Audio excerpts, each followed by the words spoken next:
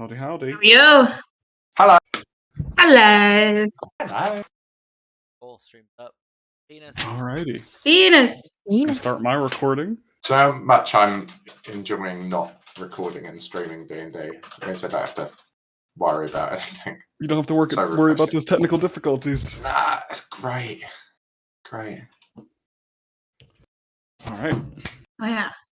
Before, we get official and everything, did you know that a snake has a hemiclitoris? Melody. Nice. Yes. Yeah. Did you know that a snake has a hemiclitoris? A what? What is it? Dad? It's a hemiclitoris. It's a It is clitoris hectic. on a female It's a snake clitoris on a through the female snake. cloaca. Near the cloaca. I don't know what that is. But Though. it's How a far female up the clitoris. snake is that? At the tail end, before it starts getting really skinny, there's a thing that's the cloaca, and that's where they birth. It's like a little slit, but Is that why rattlesnakes are the most cheerful of snakes? absolutely. They're well I known don't- as the happiest. Alright. Thank you for that. So glad I Yeah. Animal corner. And with that, is everybody good? Enjoyed that. Yeah. No comments? Alright. So, session 10. Big numbers, double digits into this campaign. Big chapter mark Woo! on the 14th of December. And with I that- would also like to inform you that we have had double digits, 7.5. That's Nope. double. No. It's abbreviated. Don't ruin the magic. Don't ruin the magic. We're actually, I think Tara and I calculated, we're on session 13 technically if we add in all the That's true. 0.5s and whatnot. Yeah. Testing. Can you hear me? I think we're on 14. Yeah. Sound better. 14. It's a Sounds basic. good. Alright. So, previously on our Adventurers of the Wayfarers, you all have been poking around in Brexton. You have gone to the Atwood Sanatorium in search of a cure and a solution of some sort to Wimp and Silney's magical predicament. There you had learned some answers after some intense tests of the magical nature. We learned that Wimp is something called, or at least a variant, a lesser kind of variant of a version called an Implexum. Some type of being that deals with the broom that can take it on in some fashion and body becomes a power source. And while normal Implexum leech out chaotically onto everything around them, for some reason Wimp's is directed at one source. And yeah, with that, you've also done a job for the Defiant, which you found out was a bit of a dud and a bit of a setup by a source who works at the Atwood Sanatorium, by a Joslick. And you all were given the opportunity to go interrogate him, rough him up, and cut off some connections. And by doing so, you went and walked in on Joslick's murder scene. Claw marks slashed all over, hand missing, blood everywhere in a big pool. And with that, Oscar, the stubbly cat, was on the roof, saw coming around the street with haste a group of about 4 Venatics, 3 to 4 Venatics, walking presumably here, because they were rounding the building, going to that back alley where those stairs lead up into the hallway. Our last thing we did was Oscar jumped down to the windowsill that faces the front street, meowed at you all as an alarm. And that's where we'll pick up. 1 second.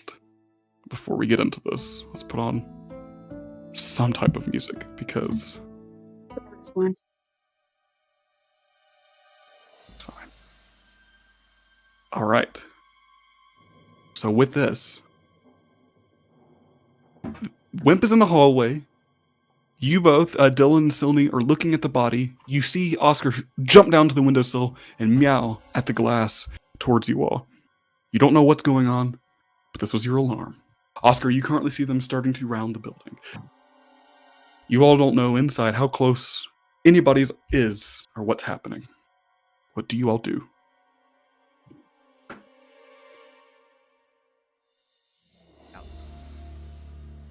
Turn to head out. Out the So you're heading door?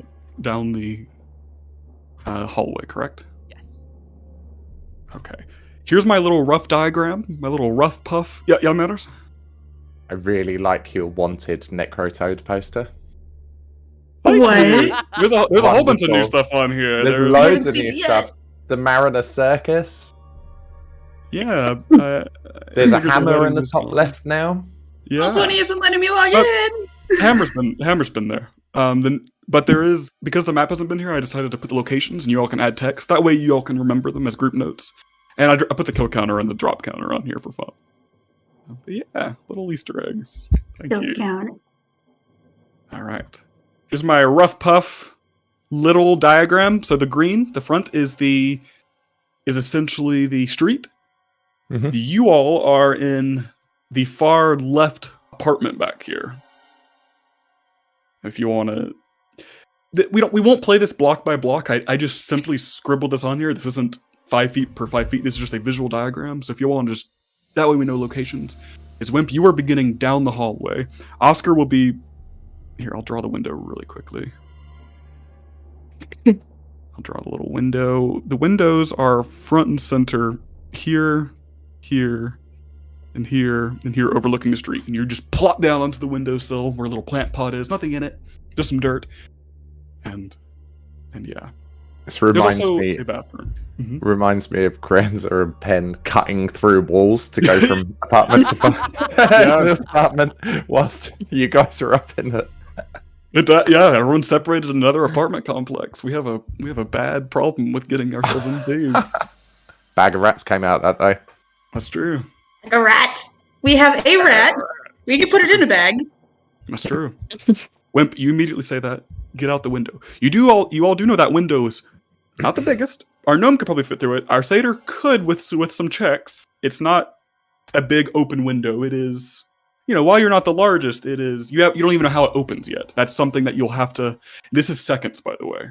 Just to warn you all, this is multiple seconds because people are walking around. They're already rounding the corner over here, and they're coming to that back alley. You also do know you all are fronting the street where people are walking. If you go out the window, you just got to be careful about it. They have to come in this door though, don't they? Is that they're going to come in here?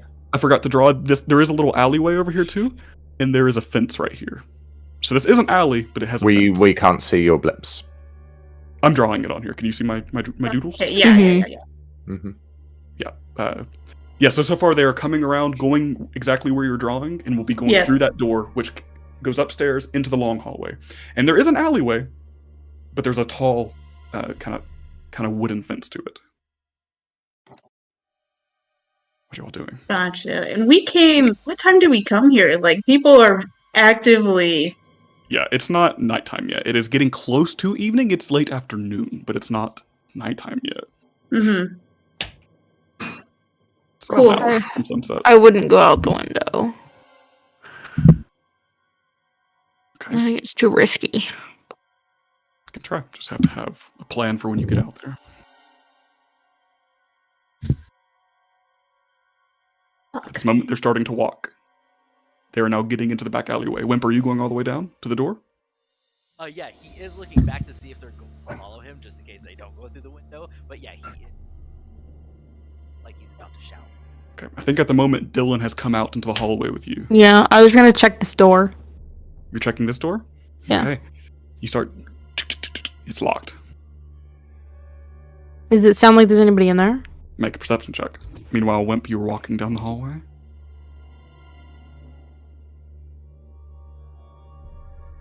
Oscar's going to 15. climb back up on the roof and remain not visible and just peeking over to track their. Yeah, their go ahead and give me a progress. stealth check. Even though you're a cat and not a target here, just to remain as unseen as possible, go ahead and give me a stealth check as a cat. It's a dex for them. Dylan, as you go... 17. 17, noted. Just to get your perception check, Dylan, as you go to this door, you listen and you currently don't hear anything inside. You don't hear any movement. As you're walking down the hallway, Oscar, are you looking over the edge?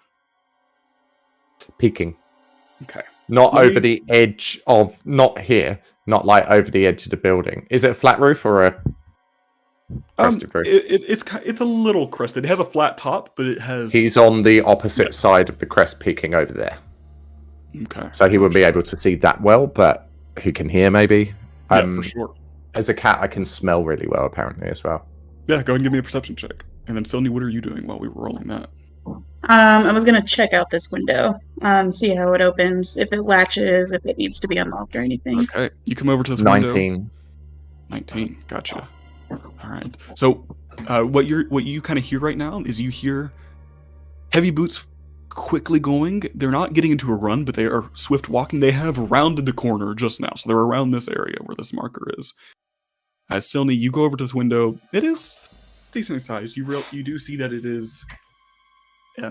You unlock it easily enough. Do you push it open? Yeah. So outside, is it just flat, straight towards the ground, or is there There's any the, like there's the little little plant rings? box, the little windowsill, the plant box that he jumped on, but otherwise you don't see anything else. You do see it's 2 stories down to the street. You do see some people walking left and right. Not too many people, but there's people. But you How have many of these guys are there? you saw 4. Right, okay. So at the moment, I'm just going to make like one marker Yeah. for them. You don't open the window? No, window is not the best option, so I'm gonna skirt around the body and then just. Okay. Wimp, where I did you don't get? know. Did you go all the way down? I was about to say he would look back and see that they're not going through the window. He's like, cool. And as he is rounding the, is pushing open and begin. Okay. Oscar the cat upstairs, you hear, and the door kind of slams on, hits the outside wall, and you hear Wimp saying, "Guards, guards!" That's what you hear. So Well, just here's- moving Calling along, out, but not move. like- I don't. I'm not warning people that are guards. I'm calling for. Right. Okay, Yeah. cool. I was just making sure it doesn't look It's a suspicious. panic, as like, fuck. I need to go. Run! Okay, good. Yeah. It's the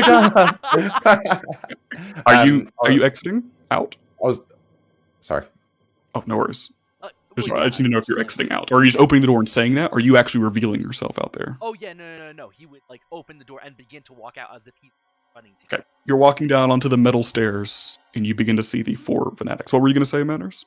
This is all Oscar happening will sometime. move away from the middle of the roof and just sit on this side so that he can hear, but remain completely unseen. Okay. Both of you inside, because Wimp has just yelled for guards. What are you both doing? Dylan and Sylvie inside. We follow his lead. We honestly did nothing wrong here. Pretend we were coming to visit him after going to the sanatorium this morning. I would figure we were never at the sanatorium today. Okay. That's off the record. We're here to try and get into the sanatorium. Visit, Okay. get information on something. To pause that there, because that's like a few seconds. This is all happening at the same time. Sorry, this is tricky. Without initiative, I'm trying you're to good. balance it. So you get that much out, and at this point, just to show what's happening outside, and Oscar, you will hear this with your perception check being a cat. You hear it echoing from the streets below. Wimp, you turn. You are halfway down the kind of stairs, holding the railing and calling out for guards. You currently see 4 fanatics. You will see, just to give you an idea, if I have their descriptions, if I haven't lost the paper. Oh, no, I haven't. Here it is.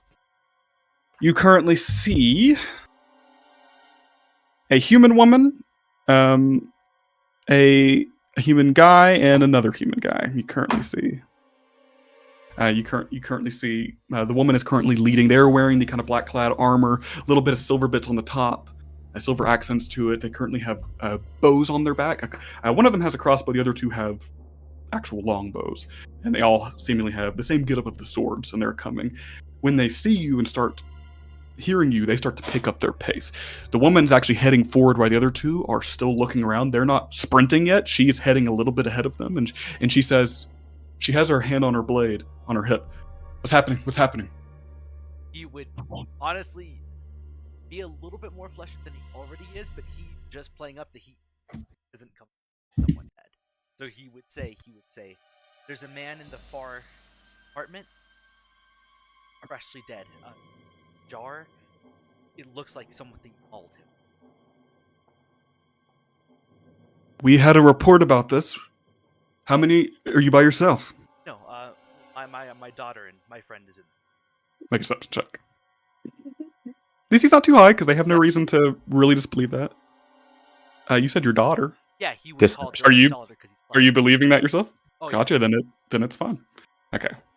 All right. With that, to pause there, as a few seconds of conversation has happened. Is anybody doing anything else? No.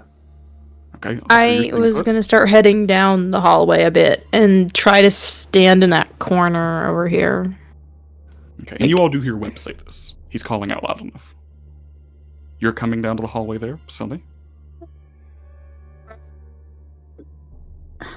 Can I like look throughout this hallway as well and just take a quick like check to see if like there's anything lying about, if there's like scuff marks out here? Yeah, make a quick Um, investigation check if you're looking for yeah, that kind of stuff, particularly as you're towards the walking down stuff. the hall. I'm gonna stay at that second door, but I'm gonna look around like the area on the outside of the house. Okay. I'm keeping an eye all over the place as well, like on the street below. Just Understood. for anyone else leaving or anyone else walking up and down the street, anyone keeping watch from over the road, that kind of stuff. And what was your perception check from earlier, Manners? 19. 19? Since you're on the 14. roof and you're now looking at 14 for you, gotcha. Just to get Manners what you have. Down the street, kind of southeast down this direction. If you can see my pings down here, I'm not sure if they're popping up, but it's the bottom right.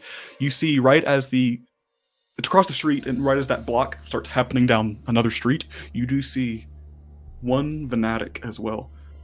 Kind of just on the street, visible, but just barely out of your view. You see half of them as they're standing on the corner of this building. The buildings that would be on this block right ahead of you, they are right around the corner. There's just one guy sitting here, arms crossed, just eyes peeled. Ow. So I look typically cat-like and start like licking my balls and just hanging around. Okay. Silny, looking around here, you do see once again the hinges on the top right. This door has been thrust open. The wood on the frame near the knob has been thrust inside into the apartment. Otherwise, what'd you get on your investigation? 17, did you say? 14. 14. At the moment, you're looking at the carpet, you're looking at the walls to see if there's any other markings. This place is clean. You would never assume that without It was looking at this one door- investigation and non-perception. Investigation, if you're... I can roll it, but it's less than, so it's yeah. I mean, yeah. Just Either way, you'd get It's way less than. yeah. I didn't have a plus with it. Oh, no worries. I mean, either way, I'll take that. It makes more sense because you're just glancing around right now anyway. Yeah. Either way, this hallway looks clean. Besides this one door, everything. I mean, it's a dirty hallway with stained carpet and whatnot, but there's no visual markings from any activity or anything. It looks like someone had gotten to this hallway, whatever this creature or person was, and just saw the door and then went ballistic on the door as soon as they got here. Everything else is clean. Are you heading anywhere else, or are you staying? I'm gonna stay at that second door. Noted. Dylan, you get to the end of the hallway. Oscar, you see that person across the street back to resume the conversation with the Venatics and Wimp who's here.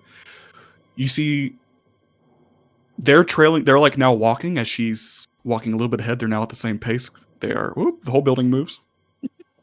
There's an earthquake. They get to about here. It wasn't me. Yeah. They get to about here, and they all naturally stop. You can see they're following her lead at the moment, as she stops as well. And she says, "What business do you have here?" He'd say I'm them. He's like, grab them? And he would put his hands up like I am not trying to fucking look intimidating right now. You do see they have their hands on their swords, but they're not drawing yet. He says, "Call them out. And just come down slowly." Dylan, Silny. Yeah, I'll start coming out. She sees the gnome at the door, or she will motion, and she'll look to Wimp and say, "Come on down first, one at a time if you can." Yeah. You come down the stairs, and she points over to the wall over here. Just up there for a second. We just need to make sure everything's fine. If everyone comes out at one time, it can get confusing. We got to be careful here. She's almost talking to the people she's with. Dylan, do you come down? Mm-hmm. Okay. Do you line up all at the other end of that hallway here, or at this alleyway? Sonny, do you come down? Okay. Oscar, you do hear them all kind of exit, and she says, "All right, what exactly did you see in there?"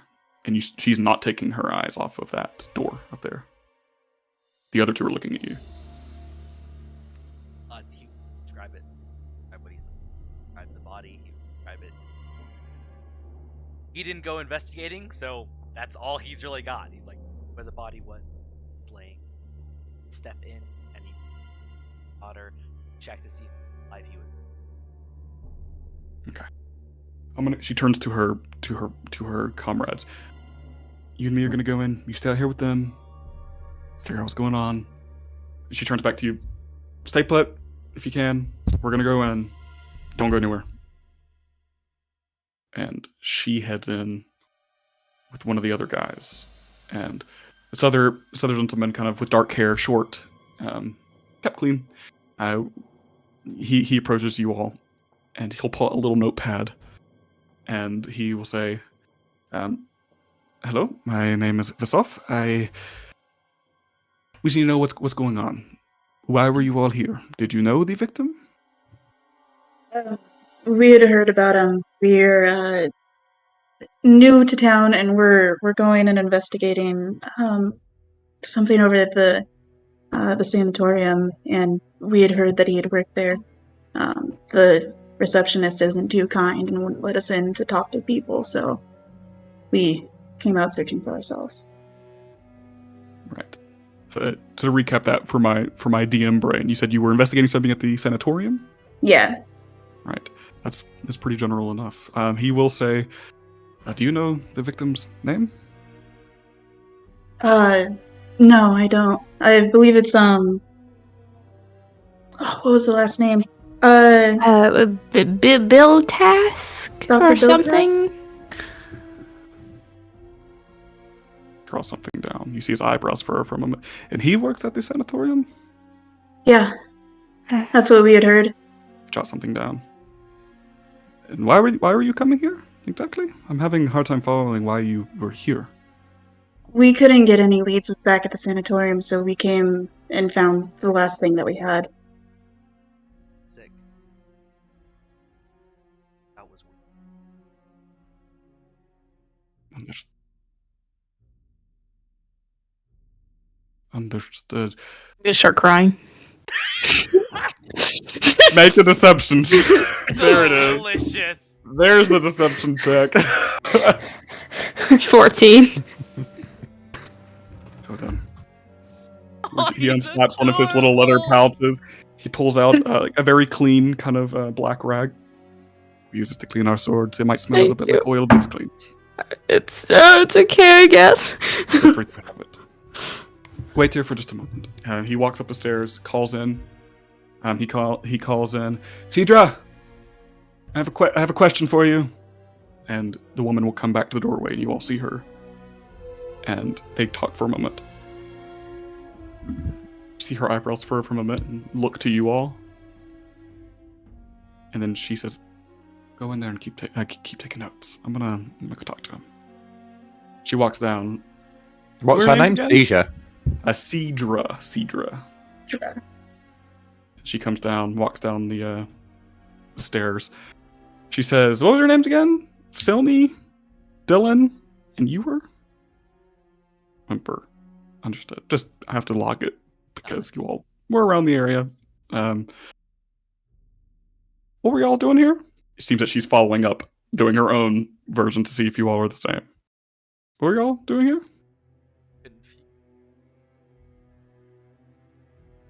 He's got his own log, but I was inside, so I need to know. We came to find somebody, a contact within the sanatorium, to potentially help us. We're trying to find any information that has been ailing us. That's fair. A lot of people go to the sanatorium for desperate needs. How'd you all find out about Jostlik over here? We're actually asking. It's not my head. I almost said all jolly Ed. Not that one. The Mary Tap. Mary Tap. Mary Tap.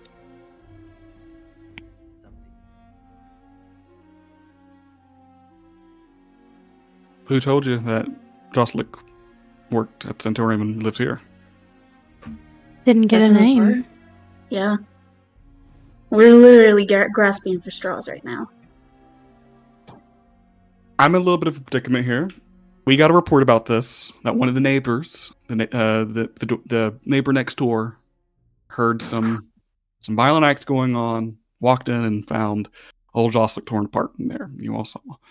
And we came here as fast as we could. Chocolate. Uh-huh. That he would actually sound it. Actually, no.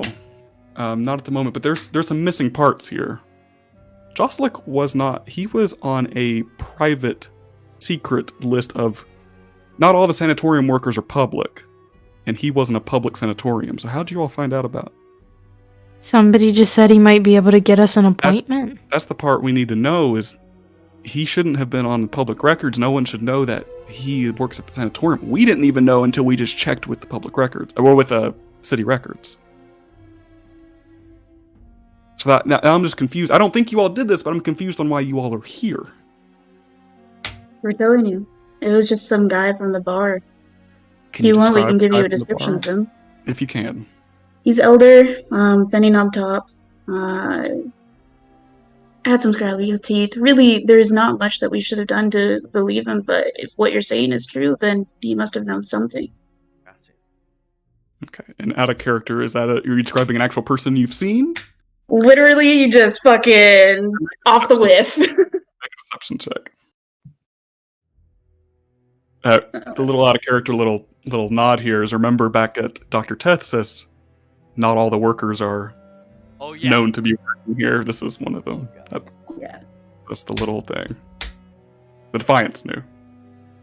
They had this whole secret workers. What'd you get? Why do you know so many fucking sneaky people? Sneaky people? You're dealing with a thieves guild who's a crime syndicate. Yeah, technically this is all your fault. Yeah, no, it is. Why? What'd you get on that deception check? 8. She says, okay. Do you have a name for him? You saw him at the Mary Tap? What time did you talk to him when he was there? We're not grilling you or wanting... We just want to know how this guy's title got leaked, essentially, because we need to tell the sanatorium if people are getting their jobs known to the public. It was like lunchtime? We were having came lunch in yesterday morning, essentially, and we had found a place at the Leaky Tap. And we were just asking around and stuff. We came, we were just trying to find a place. Okay, so at this point, for the one last deception check is, Dylan, you can make it, or Sylvie, you can take that roll you just did and give it advantage. Because you all are going pretty cohesive with one another. What do you all want to do? I'm +6, but it just depends on how I roll. I only have +3, so I'd say... Okay, so turn that roll into advantage, essentially. Okay. Because you all are working pretty well together and keeping 25. Pretty straight. 25. She just says you don't see any change in demeanor, but she'll say, "All right. I hope you understand why we're asking is because we currently don't know what's happening and what motives there is, and this is the only bit we have is how people are visiting him. It's a little strange. And yeah, do you think the person that you talked to sent you here on purpose knowing that he was gonna get the body bag? God, I hope not. It's a little strange that someone sends you to someone who dies the same day. Well, yeah, that's suspicious. Only I'll sit there and, think about it for a minute. Think about it. Right? Yeah. I don't know. We can't press you all any further. We can't take you all in. I'm gonna trust that you all are being good people. And tell us Absolutely. if you can. We're going to be going there ourselves as well. If you see him, direct him to us. Just let him know he's not in trouble. We just have a few questions for him down at the Fanatics. Don't send him to City Guard. Send him to us. Because we're on this. Other thing I have to ask before I let you all go. Did you all take anything from his apartment? Of course not.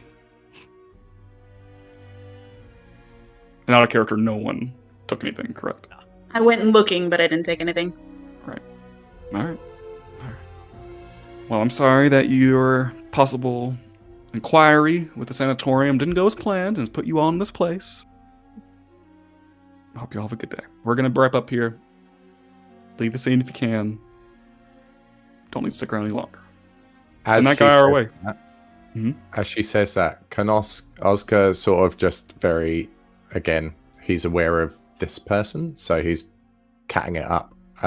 Just like saunter past the like he'll climb down here and just saunter past the windows and deliberately to have a peek in this one. But he'll just take a look in each of them as he's sort of moseying along. Easy enough with the climbing speed and whatnot, and taking your time during this conversation is in this apartment. I will say for all of them, nothing seems out of place. They seem like general apartments, nothing too wealthy, but he's looking for blatant.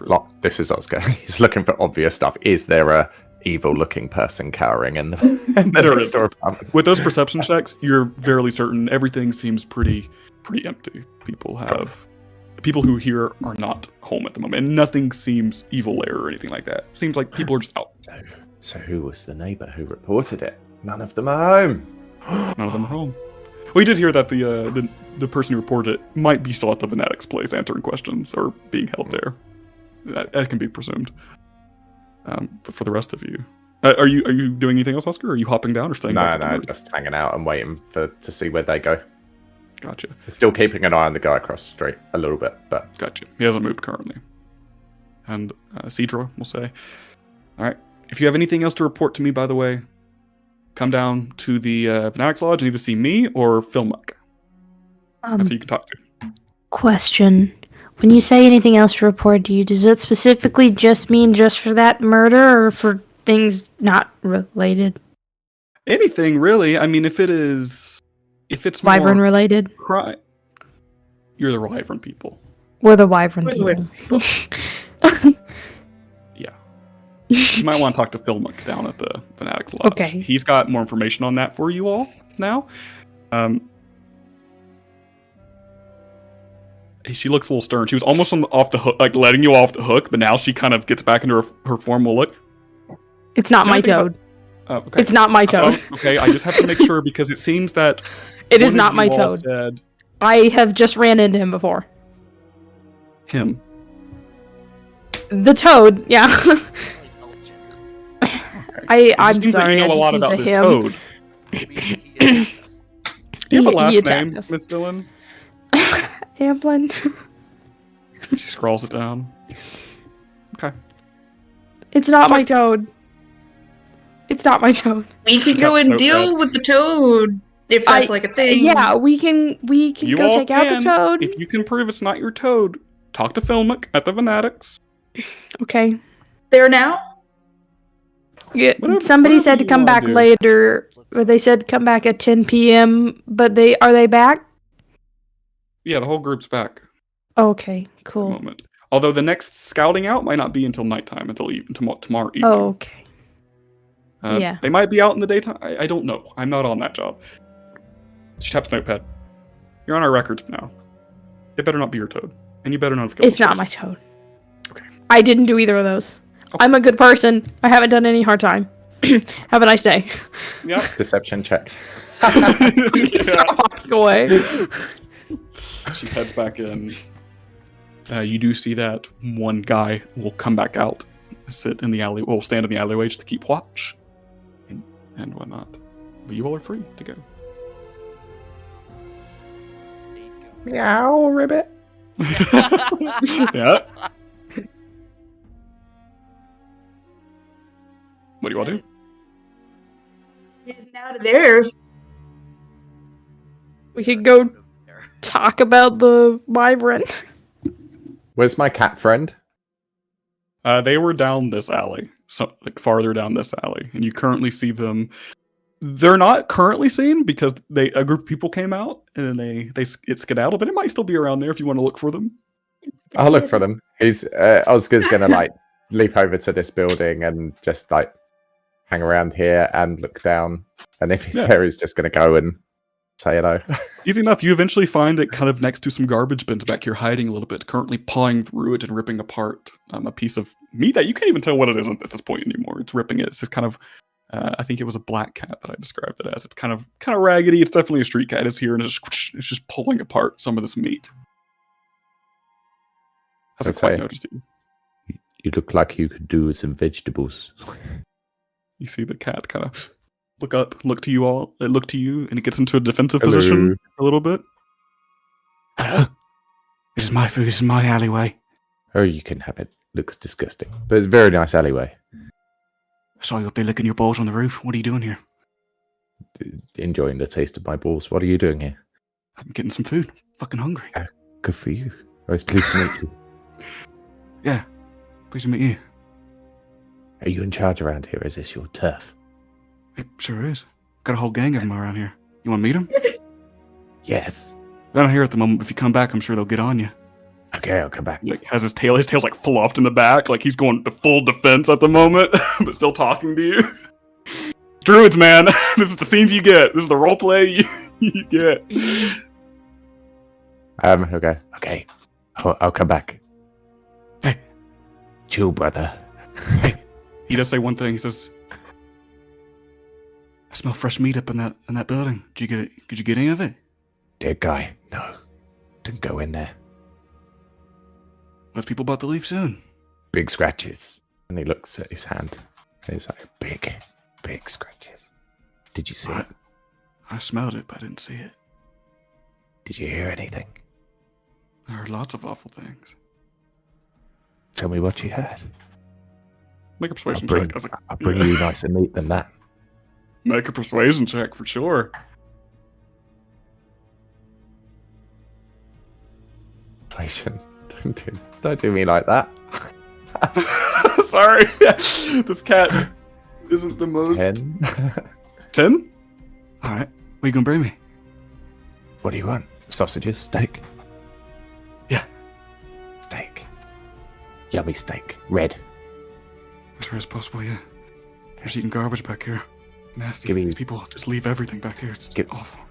Give me a tidbit now, and then I'll bring you steak and you can tell me more. I didn't see it because I ran. I let my gang keep watch. I didn't want to see it. Smelled it though. Smelled nasty. Nastier than this meat over here. And it was awful. It was that human screaming. It was scary. Did the human scream anything, or was it just like agonizing screams? About that. Oof. Cool. I wasn't scared, but my gang was scared. They saw it all. Yeah, you don't look like you'd be scared. This is my turf. That thing was on my turf. Just one? Better be one glad thing? it's gone. One thing? Yeah. One thing, I think. I only smelled one smell. I got a good nose, you see. I believe You don't smell like me. No, I'm from somewhere else. He gives like a little hiss at that. Not a bad smell though, right? I haven't decided Just yet. different. What's your name? I don't have a name. Do you have a name? Do you want a name? No. Okay. I could come up with a name. It would be a cool name. If that helps you sleep at night, friend, yeah. When you can bring me that meat. I'll bring What'd you it. say? Scroggin. Scroggin's your name. And I'll bring you meat. Alright. Bring it tonight. Or else my gang Okay. will be after you. We'll claw the shit out of all of you. Cool. Bye, Scroggin. He gives just a low as he just heads back into the its back, tail fluffed up. Art like crab walks somewhere into the alleyway. Cool. And then Oscar will climb up Druid. and then jump across here, like climb up in a way that they'll see him, but still very cat-like. Yeah. So to avoid suspicion. Okay. And then he'll stay on the rooftop and follow where they go. Okay. You all are probably able to get out, and once you get to the alleyway, probably away from them, you can hop down and begin to follow. He's going to jump off the roof onto...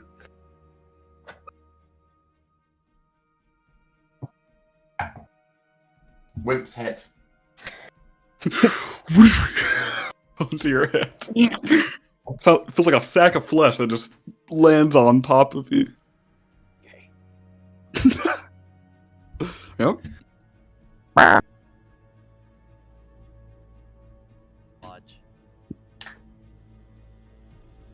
Yeah. Maybe we can clear my name about the toad. Let's do that. As they're saying that, Oscar, as you've hopped down and rejoined them, with those perception checks, and still being a cat, you get a whiff off of currently Dylan and Silney. A little bit on Wimp. Not a lot on Wimp, but more on Dylan and Silney. You get a lingering smell of iron, which you assume is blood, but you smell a little bit different. You can't quite depict it. Natural or You can't. It must be unnatural because you can't even figure out what it might be. And as you're thinking it over in your head, it's not a vision or anything, not similar or akin to what happened in the Atwood Sanatorium. You think back just for a second of being back on that windowsill and seeing the body. And that smell permeates your brain currently, and you just think, not flashes, but forced into your memory is that same little vision you had in the sanatorium of the signs of nature, of the elements, of magic, of something similar to Wimp. That smell has almost, smell's a very powerful memory. You smell that and it just forces that back in. That's all. as that happens, his claws will extend and he'll dig Wimp in the head. Yeah. Like, why? Sure.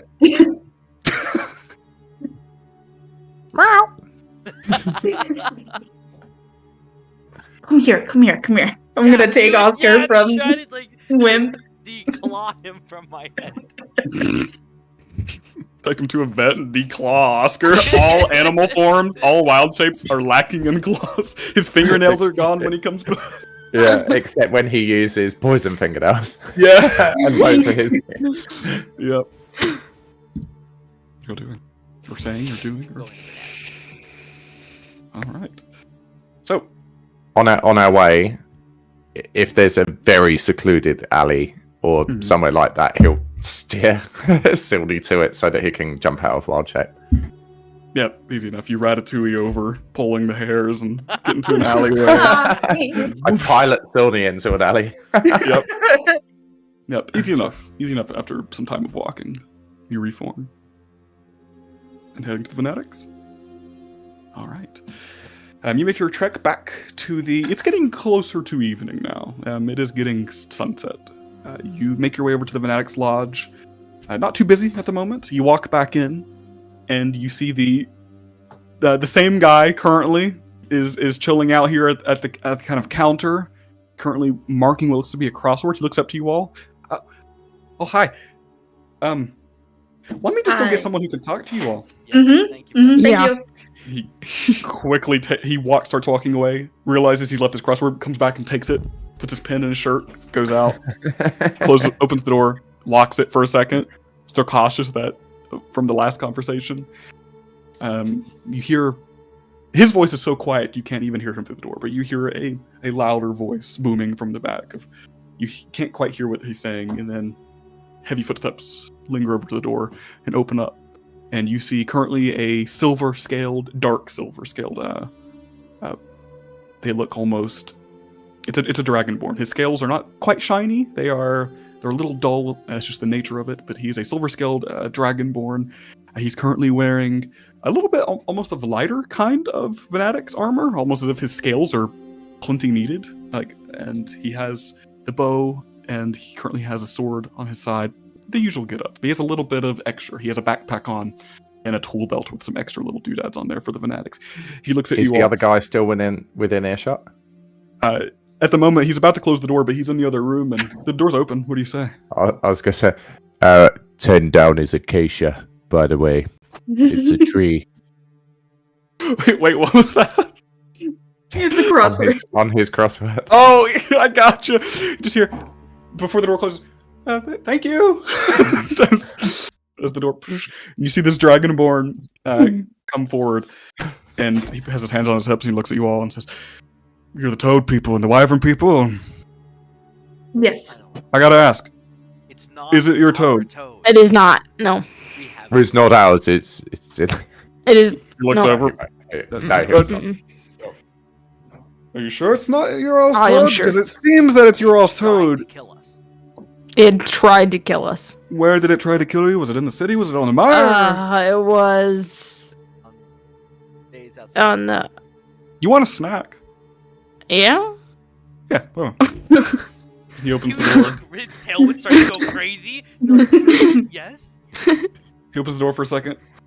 Comes back holding a little like charcuterie board, like just a little bit of it's. Some of it's gone and has been taken away, but he lays it down onto the front desk here. Psh. People talk easier when they're full and satisfied. Go ahead, get yourself. We're I'll have telling some you tea. exactly what we. Okay. Yeah, people are more willing to talk and answer questions all day if they're having little snacks. As he picks I'm up a not piece of complaining. cheese. Yeah. and eats it. Take a little cracker, put the meat on top of it. You did. I'm filling back. Stonley is like not eating it, refusing to. Yep. We could do that. We have jaw eat. Mm-hmm. Is there anything I can get you instead? If you don't want the cheese and crackers, I can get you something else. I'd rather just talk. I'm good. Understood. We don't have any drinks at the moment, I'm afraid. I'm Philmuck. I've already got your names. You're the Toad people and the Wyvern people. To update you, I'm sure you're wondering about. You all called it Dewdrop, I believe. Which Yeah, is a Dewdrop. Very sweet name. I really like that name. It's a better name. Yeah. Atrix is. Fanatics are being sent out in the early morning to Arcad to retrieve Atrix and take him somewhere else. That he can hopefully recuperate and wait for Traben. We just have to find him. He is currently out there, and we have lost contact with him. You all don't have any more information on Traben, do you? Did he go missing when the wyvern did? No. He had an accident where he got into a scuffle. He reported to us that he was going to be out for a little while looking for Atrix for as most as a week, and Traben has not. We have not heard anything from him. We often have magical sending devices that we often use, and he has not responded to any of them in a while. No worries, though. We will find him. We will get him back, and we will get him back with Atrix. And yes, I hope Dewdrop, Atrix, has not caused any harm. Said he threw a guard? Yeah. At this moment, you're taking like a piece of cheese, and he accidentally like grabs the piece of cheese you're grabbing.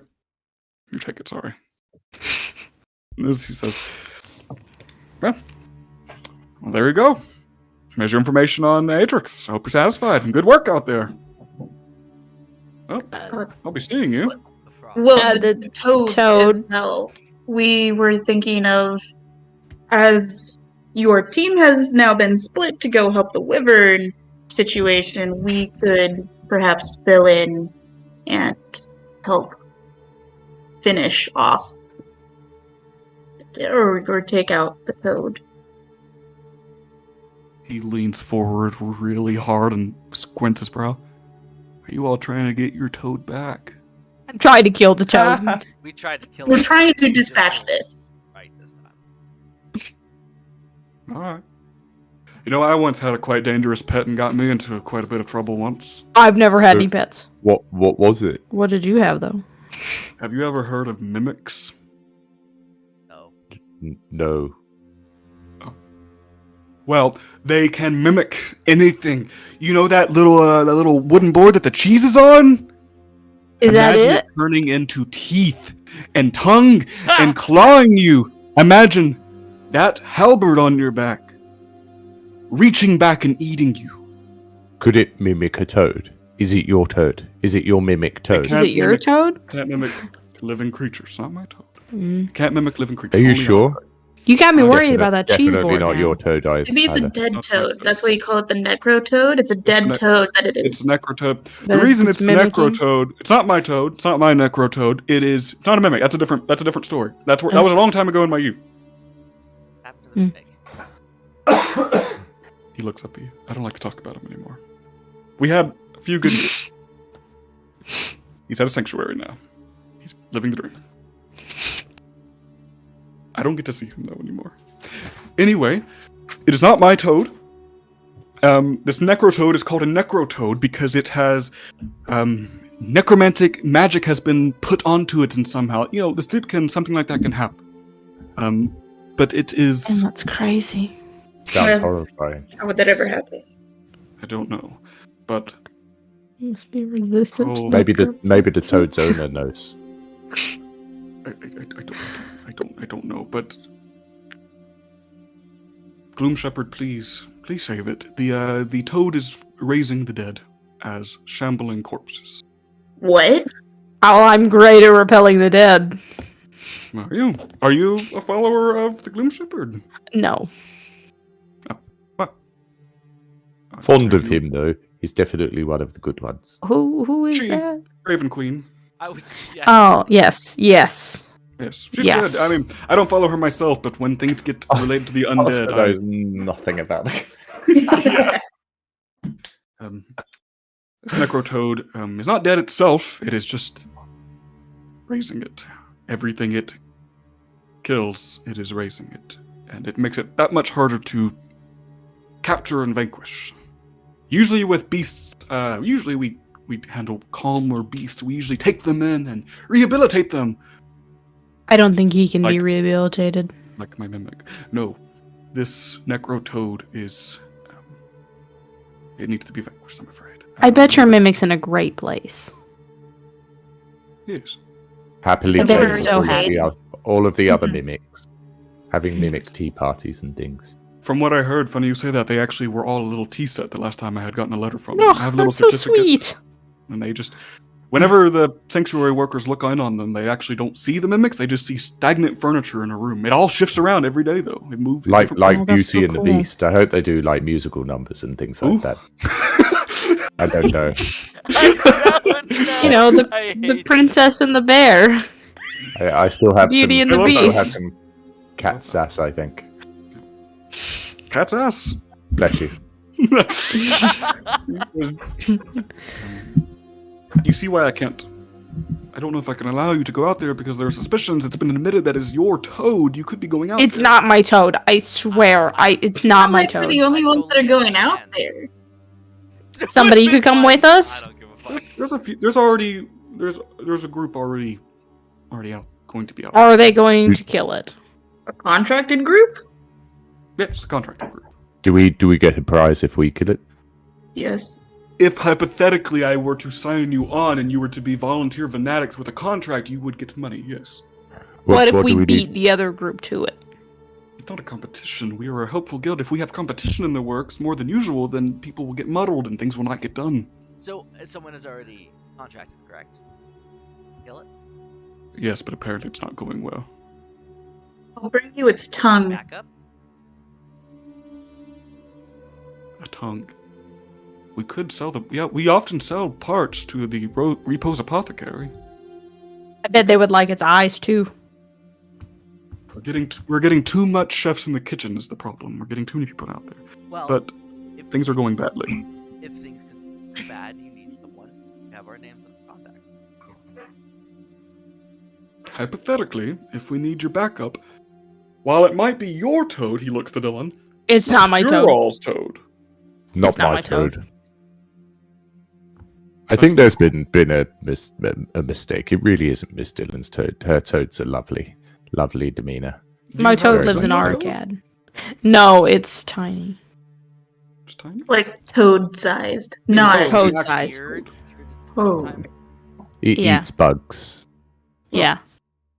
I don't know if this one eats bugs. I think this one eats It eats people. human People. flesh. It does. Yeah. Mhm. Okay. You all are. What is motivating you to go seek this quest? It ate an entire family last night. Our friends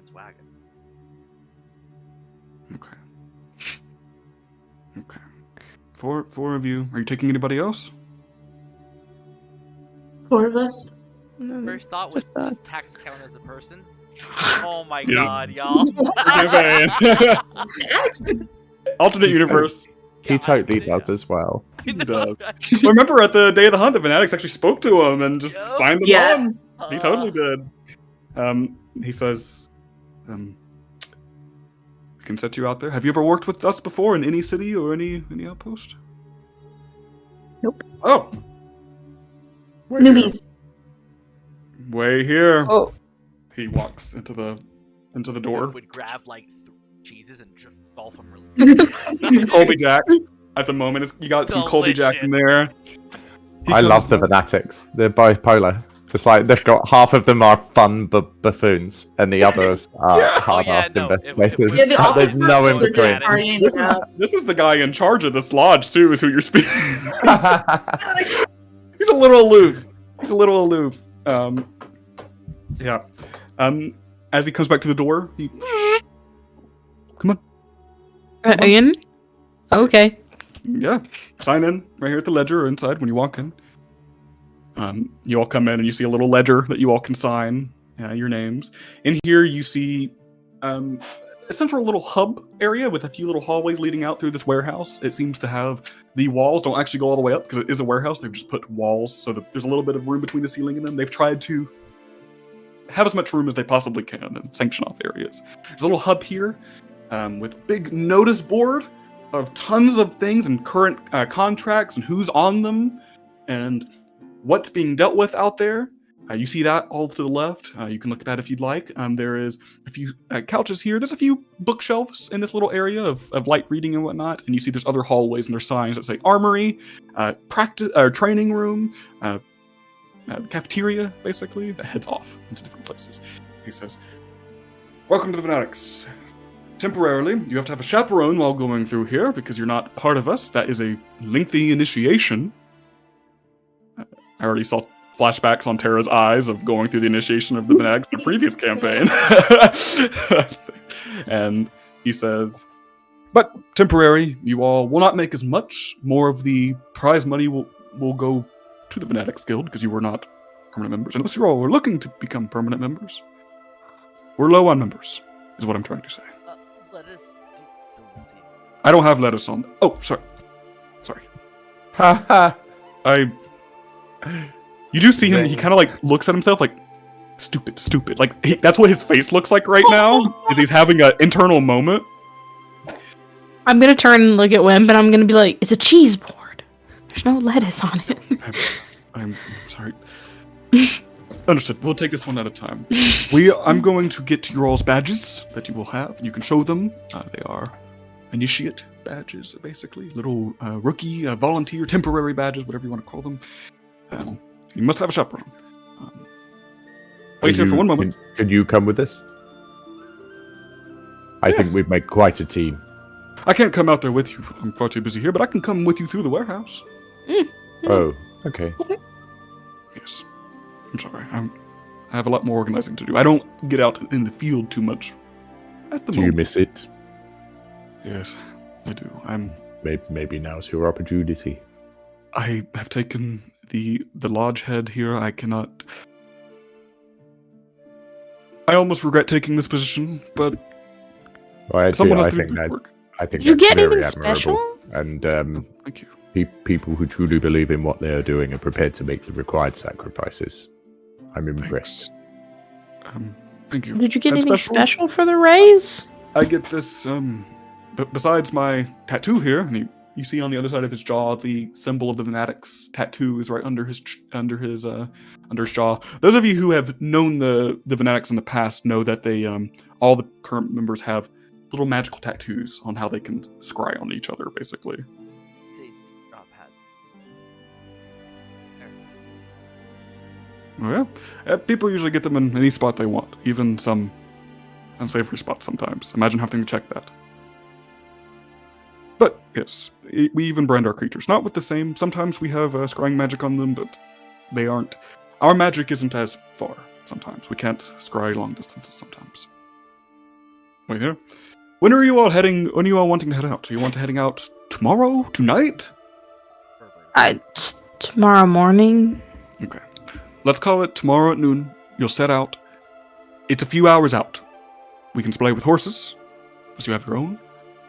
And it's a few hours out. It'll probably put you there late afternoon. Okay. I would rest up, get ready. Mm-hmm. And, yeah. Do you all need any weapons?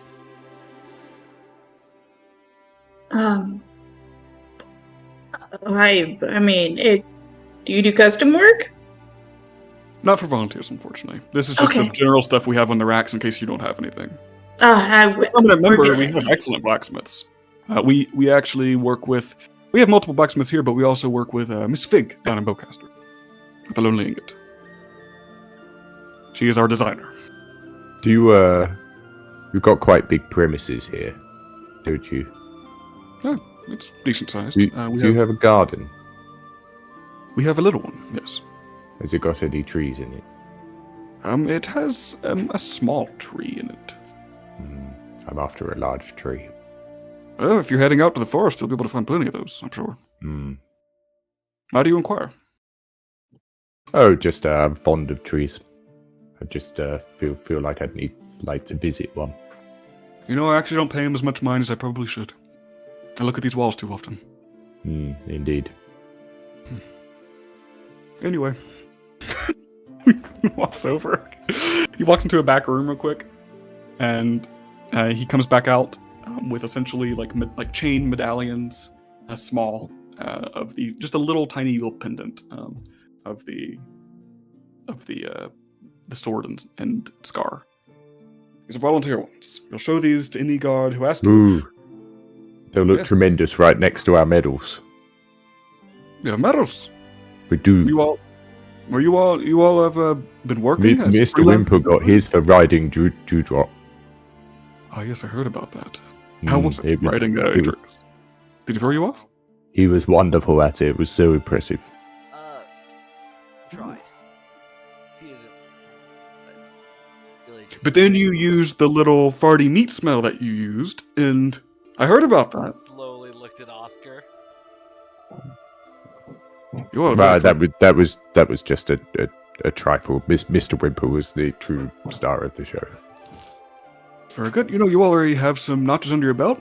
Depending on how this goes, you could apply. One thing to know before I let you all go for the night is we are not city guard. You cannot just get away with, I don't know, your all's morals or what you all do in your free time, but we still have to obey the law here. So whatever we're doing out here, this has to be done in a certain way.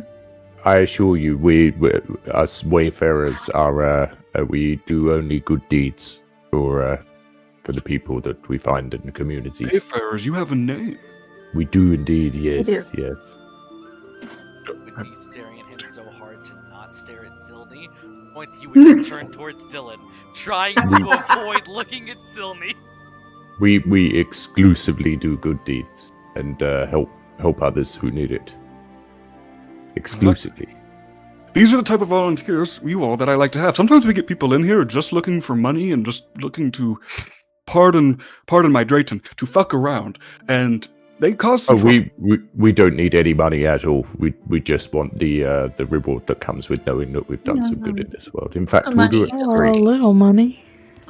Yeah. Money can be good to keep food on the tavern table, but otherwise, it's good where your hearts are at. It's helpful. It's really good. I don't know how many guilds we can really take on though. I mean, we have Herrick Emissary over here. I'm currently in college.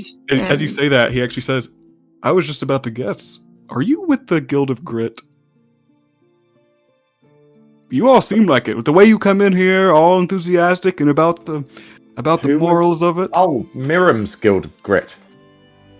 Yeah, Yeah. that's where we've heard it before. That is the one. Are you all part of the Guild of... You all seem like you are. We actually have done some work for them. But, You know, what's his name? Mr. Maldor as well as Daryl. They both send over sometimes some folks. We actually just got someone sent over for them just a couple days ago. That's why I thought you all might be with him. He's actually going to be on this mission, probably with you all out there. He works with the grit, and you all Oh, don't. the new kid. The one you all talked to? No, he's our receptionist. The one that's going to be going out. The one who just came like a few days ago. Yes, he's taken up. He has been looking for work. He is going to be out there looking for the toad as well. There's a lot of people out there looking. It's a simple job. While it's kind of scary, it's simple enough. But, yeah, I mean, I knew it. I could tell it on you. You've worked with Mr. Maldor before. He often will send people here if... That's what he does, is send people out on find some work. But school and other... I understand. You not always a permanent spot, but... We'll definitely help out as much as we can, though. That's good to hear. All right, if you all don't need anything, I recommend... Here. I can only supply 2 of them, but I can go get you these. Be right back. He shuffles off one more time. Are we unsupervised? At the moment, yeah. He's not the smartest. What are you looking at? Yeah, like we're definitely looking back and look at all the missions. Yep. Just Sylvie just goes straight towards it. All right. You currently... Do I have my missions here? I do. You currently see that there is the Necrotoad. Many flyers about the Necrotoad, and you see several, you see a couple groups that have already gone out scouting first, and then you see one that has one group, Group C, that has reported on the murder of the family in a cabin. They keep track of exactly what they've seen, what they've done. There's one sign on, a few fanatics that will be splitting into several groups. This is presumably the one you might be tied onto as well. It is the one that's about to go out tomorrow to physically actually hunt this thing. And currently you see a few names on this list. You'll see 3 that you recognize. You see Cedra, Vasoff, and one that you didn't hear, but you can assume is the other guy from the apartment complex, is Grillark, and you see one that is Eli here as well. Okay. And other things. The head of the chapter or the outpost or whatever, is that Philmuck? That's who we're talking to. Dragonborn. Right. Yes. That's what you see with the Necrotoad. You see currently there is a poster. It's not a picture, but there is a script of a teleporting dog in the skew that no one's taken up so far. Actually, no. You see that it does say no one's taken up yet, but there is a report that someone at the Roebuck pub is currently on it solo. Keep careful, might seek to aid. Don't let anybody get hurt. You see currently there is... If you all are looking for... Let me see how he's getting along, because this depends. You currently hear in the back a couple bottles crack in another room. Oh, fiddle. That's what you hear back there. You have a moment longer to look. No check needed, as you all will see, essentially, murders happening. Essentially, and you see not much details out here. You can probably tell that the more discreet contracts aren't up here in front, but you do see a flyer that says 2 murders happening in Pallid Ward. And it doesn't say much, but it says animalistic slash marks. May not be human. Look into. That is it on the flyer? That's it. There's no other information. This is a very small one. I would like to take that flyer and then just pocket it away. Okay, it's no longer there. You take it. Zuni. And after a moment, he comes back. I was going to have 3 for you, but 2 potions of healing. Oh, many thanks indeed. Yeah. And hand it right. I've had an excellent experience with the fanatics so far. You should be very proud. Thank you. I like to think that our little outpost here in Brexton is fairly kind and well established. We're all interlinked to all the other ones, but we have a lot of work here. We're always a little stretched thin with the Sleepkin Wood here. A lot of our main members are actually always permanently in outposts out in the Sleepkin, so we're based here, but we have a lot more than we seem. It's just here in the city we don't have as many, because the main threat's out there. But Good to see you all, and good to meet you all. The Wayfarer, with medals and all. Good to see you. Medals on. And if that's all, we'll report back here tomorrow, and we will send you all out in a group. Okay. Hey. Take the cheese board. Bring it back tomorrow. I can wash it. No need to just take it. Yeah, no. Is it a mimic? Unless it grows teeth, and then I we'll don't deal think with it's- it. I don't think it's a mimic. That's true. Yeah, if you deal with it. You know what? I'll deal with it right here. He takes out a dagger. You can never be so sure. A couple cheese bits and crackers fly off of it. Feel free to take it. Yeah,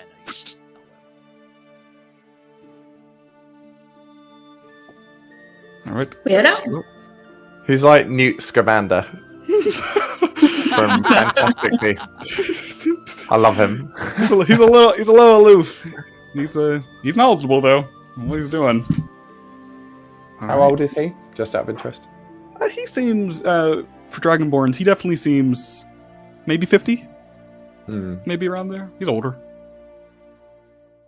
Especially for Dragonborns, 'cause I think they live a little less. He's only got 30 years left. Oh, God! Yep.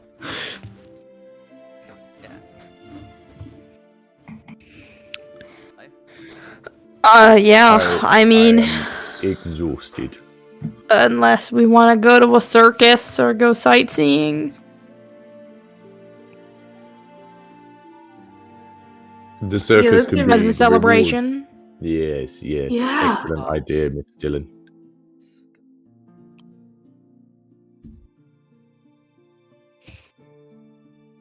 You need to check your telegrams, Mr. Wimper. We were there like 3 hours ago. Yeah. Oh yeah, never mind. We- I'll check on Yeah. Okay. days. Uh, I Right. guess sleep for the night. Yeah, Are you head heading- back. Heading to the Merry Tap. hmm Okay. You make the trek over. You see the small little quaint inn as well here.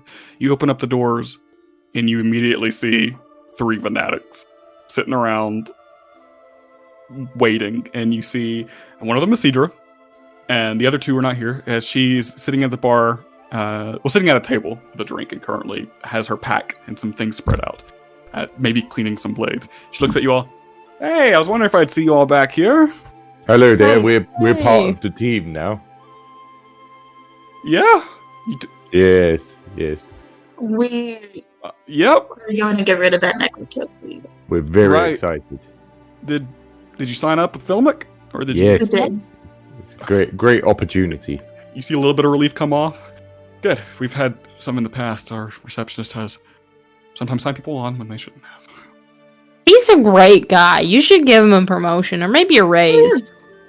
We really tried to pressure him to sign us on. We before you guys really were there. tried to pressure him.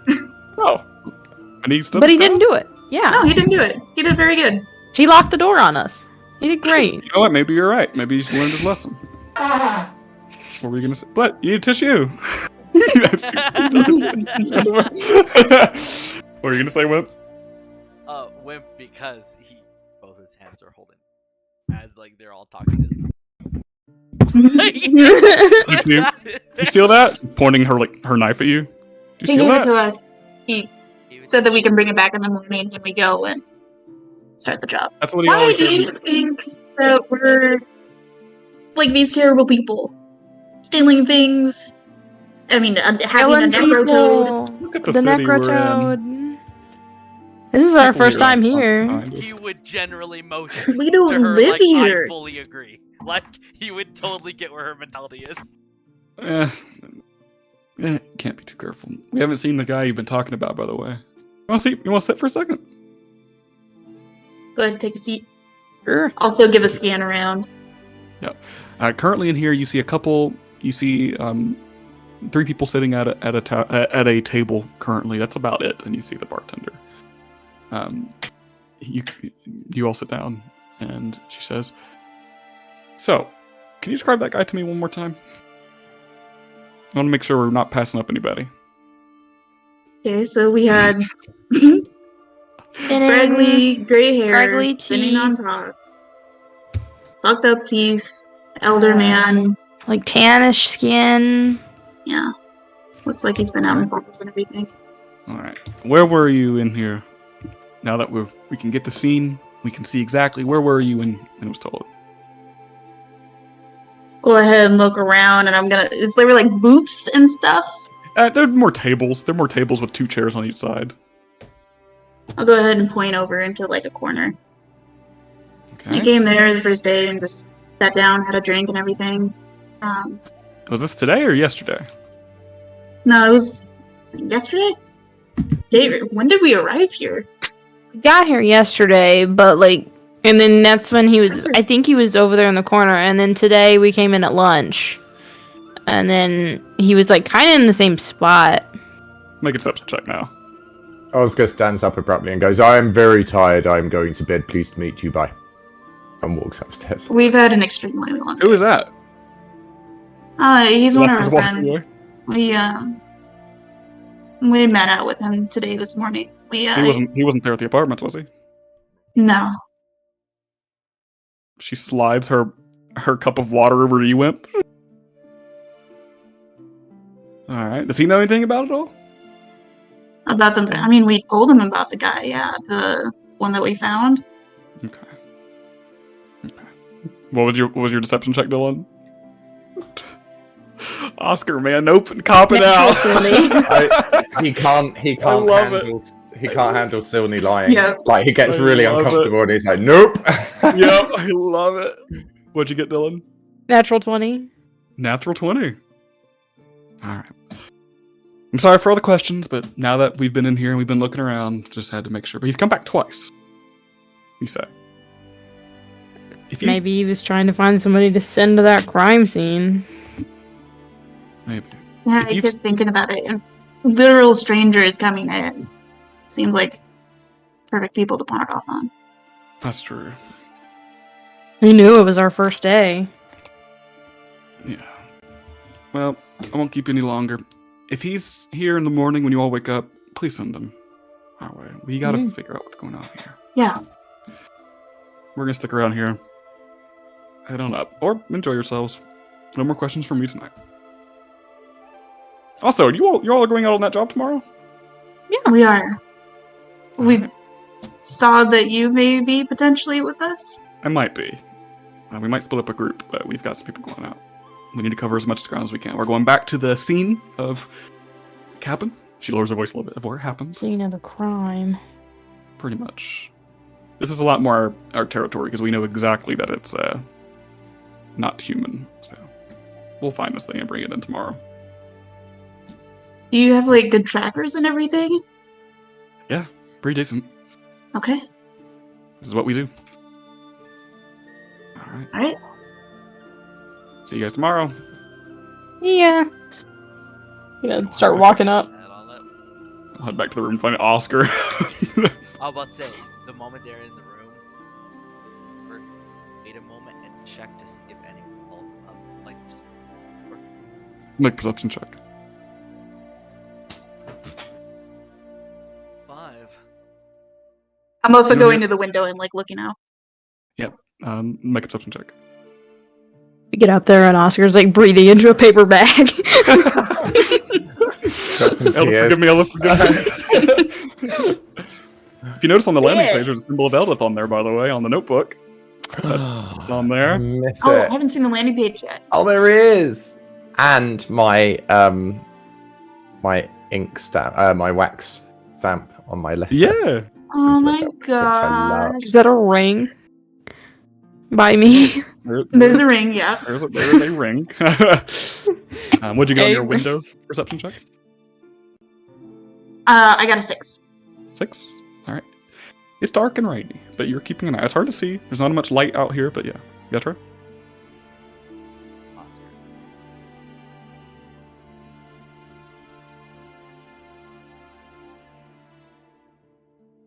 I don't want.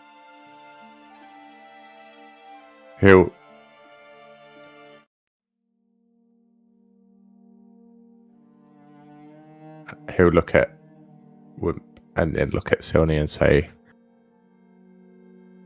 lies are like a creeping vine, and if you leave them untended, they'll grow out of control.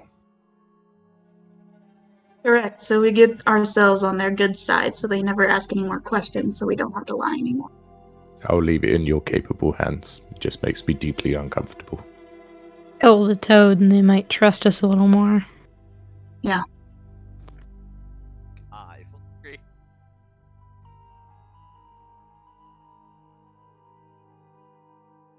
Time for Time for rest. Mr. Wimper, I need to go out. Will you accompany me? It You shan't look at take Tom. long. and then look back and like,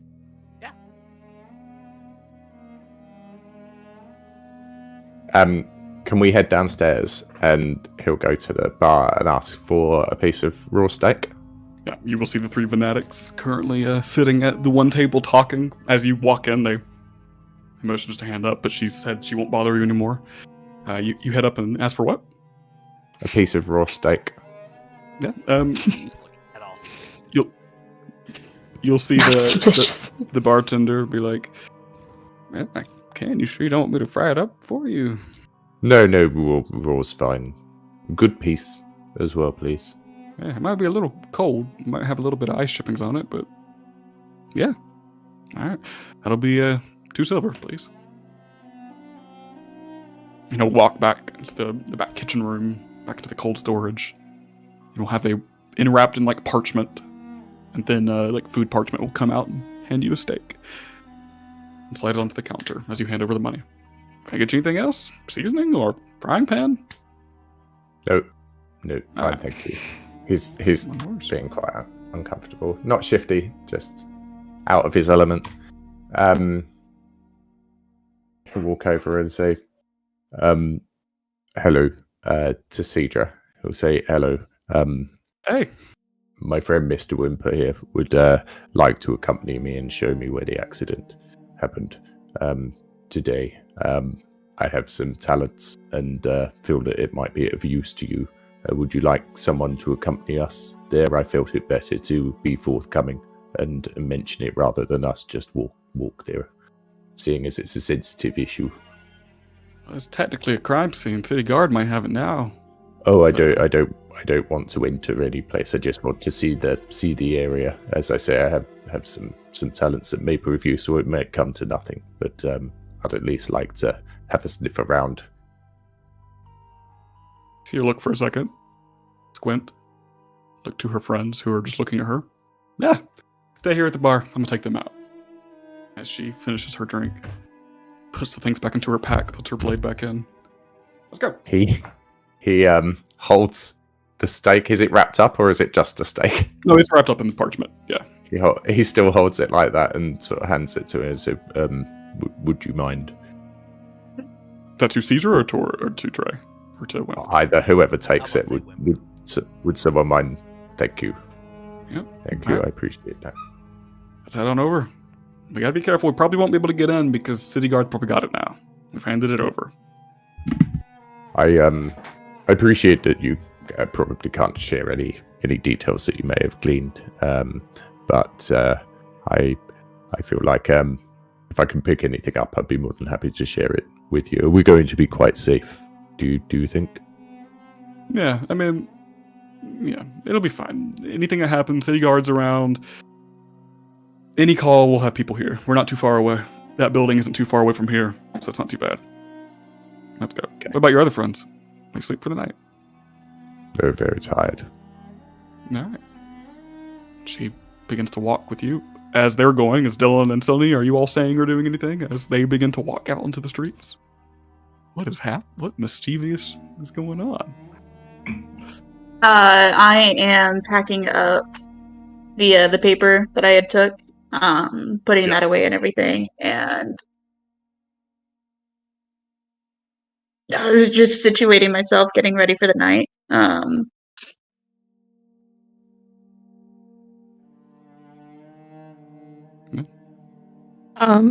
As they're leaving, I'm gonna stand at the window and just kind of see if I can watch them leave. I'll make a perception check. It probably won't be too bad, but it's a little dark and they might be heading a little bit. This is just to see if you 21. notice the leave. Yeah, you definitely will see them start to walk into the distance. You just see them for a second as they round off to another street. As they disappear, I'm gonna turn and look towards Sylvie, and I'm gonna be like, "Do you think we got set up? Honestly, set up? From the Defiance? Yeah. It's a possibility. A way to test the metal, but I also don't believe that they're going out there and slaughtering their contacts when the job was just to terrorize them a little bit. So, do I Carly think it's a didn't possibility? Yeah, Carly didn't seem too upset that job wasn't done earlier, but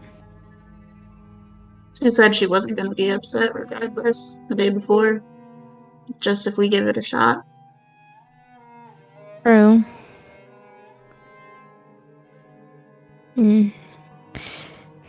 I want to say it wasn't them, but I also don't think we should rule anything out just yet. You're right.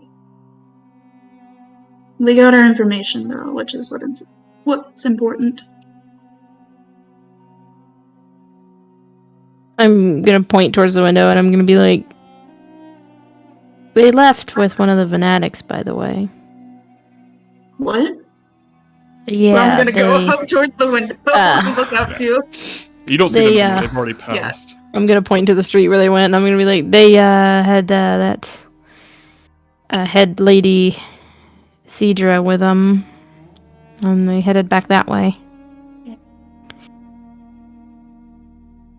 Okay, let's hope that they trust us enough to not keep asking questions. Yeah, I don't know if I'm down to follow either. I think I don't necessarily agree that they left with them, not us, but I'll trust it. You gotta keep giving trust elsewhere as well. You guys gave me that much, so thank you. Yeah. And I'm also sorry that I got you fucking wrapped up in a murder scene. It's alright. We got out of it. Mostly. Mostly. Tomorrow. I really don't think they're gonna ask too much more. But just gotta keep our story straight. Mm-hmm. The only way we can. All right. Great With that- music for it. Yeah. Thank you. With that, we switch back over to you all as you were walking down the streets with Cedra. She With has a it. lantern. Yeah. Right. Yeah, you don't want to say anything on the way? No. Okay. You eventually walk. You see the apartment coming up. You're coming up on it. In the gloomy, kind of foggy rain at the moment. You all are walking back to the back alley. She says, all right. What are you all looking to do here? We can't mess with too much. So he's not deceptive, but he's smart enough to know that he's let her show him where it is because he hasn't been there before. Right. And he'll stand in front and say, I really won't be a minute. And if you permit me, I'm just going to cast a small spell. Are you going in? No, absolutely not. I don't want to go in there. Hold on, let's he'll- ask the guards. And as you're saying that, she looks. None of you all see any guards. City guards supposed to be here. What spell are you gonna do? She has her hand on the blade at the moment. Oh. I was just about to say, like, even Wimp, like, isn't, like, reaching for it, because he's like, but he's definitely like, now I'm on guard. Like, Oscar's quite oblivious to it. He's like, oh, is that a problem? How many should be here? Enough to cover a murder scene. Oh, we should have brought Miss Silney and Miss Dillon. I thought it would be quite safe. Do we want to go back for them? Are we in any danger, Cedra? As long as we're quick. I'll stick with you, Al. What are you trying to do?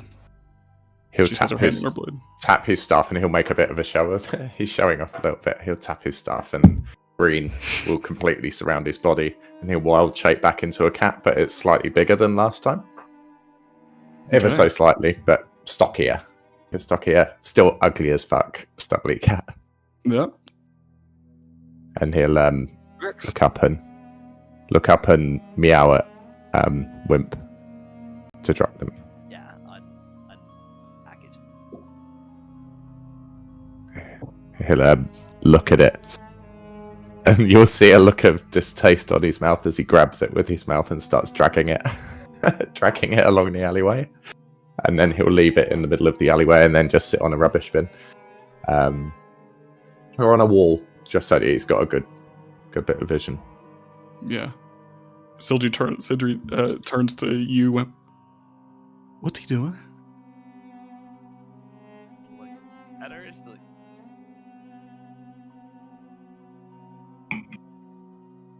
and then he would turn and moan. Feathers? We didn't find anything in there except the wounds. Why? It's not. Wasn't them. We'd know. We would be at least well informed enough to figure it out. We know how the snatchers work. It's even worse. Oh, he would make a face. You have put the stake out there. You've got up onto a rubbish bin. You just chilling for a second? After a few moments. He's waiting. He's quite haughty. He's playing the cat game, right? Yep. He's not going to ask for anyone to come.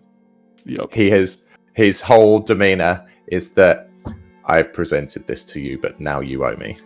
So you take your fucking time once you feel confident enough to come and face me, and that's why he's a bit bigger. He's king of the walk.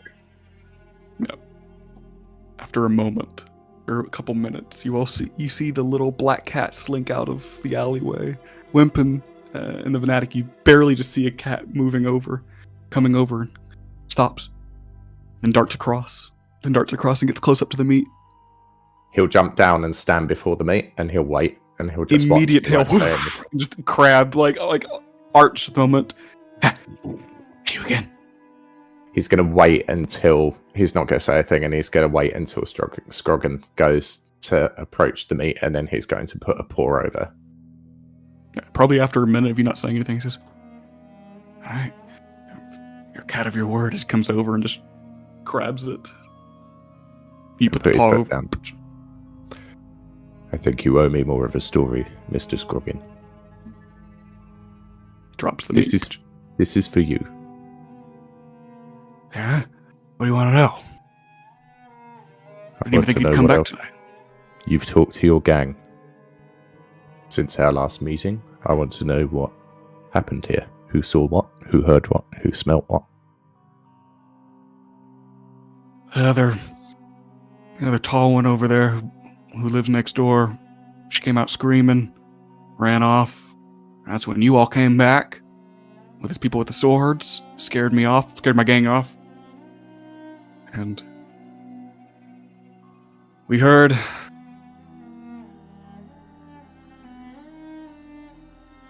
the smell is kind of like you and me, but more like you. If that makes sense. I can't put my paw on it. Almost like me, but like how you're different. You seem like his paw's like leeching over to the meat as he talks. You slide it back, which he just gives that. He looks at you. Just a weird smell. I didn't see the thing, but I smell it. That's what it smells like. It smells like us, but more like you. Weird mix. Do you have any contact with the crews in Pallid Ward? With the out of character, the what in Pallid Ward? Cats. Oh, Gotcha. Banzo cats. Gotcha. We're doing Oliver and Company here. Yeah. You and I. He says, I got a gang, but that's all I have. We stick to ourselves. He doesn't make eye contact with you now. Do I believe him? Make an insight check. All insight on a cat, bitch. And I'll say it's regular because you're a cat right now and you understand the mannerisms of it. Natural 20. When he's I'm the talking king about of his the gang, he does not have a gang. He does not have friends. He's a lonesome stray cat by himself who just feeds out of this alleyway. He's alone. He's a little scared of what's been going on. He's on edge. He's hungry. Does he want to be adopted? That's what this is looking like pretty fucking soon. It's just... Oh no! Scroggin, do you like the look of this meat? It's pretty good. It's pretty fresh. I haven't had any Do you want like to, this do ever. you want more? Yeah, of course I do. Do you and your cat boss gang want to do some jobs for me? Do you want some work for more meat? I'll do what I can. Of course, I'll do anything for meat. I'm hungry. You do see his little ribs are showing. I'll get you all the meat you can eat. I'd like you to start going over and hanging out in Pallid Ward. I want you to keep your nose in the air. I want you to try and smell these other smells. Out of character, you are in the Pallid Ward. All right. I want you to go further. Do some jaunts. Go for some walks. Go for some patrol. I'll keep my ears up in the air and look. Do through that, the yeah. Smell Cool. around. See if I smell that Cool. smell again. Yeah, and if you find, I think there's 2 other places where that smell exists. So if you find them for me, all the meat you can eat. 2 other Fish spots as well. Should I fish? Oh, I've grown a little tired of it because that's usually all I eat is rotten fish. But I can I'll get you fresh fish. A fish bigger than you. All right, 2 more smells. 2 Right now, more I can go right smells. now. Go whenever you want. I'll come back and visit in a couple of days. As If you find anything, he's holding it still. Yeah. If you find anything, just come meowing at the Leaky Tap. Is it Leaky Tap? Mary Tap. At the Mary Tap. Yeah. And he'll slide the meat across. He looks with that inside check. He looks really confused when you say that. You understand that he cannot read. at the pub where it smells like, and he can't draw a craft as a cat, can he? He can't make beer smell. Unfortunately, no. A place full of people, really stinky. Oh yeah. That way. Come Okay. find me. Okay. 2 places. Smelly. Good smelly people. Lots of fish. Yeah. Enjoy your meat, Scroggin. Robert just immediately takes it and just Bite tax. yeah. He drags it off. You all just see this interaction happening from down the alley. On the way back to them, can I hop up on the roof like I was earlier and just really get a good sniff of that smell and see if I can spell directions and stuff? Like, does the smell go a specific way? Like anything like that? Any data from the smell that I can get? Make a perception check. Cat roleplay is exhausting. 13. So immediately getting up here with your cat nose and just knowing that it's a little odd. Once again, that memory is forced into your mind of the elements, nature, the signs, Wimp. What happened at Sanatorium was forced back in. It's odd. And then you, now having that hindsight, as well as what? Scroggin? Is that his name? Let me just take my important NPC note here. Scrog for short. Yeah. Now, Scrog. hearing what he's talking about in hindsight, smells like him, but more like you. You smell it. Feline? It? Maybe? But not quite. It is odd. But it is a smell of... Can I discern whether that smell is from a single source? Like, is there any inkling that there was more than one entity involved in this or present here? With that perception check, it's really hard to tell, to be honest. Okay. That's But right. you can tell it's not from the body. It is from whatever did this. You do Or know the that for neighbor sure. and stuff like that, right? Like, Right. Can I But discount definitely the not. neighbor? It wasn't the body. Yeah. Yeah. Even being from on that next apartment, it's not the neighbor. Like nothing is Yeah. drawing from that neighbor. It is not the body. It is whatever has come in here and done this. But you do get that hindsight. Now smelling about directions. At the moment, it's really hard because even this apartment is fading right now. It's been hours since then. Even this one is fading. So you know those other two murders that you're trying to pick up on? Probably far away and probably long faded by now as well. Cool. Okay. But you do get that hindsight of the Sweet. weird And then finally, before I drop back down, can I have a perception check to see if I can see any sign of any guards or the absence of guards or anything like that? Like, I mean, I'll go ahead and say because you've been up here looking around and with this perception checks, you see no guards. It looks like no guards have been here except the fanatics and you all earlier. yeah, I can't smell any guards or any No. like the prisoners. No. You Okay. hop down. If you look on the windowsill, you do see that the body is gone. Okay. You know, presumably had been taken by the guards or the fanatics or somebody. But they had told you that city guard would take it over by this point because at that point it's a murder case. There's no guards here. There's no presence. They have not been here all day. Yeah. Okay. All right, so I'm done. I'll go back to them if they're not talking about anything, and then I'll turn into Oscar again. Okay. You come around and she says, "Neat tricks talking to the strays. More than just for Stray. fun. I hope." Stray. Somewhere down the alley, Scrog just that's singular. Cedar to say anything? I saw where the body was. Who would have taken that body? Was it you?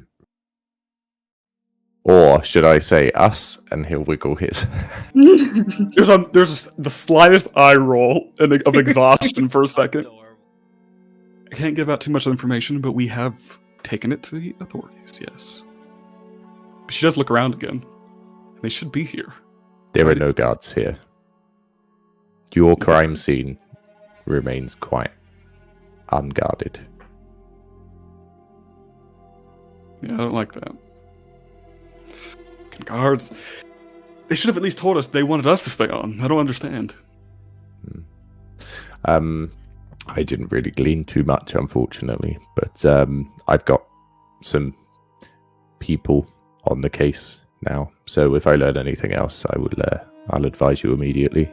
The one thing I can tell you is besides my former self and my colleague Scroggin, there's another distinctly feline smell around here, and it's very much associated with what's happened. I don't know how helpful that is to you. Helpful. That could be a lot of things. That narrows it down, though. Large. It at least says that it's not human, like we thought. Well, I think it also takes Scroggin off of the suspect list. I'd hope so. He's Down the alley. He's a good lad. Just needs feeding up and a bit of self-confidence, I think.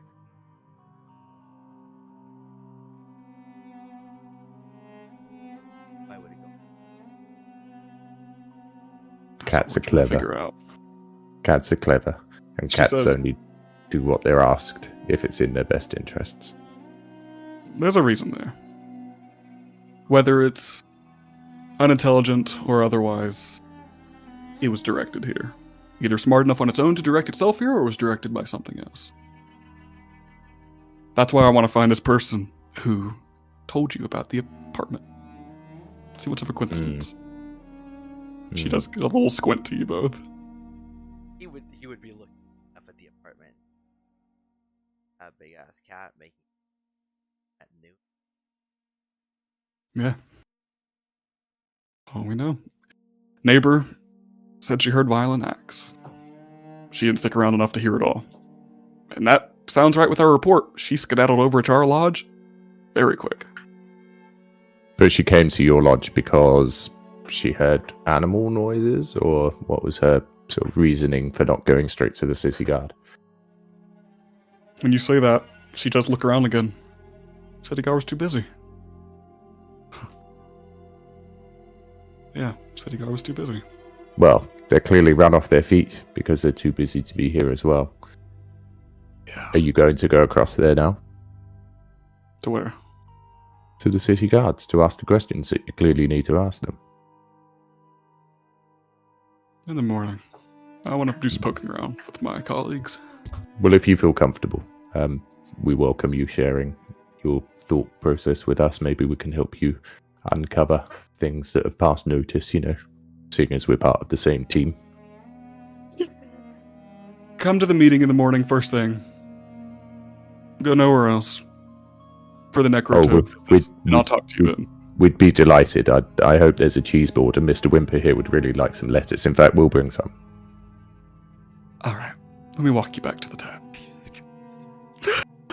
Yeah, you'd walk back and back in his Is there a big tree on the way? I want to talk to Wimp anyway, but is there a big tree on the way?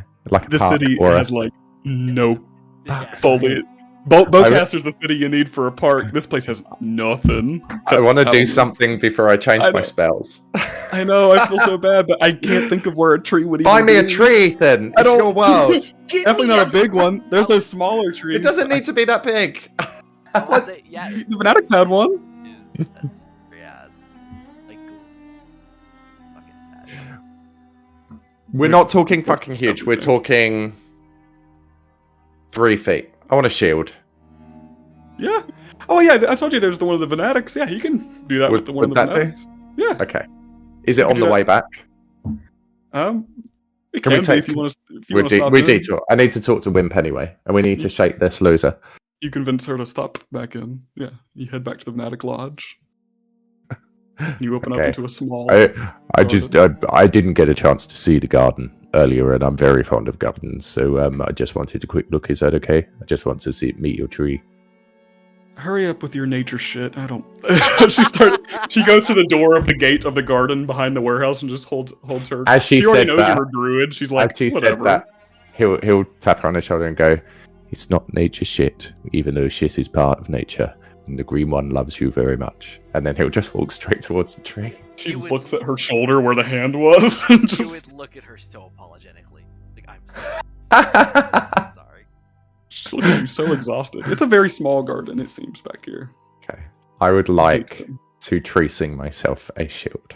Yeah, if I knew you were Please. tracing, yeah, this isn't big enough. Like, pretty much any, yeah. Okay. Any decent How sized tree. much gold is this bog standard fucking shield? For a shield. Because what is it? Is it double that or half? It's that and half again. That and half again. That is. It's that and half again. It'll be 15 gold. Okay. Because shield's 10 gold. So I have a Sungwood shield.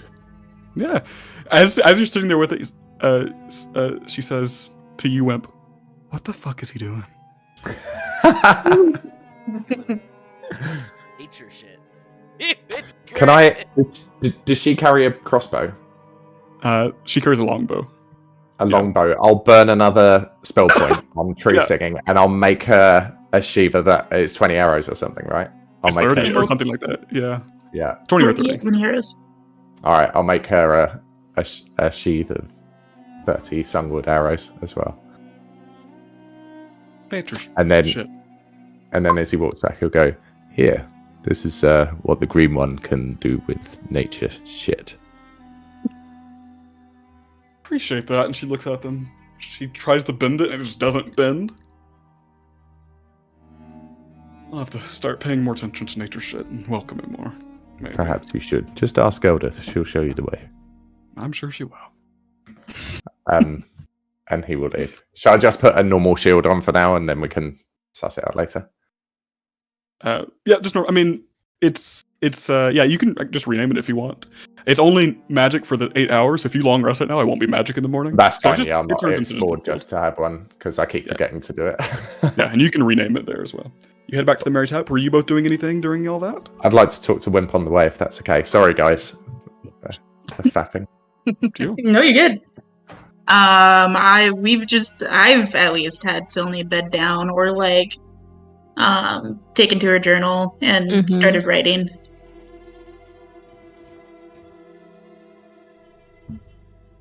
Okay.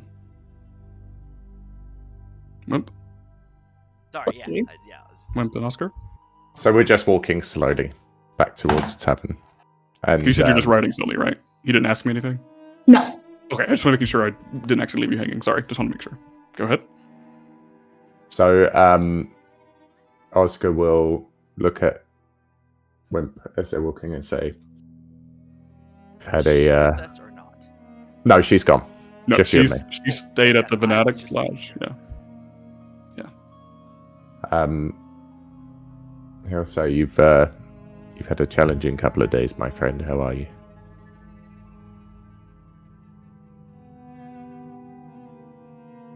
I am getting by, not it's too much out.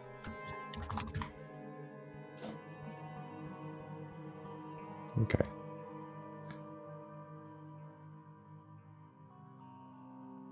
I'm quite alright. I'm coming to terms with some of the things that we're involving ourselves in, and I'm trying to assist us without having to tell false truths to too much of an extent. But I figured that the best way to unravel us from our falsehoods is to solve the problem, and then the lies don't mean anything anymore.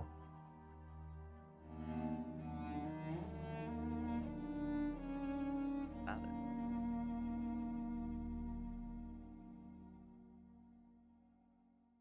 You know that I've had time to judge you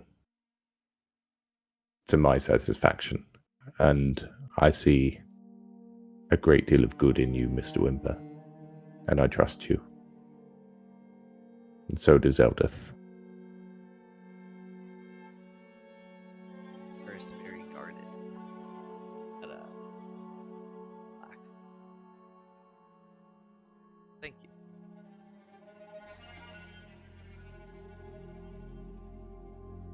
I am.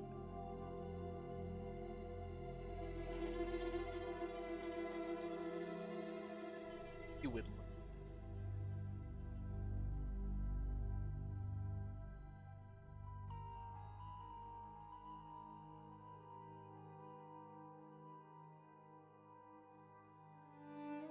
I've come to terms. Do you mean specifically the one that I caused? I've come to terms with it through understanding the motivation. Parts of that motivation were frustration and fear and guilt that I'd brought this down on us. Not wanting to, of course, but it was my fault. The fear for our safety, especially Sylvie. But I find some comfort in knowing that it was to protect us and our friends. But it will make me more measured in my actions and controlling my emotions moving forward.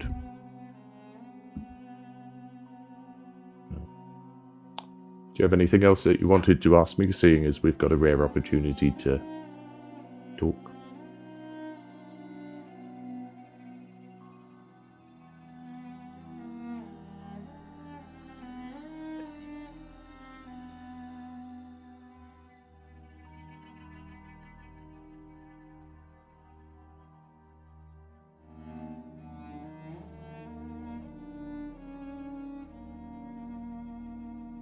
I think Silny is exceptional.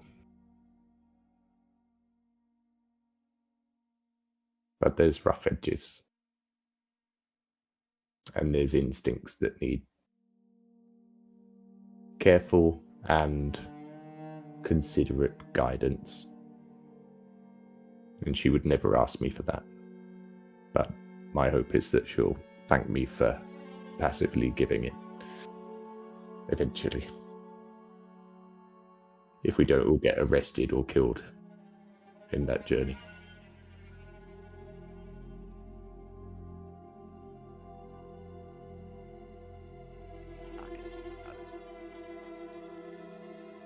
Go. Bingo. It's kind of in the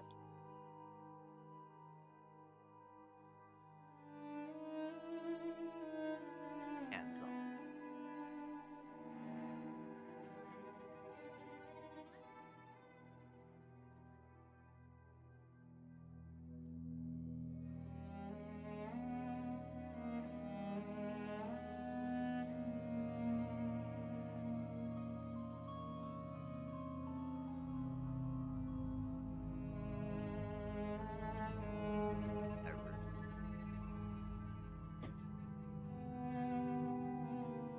Do you know what I like most about you, Mr. Wimper? You're astute enough to see the good and the bad in people. And you put your faith in the good, and that the good can be nurtured, no matter how unbalanced with the bad it is.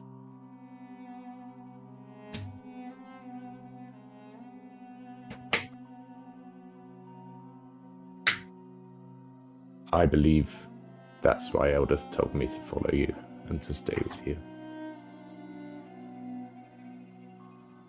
Forget that. Curious. But I sense that you have some real challenges ahead of you. Not least that I can smell a lot of you around the scene of that horrible act. It's not you, but it's you adjacent. And I don't know what it means.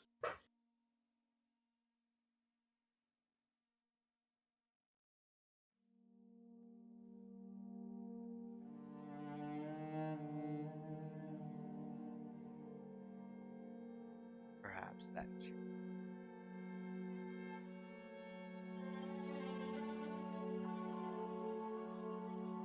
Testing. A-wires. And he suspicious.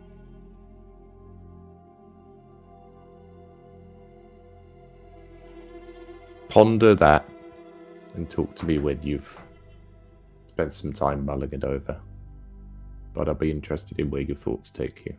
Because I think the main thing that we've learned this evening is that we need to be very, very careful.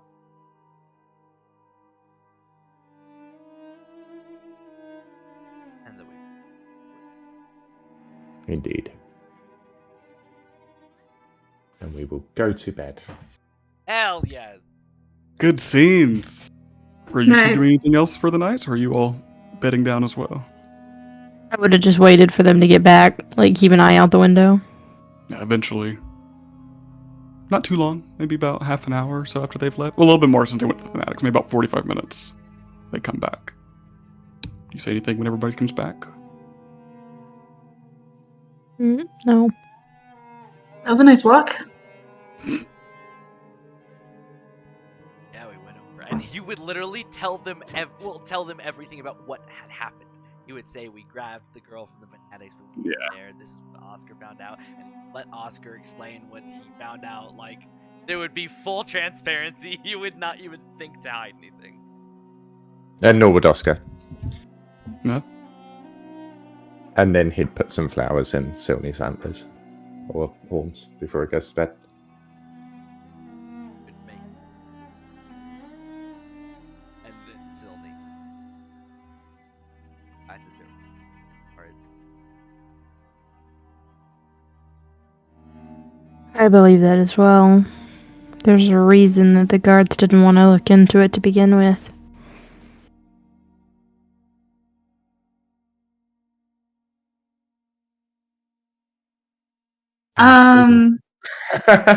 May I make?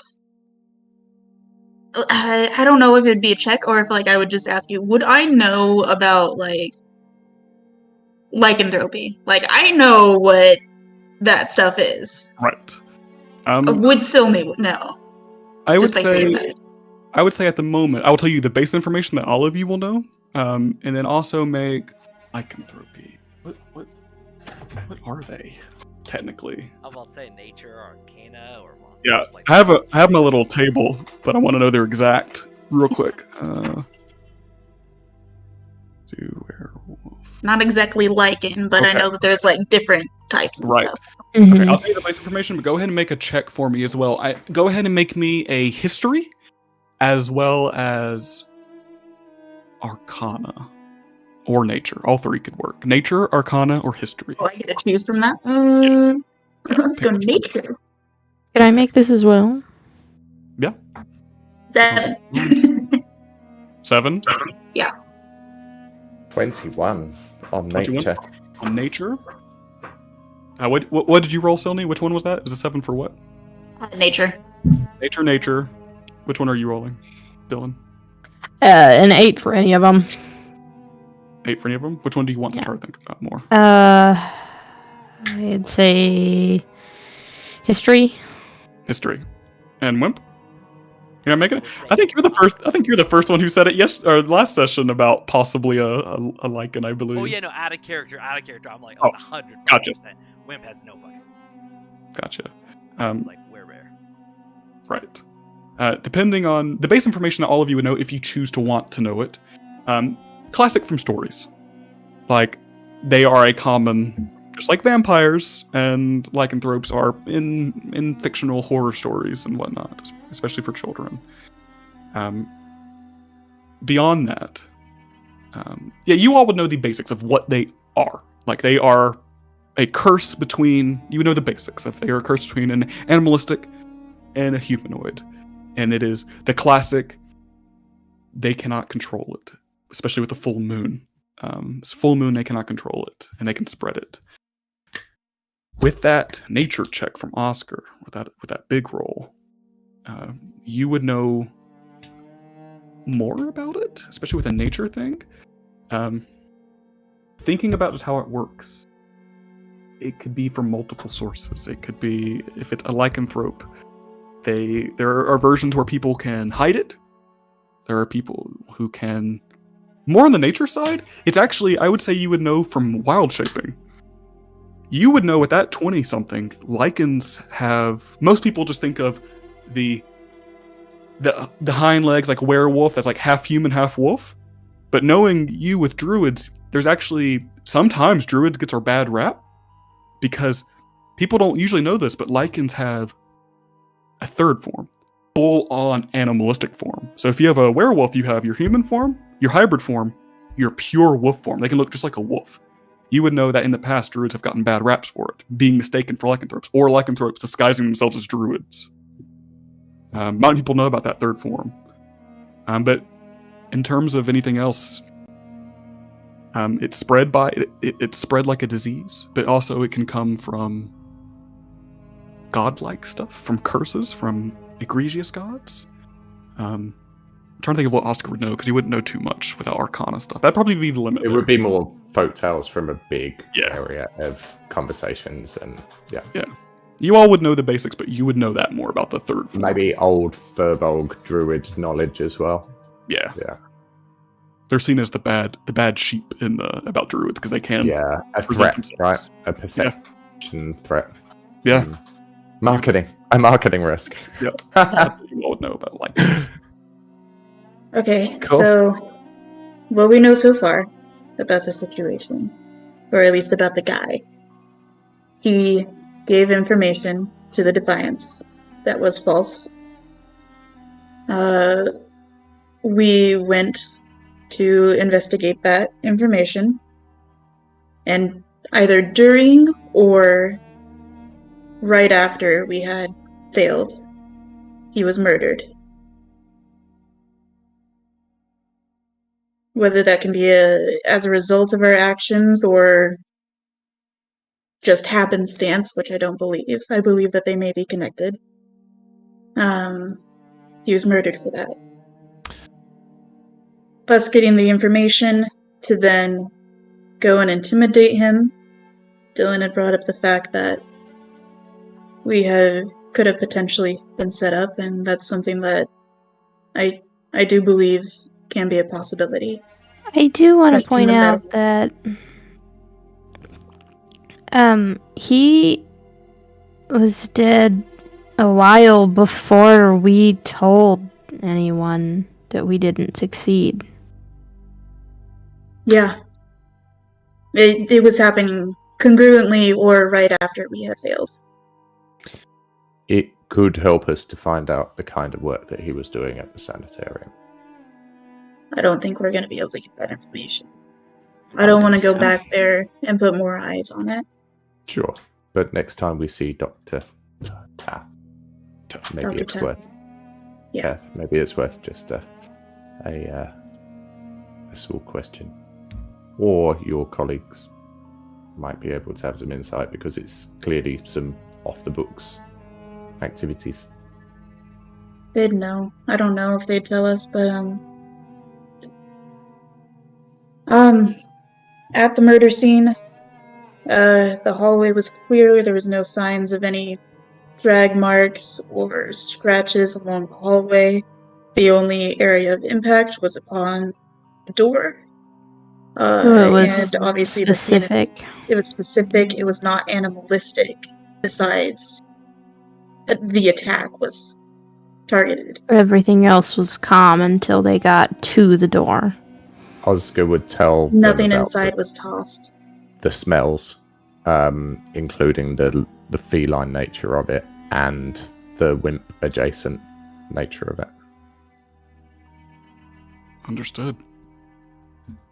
I also just want to point out that it was guards this morning with that shipment. It was Guards. 2 guards, and Yeah.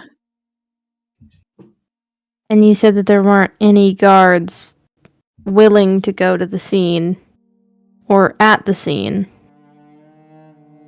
And there definitely should have been. But we have this meeting in the morning where we'll be able to maybe glean some more of Tidra's perspective on that. She was a bit coy or taken aback this evening. So, How does Wimp react to the smells being related to him? Just to make sure I didn't get brushed over. He looks incredibly like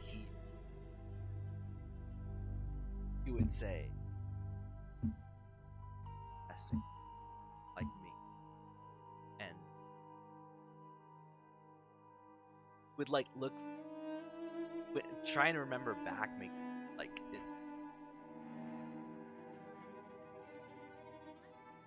I've mattered that he is.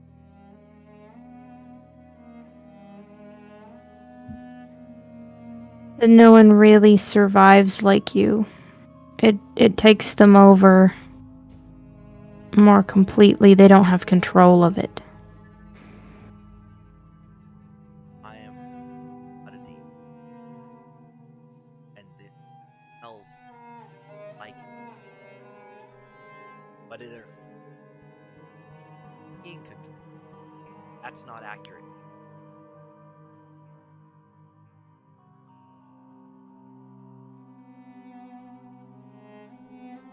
But you're still just a tiefling. You smell as a tiefling would, wouldn't you? I will say when Silny says that, if if Oscar's here, when being in a cat form around you all, there's no particular smell to Wimp other than, animals can smell their. Oh, did you get that, Oscar? Sorry, I didn't know you were away. I'll wait for you. Oh. Sorry, I'm listening. Yeah, I'm listening. It's involving you. I'll tell you anyway, because Oscar will probably tell you. Basically, when he is in like cat form, I will say that Oscar has never smelled anything weird just about you. As being like the frog or anything around you, there is no. You smell like a tiefling, and besides that whole, everyone has their own scent anyway. Yeah. So I will say that. Says you do smell like a tiefling. You could do with the bath as well. So, and at that point, so it's No. No. It could mean the No. magic. They said it's a concentration of broom magic. It's a higher concentration than. Yeah. So maybe it's something with a lot of magic. Also, to get some clarification in there for Oscar, just to make sure, is you're not smelling the tests. You're smelling that vision you had, if that makes sense. It is not Wimp. It is the vision. I keep calling it the Wimp because it's the vision that had Wimp's thoughts in it, like that you heard about Wimp. It is the one about the circle of signs. It's the vision about the signs, about nature, about And those their two fear of Wimp. Their fear of Wimp. Yes. Yeah. They said, what is Wimp going to do? Like, what is that? It was the two Circle of Signs members you have seen, that it's not Wimp's smell, it is the vision you had them worrying about. What is Wimp going to do, or what has Wimp done? Because I thought it was what has Wimp done. It is what has Wimp done, I believe, yes. Yeah, Mhm. so it's the It was fear of like, whatever. fear of Not Wimp. necessarily fear of Wimp, but fear of what Wimp potentially did. Yeah, that's why it's a weird smell. It's Yeah. more of a similar smell. It's just smelling that brought that memory front and center. And that's why I say Wimp adjacent. Like, Yes, exactly. and I Just want don't to know clear it up any for the more rest than of you, just to make yeah, sure. cool. He's not smelling Wimp. It's like how you might smell laundry and you think about a day 3 years Yeah. ago. You're smelling that day almost. Yeah. Yeah. Mhm. Just wanted to clarify that. Oscar offer any of that? No. I didn't. Yeah, then he would look at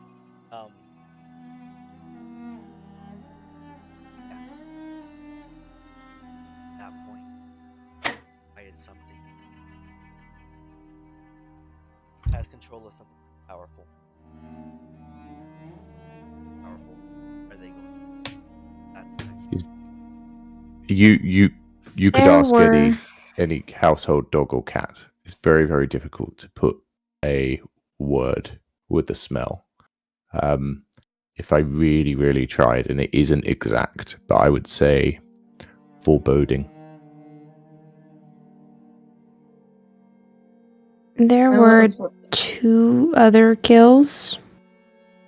There were two I other kills. feel like maybe we need to try to figure out who those were and see if there's any type of connection. I Even also a have minor one. agents on that. Top men.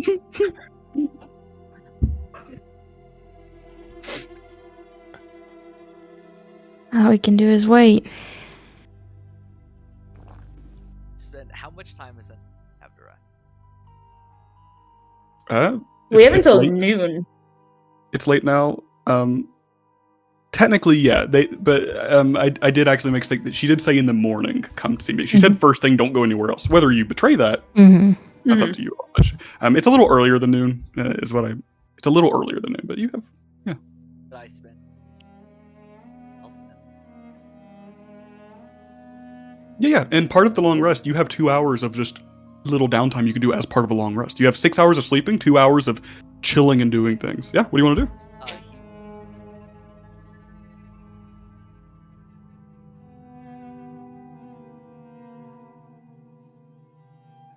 I thought you'd never ask.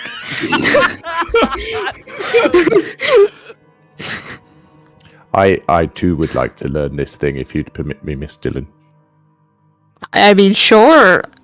I pull out a little piece of paper and I'm You like, start doing what you do in real life at Step work. You one. start doing. You start. I'm holding up my chalkboard. I'm like, okay, now see, I'm like writing backwards, holding them in front. Here, Oscar will say in Halfling, does it bear any resemblance to Halfling as a language? I don't know what he's saying. Okay, no. I think the script is Dwarvish. It uses the same alphabet as Dwarvish. Isn't that what Gnomish uses, I believe? I believe. Does anybody know Dwarvish? Because that could help if you know the alphabet already. Nope. Okay. So the way learning languages, it takes time and money. Right now, since it's the first night, you don't have to do that, but it will take prolonged time of downtime. Oh And no! money. Yeah, I expected this to be like Yeah. a like year long. Yeah. But you can at least start learning some. So go ahead and just everybody, maybe in group notes, just knock down me a notch if everyone is beginning to learn Gnomish.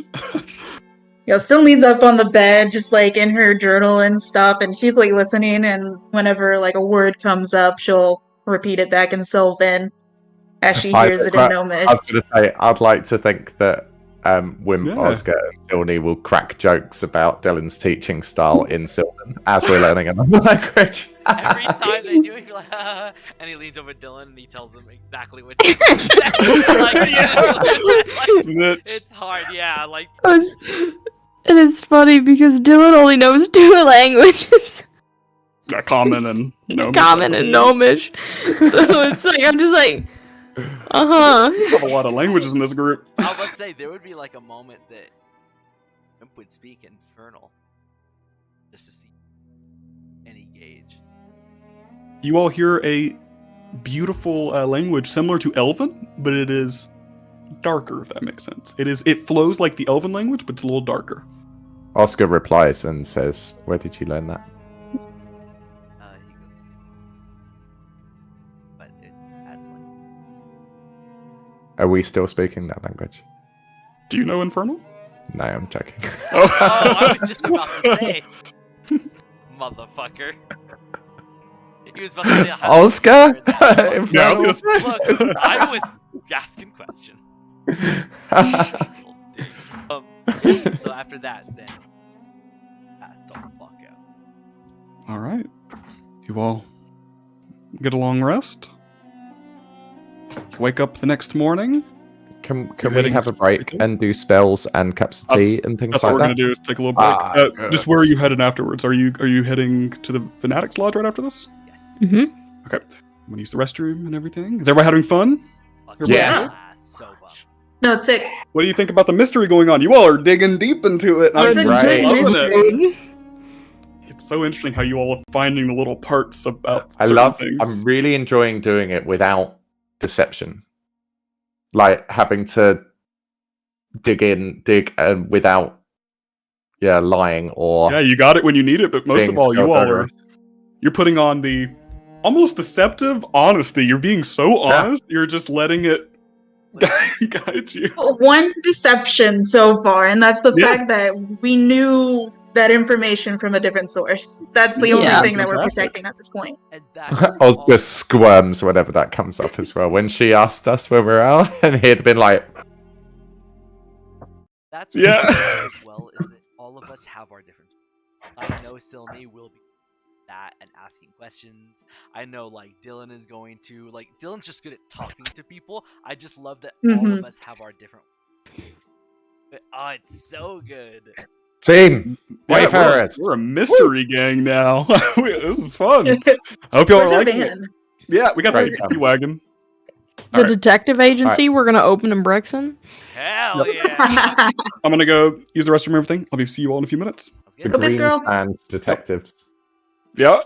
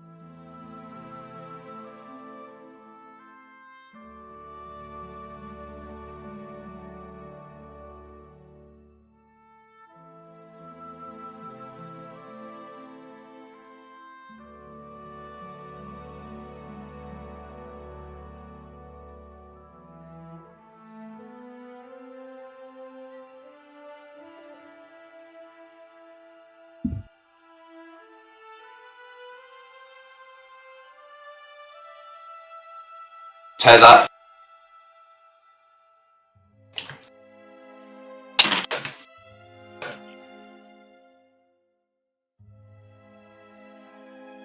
No. Good RPs, bro.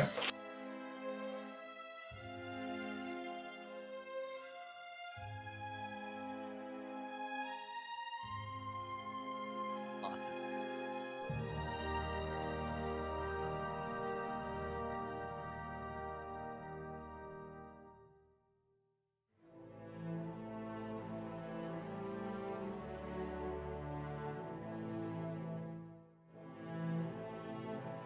Is there a mute and unmute hotkey for Discord? there's yeah. And you can set hot. Yeah.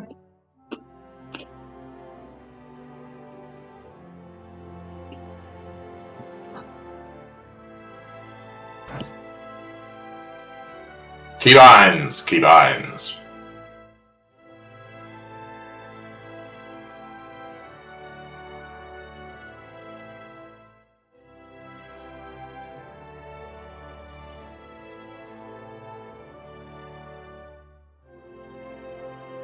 Toggle mute. Control Shift and M.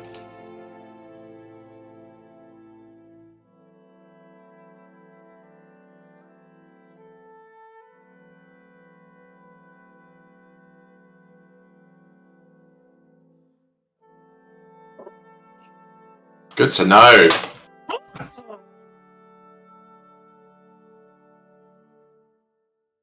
Yeah, that's so much faster. Does anyone else think that Wimp's going to end up killing us all in our sleep? Maybe Yeah. not tonight, but at some stage. Willingly? Hmm. I will say if it's unwillingly, I actually would bet my money.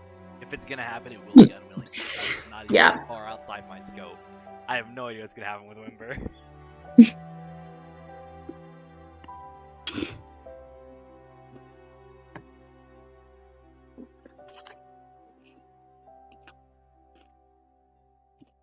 All right, you guys ready to get back into it? Mm-hmm. Are you all having fun? Good? Everybody? Yeah. Hell yeah. You all are finding. I'm so proud. You all finding little bits, like going back, and if you all didn't go back, you wouldn't find out about the guards not being there. Oh, you guys are getting such cool little bits. I'm happy with the way everything's going. It's fun to watch your all's investigation and your talk. All right, you all wake up.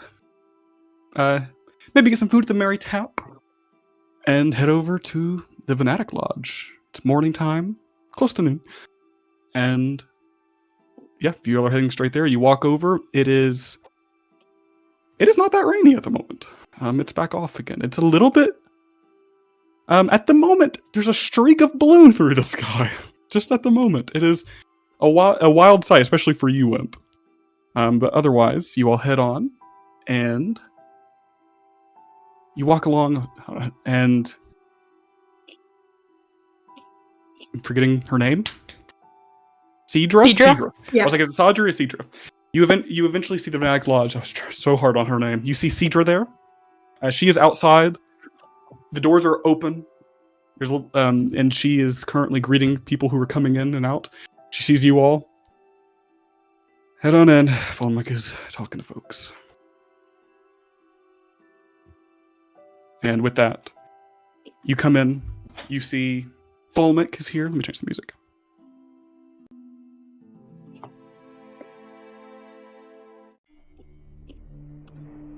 You currently see Volmic, and you see a group of different fanatics here. Just about 5, essentially. You see a couple. You recognize the 2 human gentlemen of the 2 people that were with Cedra at the apartments. You see a couple others, and you also see a tabaxi, a gentleman here, with a purple coat at the moment. You currently see Volmic is standing, and he says, There you are. Finally. Welcome. How was the cheese board? Did you bring it back? You would have. Yeah? Like a casserole did. Alright. He says, you all will currently be with Mr. Eli over here. And that's where we bring in our guest for a moment. No! Twice, if you would like to introduce your Hello. character. What? Essentially, they have just come into Fanatic's Lodge. You have been waiting here for around 30 minutes, waiting on some other volunteers to come in. There's a few other Fanatics around you. Volmic, the leader, essentially, the Dragonborn, Grayscaled is the leader here, and it says, has met the party and says, you're going to be with our other volunteer here. Also, how are you, Twice? Good to see you. Shit. I'm doing. How are you guys? Oh my god! This group just got like 80% more handsome. That's amazing. How are you, ma'am? Not so bad. Welcome. All right, be easy on me because this is my first time. Yeah. Welcome! New blood. Before we get into it, I have your links. If you look at the very bottom, you should have a... Hold on, let me quickly add you. You're going to have a private channel with your links and whatnot. I'm gonna jump up real quick. The cat pushed the door shut again. That's fine. Oh, this is exciting. We have a guest! We have a guest. The whole time I've been here messaging Twice, like, okay, they're talking, they're doing something at the moment. We're almost there. We're almost for there. ages as well. I was like, we're on the corner. I have only been available for an hour, so it's not a big deal. Yeah. And we'll get some stuff in. And We were doing detective stuff. place. I've taken over a band of cats to do my bidding. Nice. Yeah. Yeah. One. Well, While we're speaking of cats, Dolaress is a tabaxi bard. He is built for speed. He looks like a track star. He's got the head of a jaguar. He stands upright. He's wearing a purple velour suit with like a ruffled shirt. If you think of the Seinfeld episode with the ruffled shirt, it's that. And he is carrying a bagpipe. And trying to think of what else there is to it. That's pretty much his appearance. Yeah. All right. Fucking bagpipes, I love it. Yeah, he's definitely the oddball in here. You see all these Fanatics with clad like black armor, and you just see this tabaxi with this purple coat and bagpipes on his back. It is large. It is a sight to see. Twice. If did you get those links in that private chat? I want to make sure they went through. Because before we move Yes. ahead, we need to bring your character over, essentially. So if you follow that D&D Beyond link, we should be able to bring Dolaress over. It should be like if you join that, it should be like copy character over. We'll see.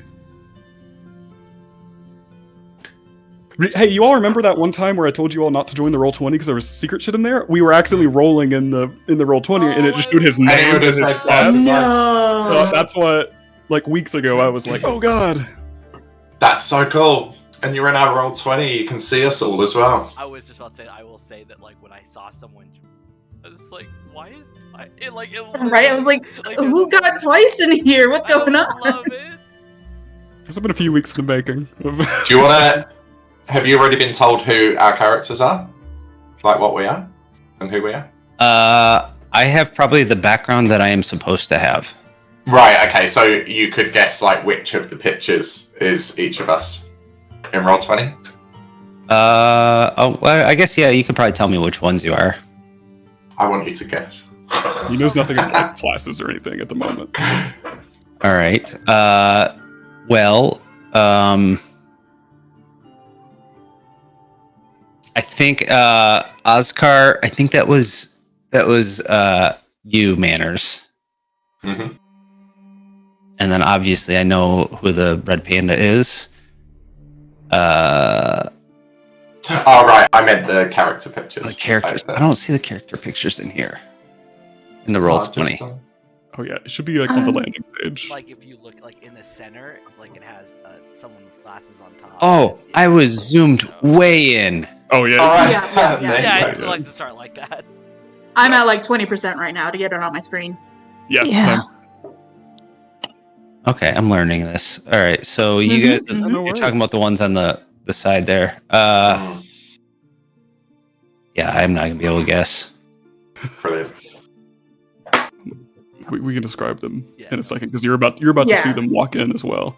Mm. Last thing of business is that D&D Beyond link. What happens when you join that? Because that'll be moving your character over into this. Oh, I didn't see that one. No worries. Let me send that again if it's not there. I got it. Gotcha. It is grayed out. Yeah, what's it look like at the moment? It's showing my character, but it says join with this character is grayed out, and it's asking me to create a character. Let me quickly. I can probably do it from my end. Let me quickly do this real quick. These were the things we couldn't do beforehand, or else it would have spoiled it. So we have to do it on the cuff real quick. You think we're paying that much attention to D&D Beyond, the campaign screen? Yeah. I will be now. Okay. Because we gotta see. If I can not- see Fireflake's character. Can you claim that one? Can you? Yeah, Fireflake's I can character. join with that character. Yeah, try that and see what happens. Do you all know how to do this? How to bring Dolaress over? We've done it before with. Yeah, because we got our Yeah, characters I in remember there. doing it. I just don't know how. Yeah, did it. I don't recall. If not, it should be fine on its own. Yeah, I have the Illiterus. He's although in I there. I see level 1 Illiterus. I don't think this is it. This is Right. what happened with you and I and Oscar at the beginning, Chili. Do you remember when I had one and you Yeah, had a different that's one? that's the one I just created as a template. I didn't know if you Hmm. can.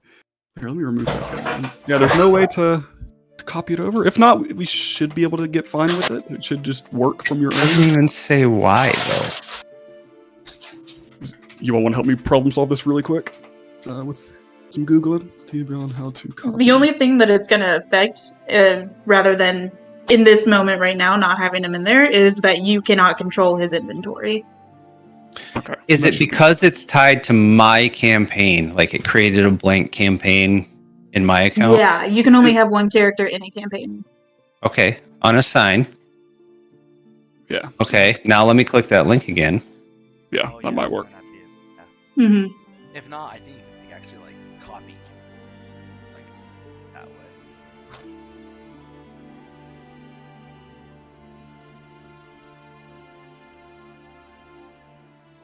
That doesn't work. It should be fine in your solo campaign. It should be all right. It should still pop up Okay. if you use this. This link, if you want to get that just for this session or while you're playing with us, it's a Chrome extension if you're using it. I don't know if you are. Yep. Basically, if you add that, every time you roll in your character sheet in D&D Beyond, it pops up on the Roll20 on our tabletop. It transfers Cool. it over, which is neat. Works for me. Yeah, so if you can get that and then do us a test roll of something once you've got it working. You might have to reload the character sheet, but then it should be fine. Yeah, because anything you roll there will pop up on the Roll20. That way we're not flipping back and forth, and it's easier on you. Either way, Did I'll you have get a your- 24? for Nice. insight? Yes. Your first natural 20 is the highest you can go. Wow. First roll was the best you can go. All right. And on your D&D Beyond sheet, I know we've looked at it a little bit. On those tabs on the right down there, those actions, spells, inventories, there's first like 3 to 4 tabs. Those are the ones that you, if we were to get into combat or if you were to do some magic, that's where they are. Spells, yeah. And we'll work through it, no pressure or anything. Those list of skills, like acrobatics down, that's mostly what you'll be doing most of the time. All right. We want to see how this goes? You want Oh, to yeah. jump in? Are you ready? Very exciting. Yep. So the older dragonborn gentleman with the bow and arrow. This room is getting a little crowded with different Venatic members, getting ready to set out on your morning trip out of the city. Felmuk, the dragonborn, greets you all and says, "Finally, you're here. We're running a little late. However, this morning you brought me my cheese board. Thank you." He takes the little used wasp cheese board that you all took the night before and sets it on the counter behind him. You all will be with Dolaress over here. He's also the volunteer we told you about. And the rest of us will go in other groups. Cedra, he points to the woman Venatic who is now coming in the doorway. We're going to head in 2 different wagons. all the volunteers together, Cedra's group and the others, we're going to be heading out. Do you all have a wagon, or do you want one given to you? That's what he says to you all. I'd say given. Okay, let's head on over. I'll be seeing you off now. Cedra will be leading this journey. Good luck out there. Do not get eaten by the giant frog. Yes. Yes, of course. Yeah. It's a toad.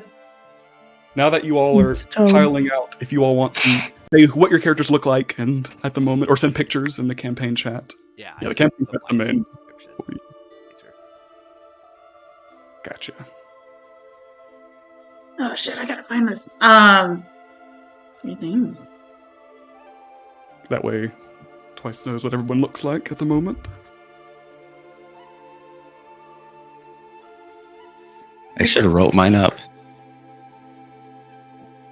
That's good. Oh, what color fur or vaccine?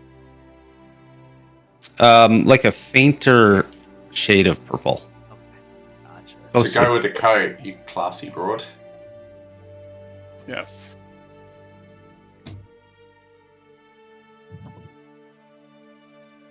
Do you all have your pictures? If not, I might have them somewhere. Sorry. Yes.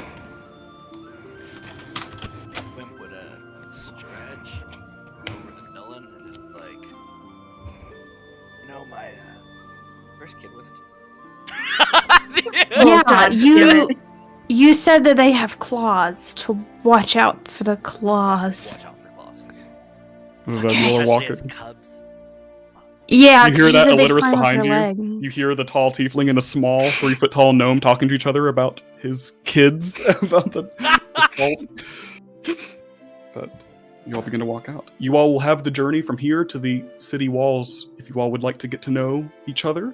You see the rest of the fanatics start to push ahead, talking and knowing each other. You see Cedra, the woman, she says, "Stay behind, keep up," as she is leading this. So your all's group with Alliterus is now near the back as you join, and now we're making the 20-minute or so trek to the city walls to pick up your wagon and leave.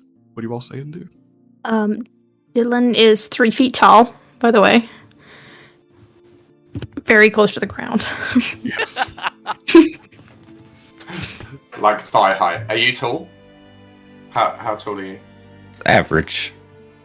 Like 6 foot? Yeah. Yeah. Thigh height? Possibly knee. Yeah. About knee high. You have Silny, who is the red-headed satyr, currently in like some traveling clothes and everything.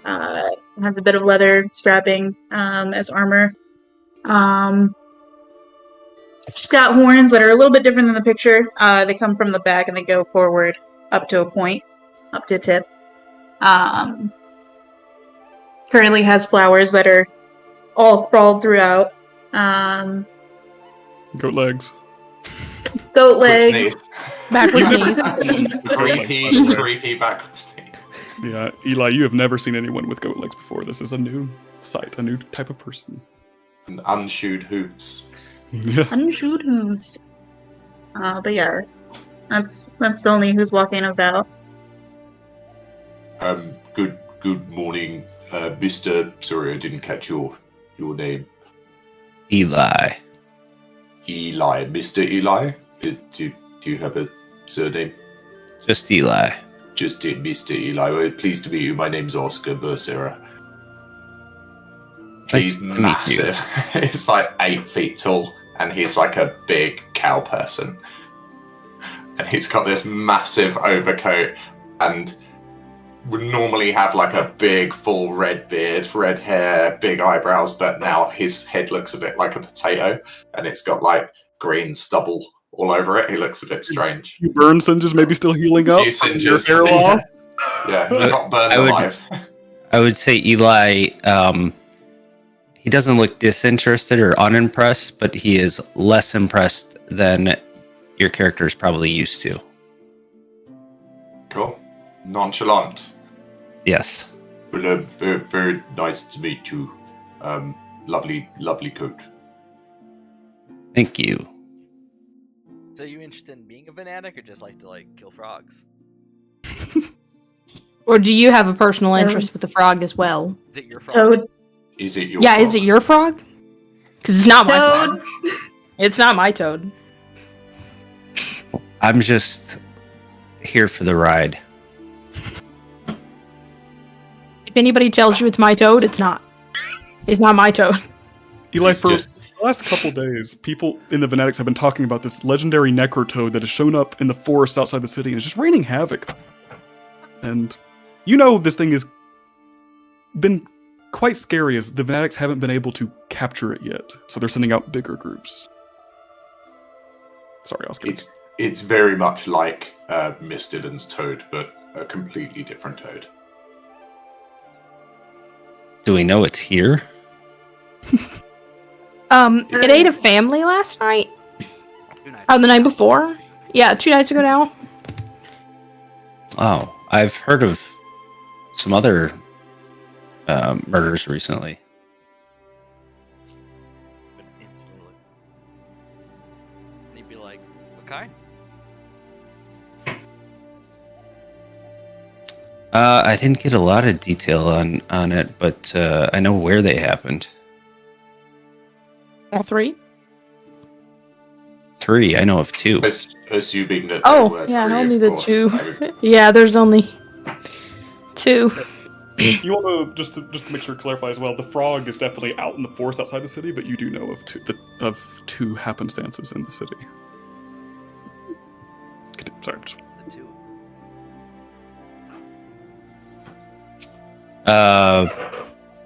I don't know exactly the details of them. I just know roughly whereabouts they are in the city.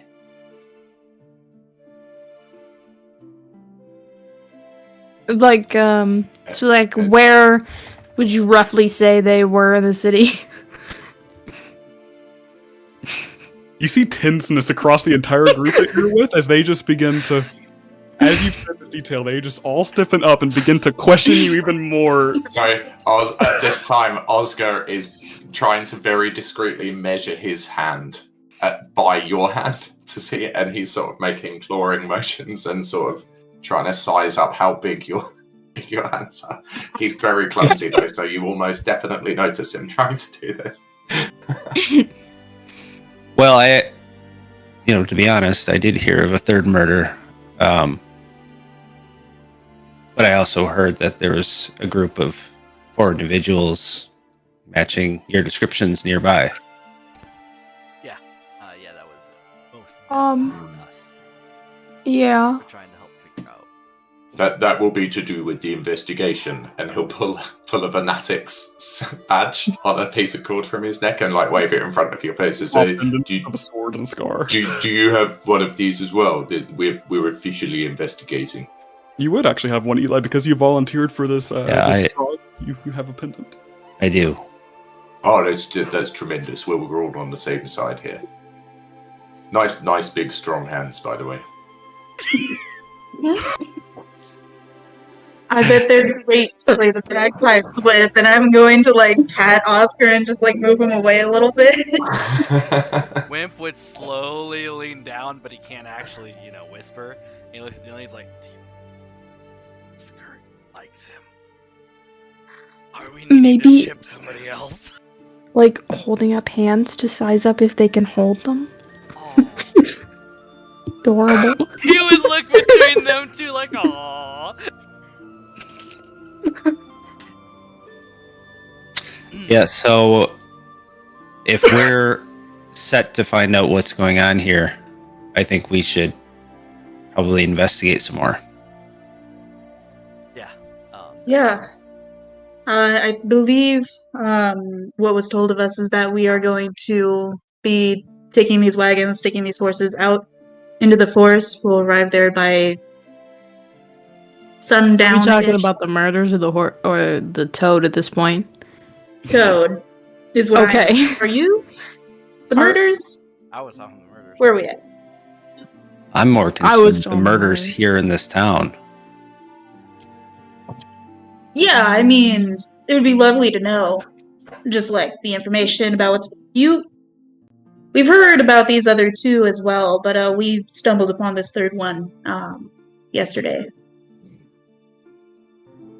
Your Our sources information- are Your scouting. information would be invaluable. We have a very capable agent looking into the other 2 murders, but any information you can provide would be most appreciated.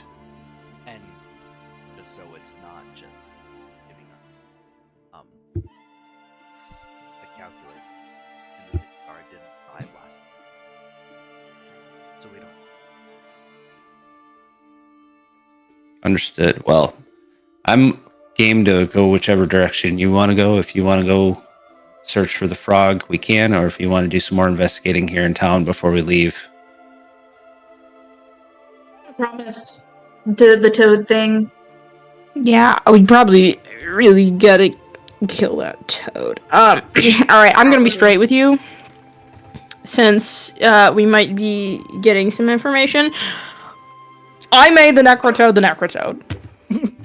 Wimp I'm would gonna look ahead and how see if like loud the do other you group say of that? fanatics has left. That's too loud. How loud do you say that? I only want our group to hear it. Okay, so you wait until you're a little bit back from the group of fanatics Yeah. before you say, Yes. I made the Necrotoad. I made the Necrotoad the Necrotoad. So only Yes. you all hear it. I may have touched it with a very powerful necromancy spell, and he kinda went off to die and mutated instead. So it's your fault. yes. Not directly. So we're No, now no. fixing it. Absolutely 100% Miss Dillon's fault, but we're remedying it. It isn't her toad. She's just It's very not my close to it. toad. It wasn't intentional. I just mutated the toad. Well, then I think it's up to you to lead the way. Yep. While we're Alright. on the way, Yep. where did those 2 murders happen? In the city. He'd nod like as if like understanding, like I get it. He has to trust us. Okay. I need motion. All right. You all continue the lengthy walk to the city walls. You see the huge walls, after taking 5 minutes, opening up onto the mire, the farmland and muddy outskirts of the city. For the sake of brevity, Cedra, the lady who is leading this expedition, she pays the table hands and she rents out 2 Venatic wagons, one of which the other group of 4 Venatics load up onto. And she comes over to you all, and you see the wagon currently with 3 horses pulling it. She says, "All right, you all are going to take this one, and these horses are going to come back alive. All right. So just to make it clear, when this is over, these horses aren't going to be dead. They're going to be alive and well because we are putting money into them, and you all are volunteers, and we're not going to kill the Venatic horses." Mm-hmm. We're not gonna I kill him. value the lives of horses. Killing horses? We have people going out there and being reckless with them on Oh. monster hunting jobs, and then I understand they want to save their own asses, so they'll sacrifice the horses in the last pinch. We need these horses. As one does. At this moment, But- these horses are signed on. They have been signed on longer into this guild than you all have. Oh, so they're like important. Pretty important. Who's going to be the driver of these? Pointing to Dylan. All right. So This wagon doesn't have a ladder to get up on. I guess I'll do it the hard way. sorry. we're gonna ride out to the forest edge, and that's where we're gonna reconvene, talk plans, and figure out what we're gonna do. Let's go. She hops up and she starts driving the front wagon as you all are in the wagon behind. You all load up. Ride just about 20-ish, 30 minutes out away from the city. You all see the sprawling forest, the tall evergreen trees sticking out, the deciduous now of browns and oranges as the fall is setting in. You all see the Sleepkin forest as it is. You come up to the edge of it. You can see the gloomy kind of overcast of the day. Looking into the forest, it looks darker. Here, Cedra parks the wagon. She sets out. Everyone climbs out. They talk for a moment alone, like the Venatics. They talk, and then she comes over to you all and gathers everyone together. All right, we're gonna split up. We're gonna do this all day. We are going to reconvene here at this meeting spot You can see the city in the distance from this spot. The road's right there, and the road's right there where they intersect. This is where we meet up if things go wrong or when you're done. You all are going to go to one place, we're going to go to the other place. We're going to check a few caves that we saw. We're going to handle the more dangerous stuff. You all are going to go back to where the Necrotoad was last seen, the cabin, where they devoured the victims.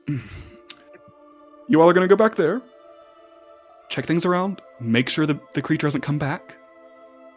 Well, we're going to go check a cave where we think it might be. All right, check it out.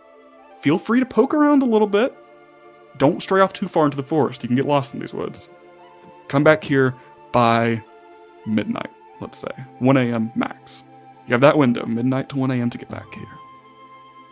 And if we don't show up? If you don't show up, we're going to presume you're dead, and in the morning send out a search party for you. Okay. Not until morning, though. I worship Avandra. So if I'm dead, use that at my funeral. Also, my family lives in Arcad. That's not my job, but all right. Well, remember that. Okay. Yep. She just gives that subtle eye roll that she's been giving you for the past 2 days. And she says, all right, you all have provisions? You have what you need? Let's do it. We're good. All right, we're going to be splitting off. She goes over and talks to the other group of fanatics. All right, let's go. And essentially, at this moment, you all can... There's one road that you all are instructed to take, and they're going to round the forest edge for a while. Once you get to a certain point, you won't be able to take the wagons. This is just to get you as far as possible in there without having to walk. Do you all begin to head into the forest? Yeah. All right. Put up his, a loud shout of excitement. Be like, "Yeah, Wayfarers, let's go!" And trying to hype everyone up. Okay. We should have brought some of that alcohol. Oh, God. Oscar will clap awkwardly. One thing of note, Eli, you will also have one potion of healing that I will say that Cedra has given you as well. I'll pop that into your inventory for you. Okay. So if you get into a pinch, you can drink that or give it to someone else. I'll put that on for you, because she did give them. They got healing potions as well, so you would have gotten one. I have one and Silny has one? Yeah. All right. Don't you have one as well, Wimp? Did you keep one? No, you handed them off? All right. You begin to see the fanatics continuing through the mire, the muddy fields, as you all begin to take the small dirt road. This isn't the road you came into the city with. This is not a main traveler road. This is a road probably into small settlements or small houses they know about. As you all begin to go through the muddy road, hoping that the wagon will not get stuck, and you head on. You're all doing anything on the way? Or just seeing how far you can get? Oscar's walking alongside the wagon as normal and in and out of the forest and foraging and coming back with stuff to show you. These seeds are much bigger than the ones that we get near my farm. Quite extraordinary, wouldn't you say, Mr. Eli? Eli looks at him and sort of nods as a non-answer, and continues looking beyond the person and looking left and right at the edges of the woods. He's behind the entire group, and he's kind of pacing back and forth. So he's covering a lot more ground, but not necessarily getting ahead of the team because he's moving back and forth so much. Oscar is completely oblivious and takes that as enthusiasm and goes, yes, quite, and then wanders off again to find something else. You eventually find some gathering of mushrooms. Eli, go ahead and make me your first roll, a perception check for me. Gone. This is as you're keeping an eye out and looking back and forth. Nice. Damn. Nice. You're keeping an eye out. Currently nothing as you're getting into the forest, but this check will go for a while. As you're keeping an eye out, watching for anything, you'll see a few creatures. You'll see a few deer running through, a small family of them, a few small animals like squirrels and whatnot. But you are keeping alert in case anything were to happen. You will continue through the forest. try to see if there are any tracks? Yes, you can. If you'd like to stop every now and then, make a survival check. 16. 16? Mhm. All right. With that, you will see that there are quite a few tracks here. Looking through the mud, it's pretty easy to see what has been here as long as it hasn't been a strong rain. You see plenty. You see a couple wagon tracks that have zigzagged in and through, and you see a lot of boot prints, presumably from the Vanatics coming here the day before, coming to this area because they've been here once before. But you are keeping a lookout for anything toad-like or otherwise. Anybody Because else? I know he's bipedal now, isn't he? Yes, he is. From the sketch, when you all had when Dylan and Wimp had first encountered this, he was just a toad, but mega sized. Now from that picture, he has long arms and legs, looking fairly monstrous and humanoid. It is a very strange mix of human and toad. Wimp would look back at Eli and he would go, keep your eyes up as much as down. He likes to jump thoughts. Very true. Frog. Oh, and just talking and everything casual. Okay. After about an hour of walking through this, because it's a slow, muddy road. You can't just blast through this on the wagon. Those of you who are on it, you're going fairly. So the wagon is more here for if you need it, like if you need to hop on it. You're heading through. Eventually, the road gives out, and you see it just is forest floor ahead of you in trees. You actually see a big divot where wagons have come through and parked right here as well, because this is the dead end essentially. You have been told that the cabin is somewhere to the right from here. Do I load off? Oscar doesn't even pause, just straight into the forest, and he turns around and goes, "It's just fabulous being back out here and not in that stuffy city. Mr. Wimper, see this tree? It's called a courteous tree. It's because it actually grows so that the light can still get through and help nurture the soil below. It's astonishing, isn't it?" Astonishing, Oscar. Our druid hasn't been out in the trees in a few days.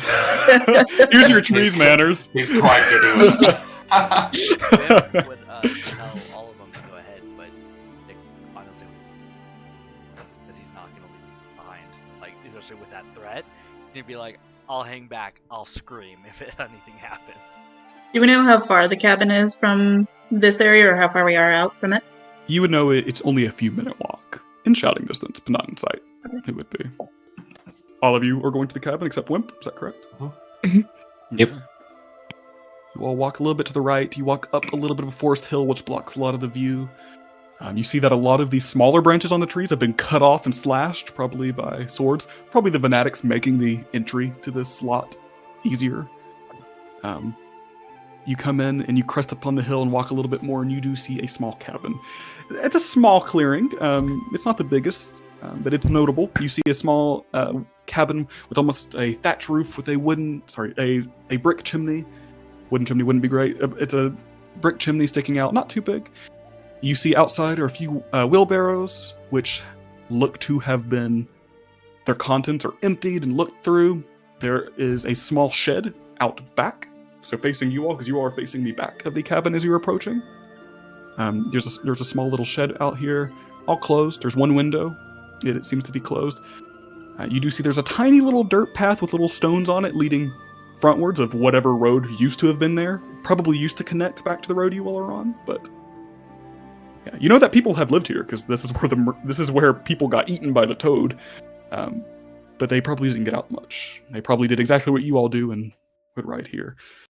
You do see there are some hitching posts out front where they probably had some horses. There's a small little fenced-in area near the back. Those horses can presumably have been taken in by the Vanatics since the family is no longer alive. But you see the wagon. You see the cabin. Are there any tracks leading away? Like, any tow tracks here? Or any like broken debris or twigs. Right. Treetops broken? Also make a new survival check. That one was for the way here. That one was clear. This one is now investigating the yard and the clearing here. 22. 19. 22, 19. What you both will see. You see Oscar and Dylan looking at the ground. You see there's not a lot of trees really close by the cabin. However, looking beyond the cabin. So here's the front door. If you were facing the front door, it'd be to the left, the opposite side that you all have walked in. You see the trees are quite thick here. You see plenty of broken down branches, as if something large had just stomped through them and just broken all of them in the path. You all see in the mud, it's mostly green grass here, but it's kind of soggy, so that you can have some footprints. There's a lot of smaller boot prints leading in and out, which have actually made a dirt trail. You all see large footprints of humanoid bare feet. The toes are wide, though, and they're about this long, maybe? And, yeah, you see 2 of them. Well, Eli takes interest into the footprints. Yeah.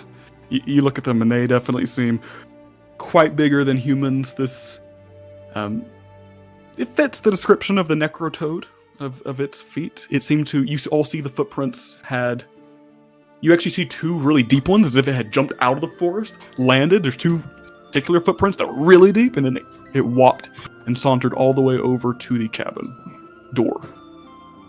As you all are walking past the cabin door, you all see that it's closed currently. However, one window is completely cracked, like a spiderweb shatter is on it right now. You enter the cabin. You enter the cabin. Immediately when you enter the cabin, you look at the stone floor, and it's pretty basic. There are currently 2 beds positioned near the fireplace. One's a little bit smaller than the other one, but there are 2 here. This is all just a one-room cabin, I believe. And you see, essentially, to the right is a little kind of kitchen area with a couple little cupboards and a table. But the table is currently smashed and on the ground, as well as one of the other chairs. The other chairs are on their side. And something you all do recognize coming in here is the red stains that have stained the gray stone into this floor, as the victims of the toad are seemingly still here. The bodies are taken out. If everyone will give me a perception check who's entering the cabin. Whoever's entering. 17. That's a 10, that's a 17. 15. 15? Dylan, are you coming in? mm, Okay. All of you but Eli, unfortunately, you're still looking at the footprints, but the rest of you, maybe Eli hasn't fully stepped in yet. You all open this up. There was a strange smell in this cabin. It smells like, how do I put it? Like ash. It is of ash, of however else to put it, bodily decay. It is as if a rotting corpse is in here, mixed with ash and smoke. It still lingers through the cabin. Can I see, where the toad had came in? Does it look like it just came through the door? Is it a fairly big door? No. But make an investigation check. It is not at the fairly big door, but it seems nothing else is telling you it came in otherwise, but we'll see. While you're doing that, Eli wants to know more about the toad description. He's not fully up to date on what you all know about the toad. Yeah, do you ask the party? Or are you asking me? I asked the party. Gotcha. What exactly are we looking for? Well, Miss Dillon is the most familiar with the toad. It being almost her toad, of course. Miss Dillon. Very big. Likes to swallow people. He has become bipedal. Long arms from what the picture showed. He didn't have that last time. I'm remembering acid, if I'm correct. He moves quickly as well. He likes to When he jump leapt through on trees the wagon. fast. Yes. He crushed a wagon. I think he's quite angry. Angry disposition, Mr. Eli. I think he's Excellent. become angry. taking note of that like ash smell, do I see anything around? Like, does it look ashy, or is it just like permeating through the air? With that investigation check, what'd you get? Not one? Investigation for the door-looking thing, natural No. 1. You do not find any ash, and you do not see. Looking at the door, this door is human size, and judging by the picture on the like the wanted poster at the Fanatics for this thing seems quite large. But the door is the only thing it seems to have came in with. But you don't find any ash or anything like that. Okay. Not one. I'm sorry. But No, you're good. It really It is helps. It does help. most curious. It makes one wonder how it got in here, or indeed if it did get in here. So it's not But just. they a said it huge was toad. raising the dead. It's a necrotoad. It could have Indeed. new powers, Yeah. or it could just be using other things as well. Would Eli have any? Would Eli recognize anything he's seen? No, this definitely seems all new to you. This is all you've never seen anything like this. You've heard of being in Brexton as long as you have. You've heard of the Sleepkin, the forest you're in right now, has many monster stories. So it's not surprising, but this doesn't seem anything like you've heard about or would know about. It seems to be just another strange monster quest from the Fanatics. Okay. Also, I don't know if I told you, but if you can tune into that Spotify, I have it running at the moment for you. If you wanted to tune into the music, I forgot to mention that. They should just, if you look on the adventure or the server, it should be listening along if you hover over that. I think if you just click Dungeon Daddy's picture and click the little body. Thank you. I was just going to leave the cabin Okay. because it's gross. So the pathway that we identified with the broken stuff and the footprints is the opposite direction to where Wimp is waiting with the horses. Mhm. Yes, completely opposite, diagonal across. the hill. He'll start walking back towards Wimp just to let him know what we've seen. You see Oscar crest up on the hill. Wimp is literally lounging, toying with the fucking box. Like, he's the most relaxed he's been in fucking weeks. Perks up. Everything okay? Well, we're all okay if that's what you're asking. It does appear, though, from tracks that we've identified that we need to proceed beyond the cabin. I wonder whether we could perhaps... I could move the earth to, I don't know, shelter the horses, maybe corral them within a wall, if that would make you more comfortable leaving them, because I think we're going to need you, lad. He'd give him a look. He's like, are we... I mean, if you're not too busy, of course, you look like you're really run off your feet He'd at the say, moment. are we willing to risk them eating toads? Ramifications. Well, I don't see what other solution we can take. Wait, them up the did you road just say if the horses eating the Yeah. The toads? horses are eating You know what? I was the trying to like, hope no one heard me. It was the horses all along. We heard you. The horses ate the family. Miss Dillon turned them Problem into solved. horses. Job done. Yep. Yeah. let's- Would you like to lead them up the road somewhat and picket them perhaps? I mean, we're going the other way. The chances are that they'll be quite safe. Yeah, I say we just make quite a bit of noise going away, so they don't look at that. Oh, way, of course, I guess. of course, and draw the thing to us. That's Yeah. good thinking, Mr. Wimper. I like that. So we'll Try to attach the horses somewhere. Then lead the horses get 'em away to a the bit, house. and then I'll raise a load of dirt around them to make like a fortress. You can do that. You have your staff and you move your hands, and the dirt moves over and starts forming a little wall. What'd you say, Tara? I was wondering if we could get him to the house because there was a place to like hitch horses there. If you were to unhook them from the wagon, you could. The wagon Okay. wouldn't make The the trip wagon here, though. can't. Too many Okay. trees closer together. And then yeah, he'd come. 'Cause they were all secure, sheltered. Okay. There was a point. What are you all doing at the cabin? Anything else? As they approach. Eli's think- hopped up on the roof to get a better vantage point. All right. Go ahead and make me. at the moment, a general. This is a dex check for me. This is one of the main attributes at the top, just dexterity for me. As you're up on the roof, the thatch roof, you're moving around and your foot almost goes right through a piece of soft on the roof. You are up here and you realize the roof's a little dented in on the top. There's a large circle that looks like it's been slightly dented in. So when you walk on it, that pressure almost puts your foot right through it. But you carefully look around it. You couldn't notice it from the inside, but it looks like something's been big has been on the roof before. So Eli commits this information to memory, but isn't comfortable yet to share it with the rest of the group. Noted. From up here, looking around, you currently don't see anything moving at the moment. You do see Oscar and Wimp making their way back to the property.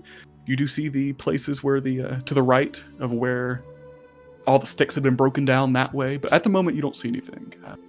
You just find this big softened in part on the roof. What about the rest of you? I want to start trying to see a path. Like a direct path, maybe to follow in the way that the toad came. I mean, you see the branches that head off in there. It seems like a little bit of a path for now. At the moment, yeah. Okay. It seems like he jumped in. He probably jumped in and landed on the outskirts, but kept going for a little while. You don't know how far it goes. It at least goes out of your view. Mm-hmm. So it might be something to follow.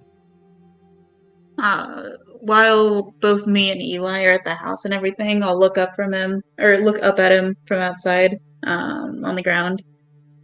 You knew the Venatics, right? You came from Mr. Miram?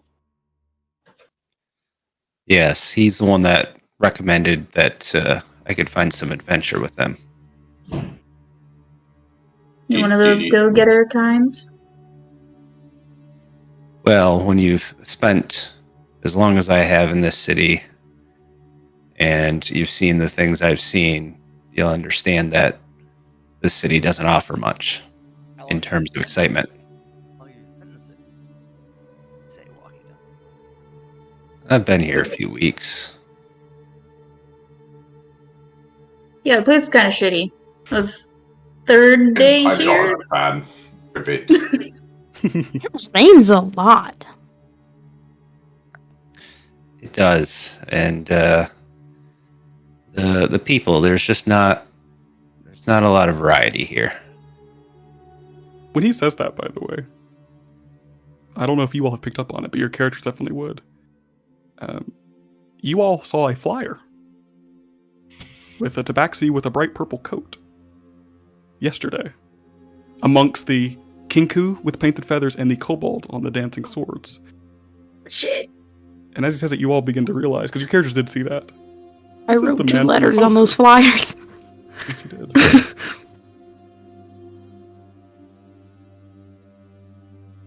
I don't remember what I'll flies watch it. It's the circus one. Yeah. Yeah. Would note it, but not mention it. Mm-hmm. How'd you find Mr. Miram and start working for him? Or at least came into contact with him? I've known Mr. Miram for a while now. We've encountered each other amongst our mutual travels. Do you find him tremendously grumpy? He always seems to me like a man with the weight of the world on his shoulders. You would be too if you've done the things he's done. You got a wife? You've not heard recollection of a past lover for Mr. Miram before? Eli? That was dirty, No. Tez. I'm not Stop playing dirty. I'm not of that relationship with him. Stop trying to bang my NPCs, Trey. So you're saying you're single, Mr. Eli? Let's just switch it to PC. It's 10 out of 10. Damn it. Eli responds, I'm not tied down to anything. Oh, well, I'm happily married. I have two lovely children. They've travelled back home. Mr. Wimper here has something like 50 children. It's 12. is I have quite 12 amazing. children. 12 children. 12 children. 14 grandchildren. 14 grandchildren. He'll And I show you believe the 12 photos. 10 great great-grandchildren? grandchildren? I thought it was 12. It might He'll be show you 12. all of the photographs, but I imagine it would be better Which suited way? when we have an hour. He begins to just walk. Left. He would walk in that direction. Can I say real quick to interrupt? With Oscar and Eli, with Oscar asking that, do you all know the Bob's Burgers where he's ordering the turkey? Trying to buy the turkey. And the guy's like thinks he's flirting with them, and then Bob's like, "I'm married. Well, I think I'm happily married, but I'm taken. I'll call you." That was Oscar right now.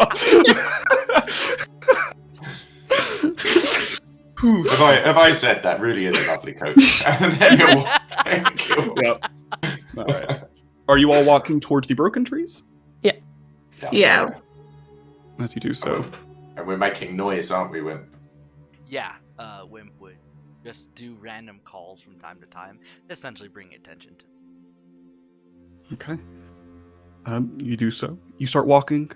You get just a few moments off the path, and you down those broken branches, and you all see something sitting right in the middle of the dirt, right, just a little bit off from the cabin on that way. You all currently see a piece of parchment. It looks like it has actually been ripped from a book. You see, it's some type of storybook. It's just a page has been ripped from it. And because the way the books are binded, it's actually 2 pages together, so it's one long page from like a novel. And written on it in red ink, you see the words watching. You see the word watching. Eli takes interest in it. He's not so concerned with the words written on it, but he's trying to see if he's familiar with the writings that might be on the piece of paper. You look at it, it definitely doesn't seem familiar. Yeah. Doesn't catch doesn't pique any memories or interest. Just a random piece of paper in the woods saying watching. You do see as Eli picks it up and is holding it, you will see Eli on the back. It says Dylan written on the back. And now that you're picking it up, Eli, this thing smells like blood. It's like that caked, kind of brownish. It's like the handwriting is very bad. Like the watching is like W-A-T, and then below it continues. And on the back it is like D-Y-L-A-N. Eli looks at Dylan, and just the way he's looking makes it act as though it makes her believe that he's waiting for an answer. Yeah. I believe the toad knows my name. And he followed me here. So he's clever watching. enough to write a note for you, Mr. Maybe.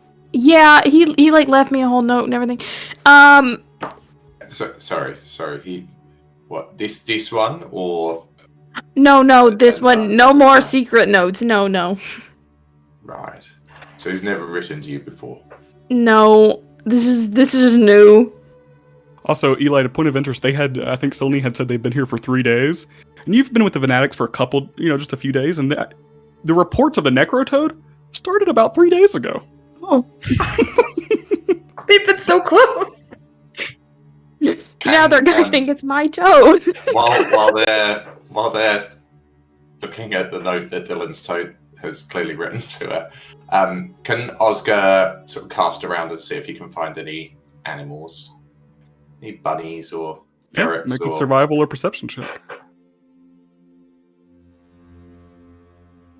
Is this fresh? Can I look at the paper and see that red ink? Is it blood?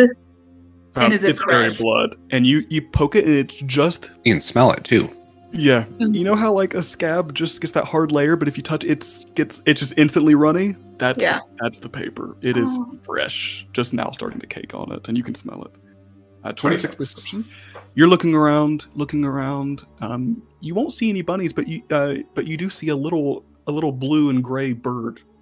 Just a few trees over. If you're walking around, you do see a little blue bird. So you've heard its tweets. Oscar will start kind of surprisingly carefully going through for such a big unit. He's quite delicate through there and doesn't ruffle the foliage much. And he makes a little sound in his throat, and then just waits patiently, looking at the bird. It just looks at you. It's like quite a bit up. It looks down at you, craning its neck. Excuse me, and he'll put his finger up in the air and go, excuse me, sir. It flies down to you and lands on your finger. Cranes its head. Hello there. It's lovely to see you. Reach in Pokes his your pocket fingers and, a couple bits, thinking you have food. come out with a little handful of seeds, and he'll just Next hold it steps there over. for a minute. I do believe we've met before. I was wondering if you'd seen some nasty business around here. If you might be able to just flutter away in a direction you think we should walk, sir. I'd be very much obliged. It looks up to you. It takes a few seeds. The little bird looks at you. And then instantly flies past you, over your all's heads, and back towards the way of the cabin. Yeah, no whimper. Ah! Oh, fuck. Jesus.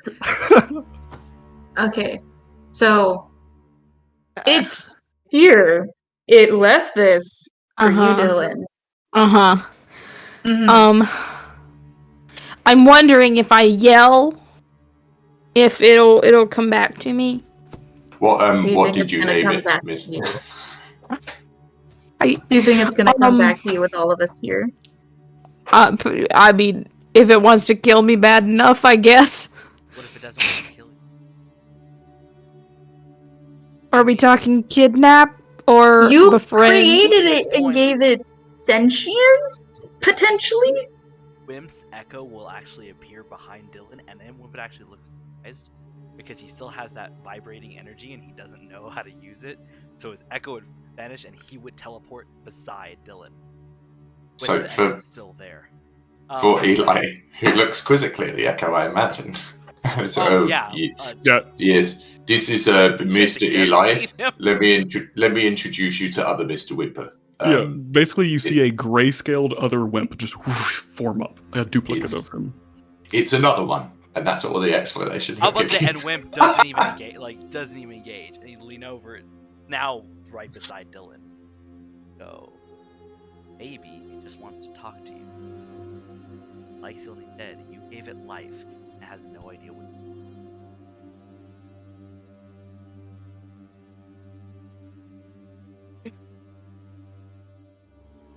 Yeah. Uh-huh. Motion for her to scream. You wouldn't do this like near the That's right. house and near an opening? Yeah, let's go back to the house. I'm gonna start walking back to the house. You all walk back to the house, and currently, as you get back, you see that the door is closed to the cabin again. And written on the door is Dylan. The fanatics Eli. are really gonna think it's my toad. Eli looks at Dylan, expecting an answer. As do we all. Wimp would instantly pass Dylan with that go and be running towards him. Go check on him. I'm gonna open the door Would you leave the horses? You left the horses down the road a bit, right? down the road. Yeah. You open the door. Nothing. But you do notice now that you all didn't notice before. Right on the front doorstep. This is what Sony missed earlier, but now that it's happened again, you see on the front doorstep is just on the outside a pile of ash, black. You open it and you see you're ready, and you see no one inside. However, near the fireplace, there's no fire, but near that corner of the room, another pile of ash.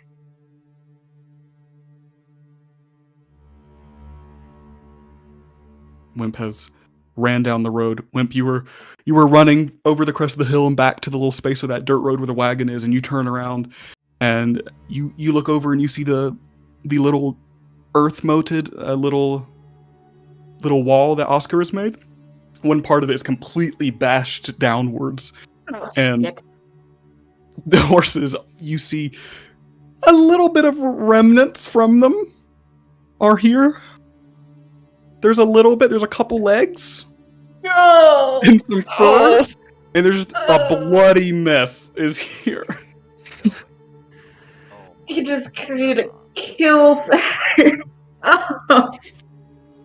Make me a perception check, please, as you are out here alone, looking around now, seeing that the horses are dead.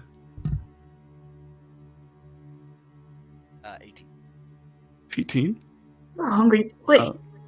To the right, so facing the opposite direction of the cabin, so further into the woods, you hear a couple big branches break.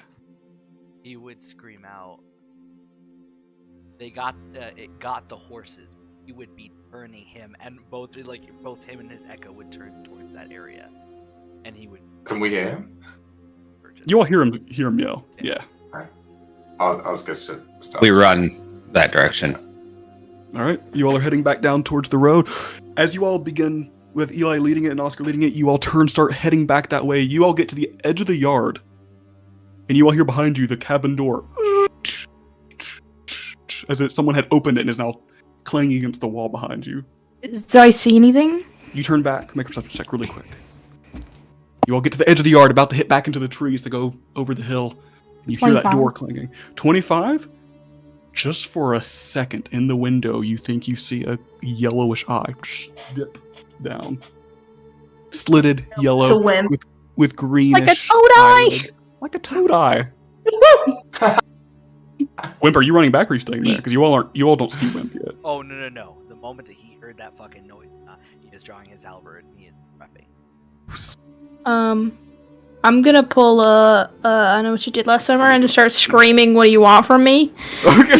What do you want? What do you want? Yeah, Sylvie, you're screaming that. Yeah, I was gonna yell out to Wimp and say that we need to, get together in a clearing. It has too much cover. Eli steps behind them. Yeah, Okay. Wimp would begin to step backward, facing the direction that him and his echo would speak, sidestepping. Okay, you all hear Dylan shouting. You're on the yard. Jennifer Love Hewiting, what are you waiting for? And you hear from in the cabin, because the door closed again. You hear the door opens back up, and you hear a voice. It is low. It is grumbly. It feels like it's on the verge of coughing, if that makes sense. And obviously I can't do that, but that's what to imagine. It just says, Dylan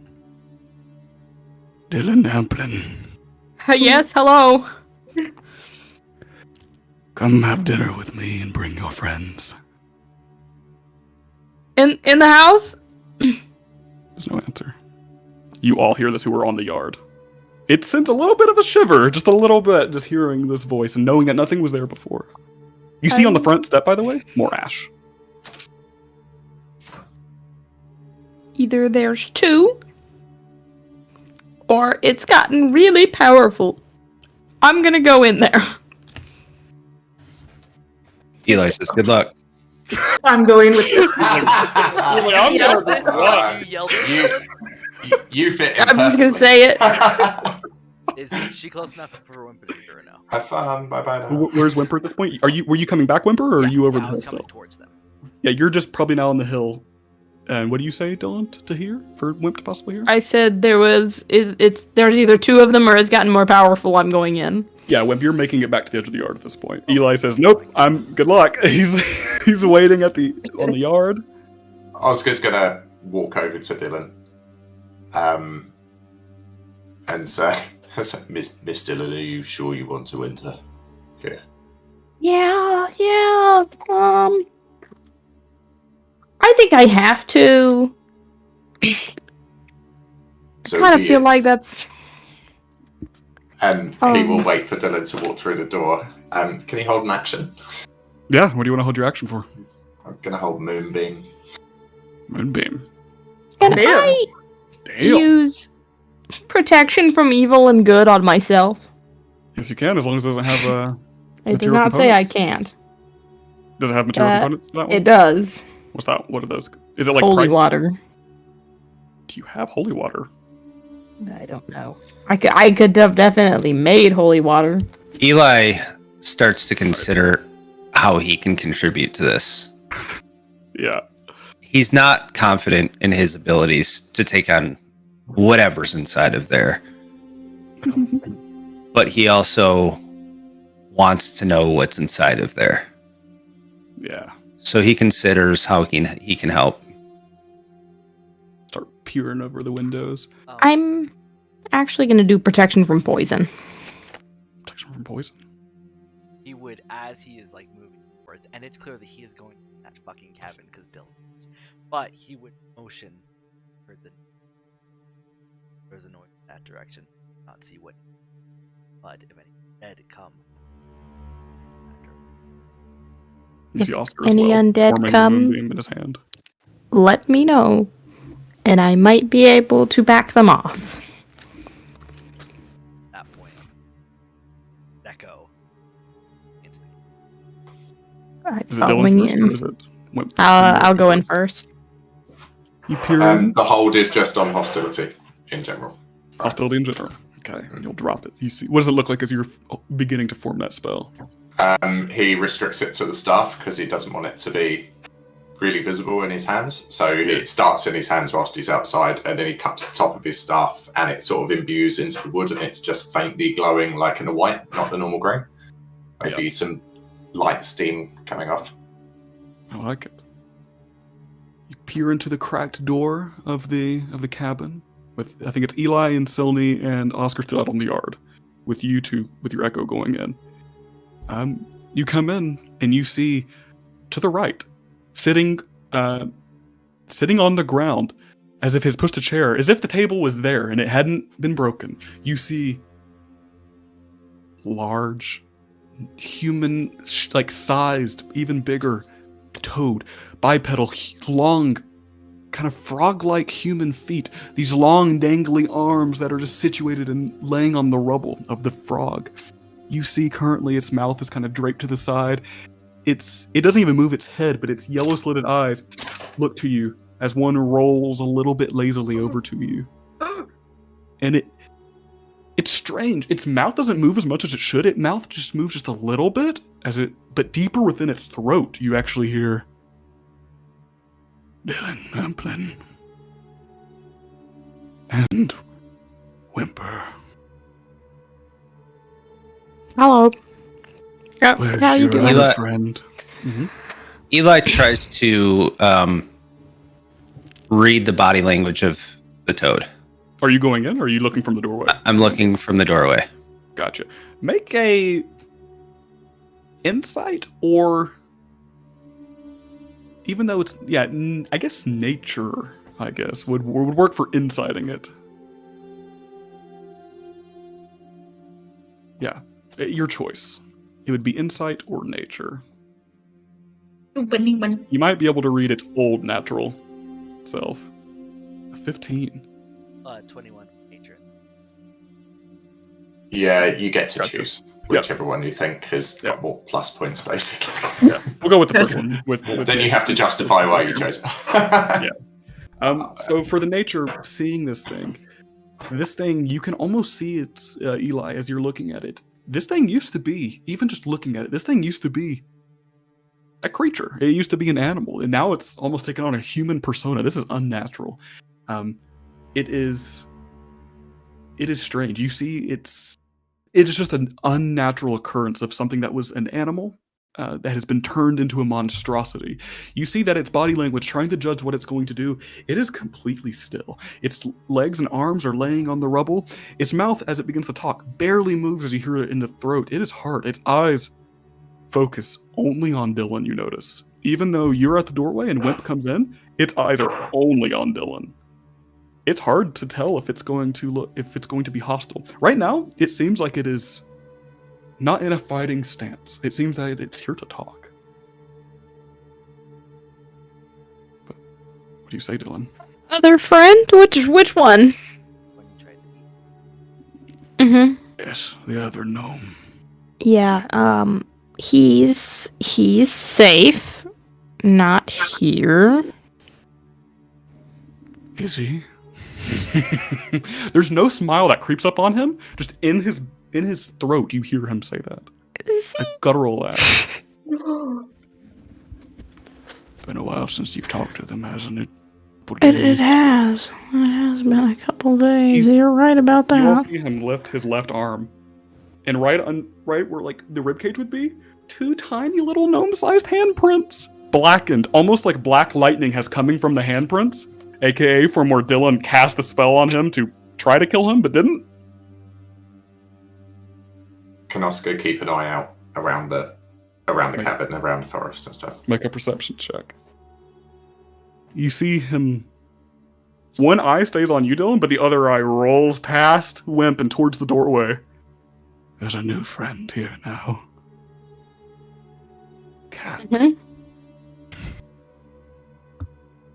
That's So, why are you wanting to talk to me? You made me what I am. Mm-hmm. With nowhere else to go. I have gained insight into how your people work. I used to spend every day scrounging for food like an animal. I'm above that now. Are you? You ate our horses. You see its head lop to the side. Its mouth falls open as a little hoof onto the rubble there. Yeah, there it is. I still have to consume. Are you going to take responsibility for what you made, Applin? Eli looks at Dylan almost as if he's expecting an answer. Yeah. The eyeballs just press further onto Dylan. This poor guy has come to sign up to the Fanatics and gets put with you all. And no other Fanatics know that you made this thing. I'm outside and I'm prepping my bow and everything, and I'm taking my steady aim. And I'm just looking. I'm gonna do guiding bolt at him. Oh, you starting to shoot him? What's it look like as Yeah. you start to form that spell? I'm just gonna be like moving my hands together as the pink magic starts to form, and I'm just gonna say, yeah, I'm taking responsibility for it. You blast the magic at him, roll to hit. What do you have? That is a 26. That's 26. You hit. What's the damage Yeah. on that? Do you get Hang to pick? on. Is that the one you get to pick what type of damage, or is that No, it is radiant. radiant? What you got? 13 points of damage. You all see as Dylan unleashes this radiant bolt at it, and it crests it right above the eye.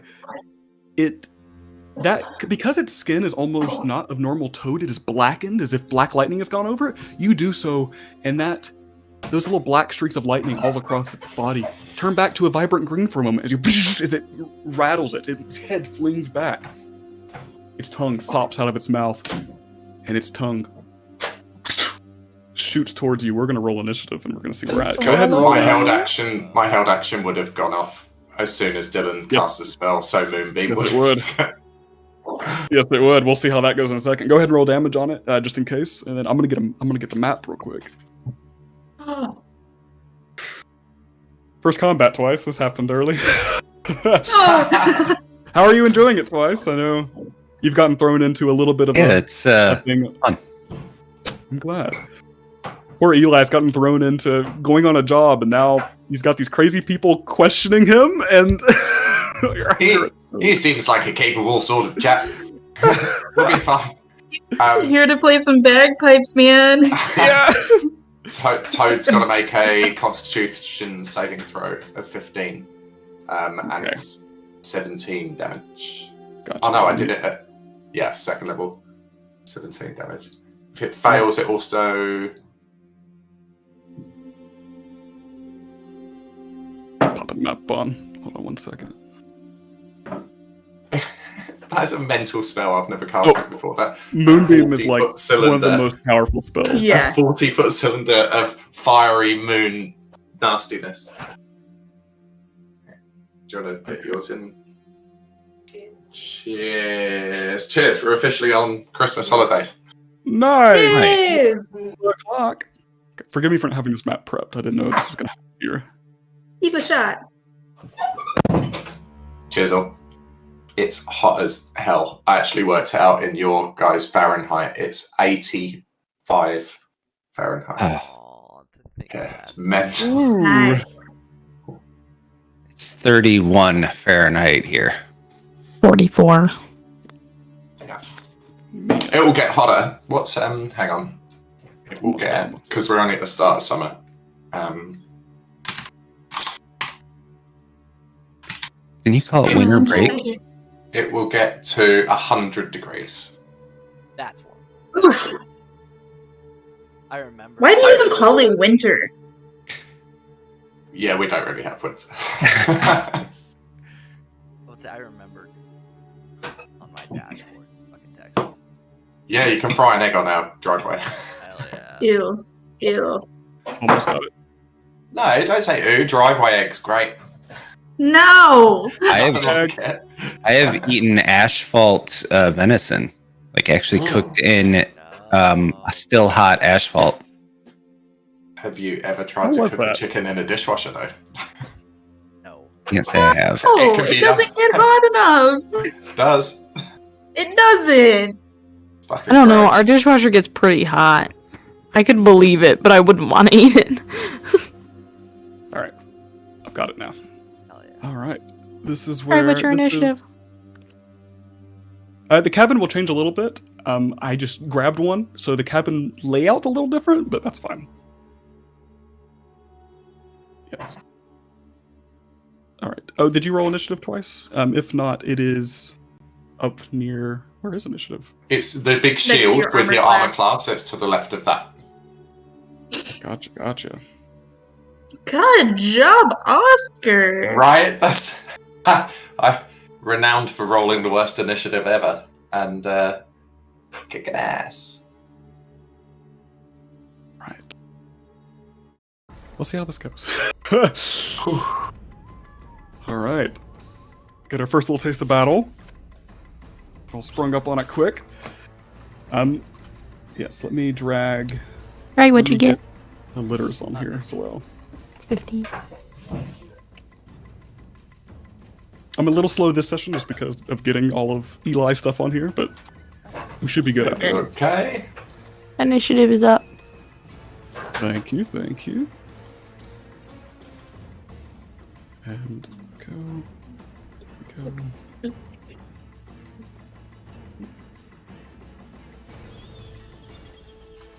Okay, you should be able to move that twice. You should be able to move Eli.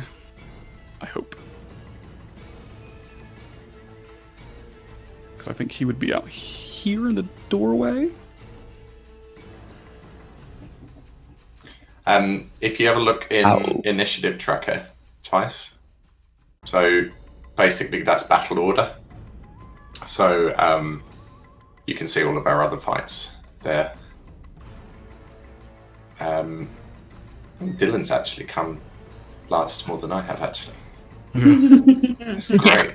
Dylan and I suck at it. I've noticed it almost every fight we swap. Yeah. Yep. Are you able to Which- move Eli Which is twice? good though. It doesn't look like it, but I don't know what I'm doing. Just hold down left click on it if it turns to arrows over the when you hover over your purple dude. It If will it turn doesn't- to arrows. No, I can't. Yeah.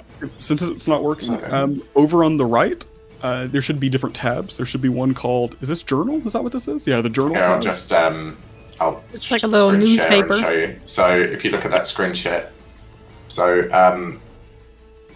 so you need to click on this menu up on the top right. You click the one that looks like a newspaper, third one in, and you'll see you should see Eli here, and you just hold down left click to the right. I'll do the drift load. Hold down left click to the right of the name, and then drag it across and just drop it, and your little dude will appear.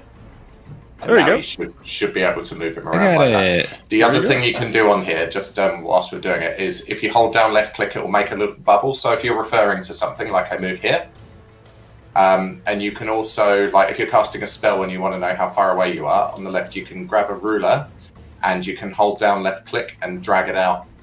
And I think if you're holding down left click and you do right click, you can actually like measure, like if you want to run around a corner, you can measure how far, because you've got like 30 feet of movement. So you go, right, I can make it to here. And then when we move, we generally move like square by. Oh, you'll need to click the arrow to move yourself again, but we move square by square just so that Chili can sort of see where we're moving. And every square is 5 feet. Yeah, and no pressure will help you through it as well. Yeah. I It's might more the moving square by square is also because Chili puts traps and things down, and so it's like move slowly so I can see if anything I put there can kill you. That's right. Okay. All right. Yeah, and no pressure on that. So we got.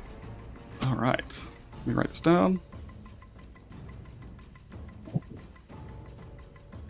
Incidentally, when Moonbeam was cast, it like, because he would have held his staff forward and it would have whooshed right past your head, so you'd have just got this like searing white light that shot past your head and hit the floor where the toad is, and then this cylinder of white fiery horribleness would start swirling around him, and he would just catch flames immediately. Searing pain, it says. You got a Very nat satisfying. 20. All right, and then it is toad. All right. So first off is the moonbeam, and you would have put that at the back of the house. And how much? That was a Constitution saving throw, correct? 5 foot square, Constitution of 15. That is a fail. How much damage? 17. 17 damage, and every turn that he starts in it, he takes 2d10 again. Let's go ahead and put this down. What's the radius on that? So I can just have this down here. 5 foot. 5 foot circle? Yep. All right. Yeah. A cylinder, but 40 foot up as well. So if he jumps. It's a nasty, nasty spell. First time I used it. I can cast at 120 feet as well. Yep. There it is. Blinding light. There's the hole that goes through the thatch roof of moonlight. Just it almost gets darker for a second outside as the moonlight centers in, crushing down onto this. Remind me again how much damage one more time, sorry? So I can mark it 17. down. And because you're right in front of me as well, you'll actually hear Oscar like take an intake of breath and go, ooh, ooh, because he's never cast it before and it's quite visually impressive. And so I go, oh, was that overkill? Was that a bit much? Yep. You also see its tongue that was flying towards you, Dylan. Whoosh. It actually, when the moonbeam comes down on it, it recoils its tongue back in as it was sizzling in the pale light coming down. All right. That was your reaction. That's a spell slot. It is Oscar's turn because he has a surprise round. Being natural 20 and then Silly on deck. After he's cast Moonbeam, he'll look at Dylan and say, Miss Dylan, are we vanquishing this toad, Jack? I mean, I am. You are. It's okay. done. Okay, he will cast.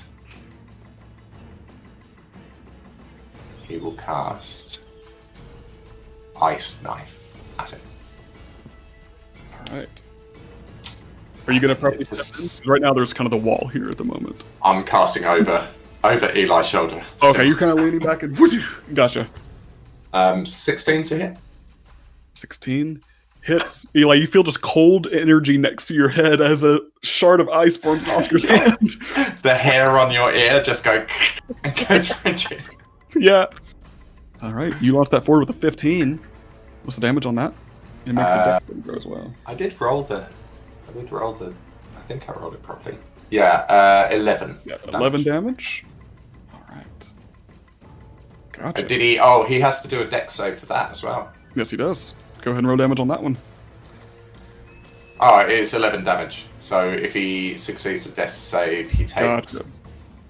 So on a hit, the target takes 1d10 piercing damage, and then the shard explodes. Sorry, right? Yeah. Gotcha. So I see it. He did fail. So you see that ice knife dart across the room, stick into the toad's, kind of in the middle of the gut, and then the shard of ice just cracks and splatters out. You see kind of the red ice from the toad. It's kind of not actually red, it's just black ice now flying across the room from it exploding. All right, that was so your it's 2 surprise. piercing and 9 cold. Yep. That was your surprise, I believe. Yeah. Sony? With Oscar back. Yeah, I am going to be holding my action. Bonus action, still doing the steady aim, and I am just keeping an eye out on the surrounding area, knowing that the frog is inside, and I want to see if like anything is popping out around here. And as soon as I have eyesight of an enemy, I will shoot. Okay. I will say at this point, you begin to see, at the moment,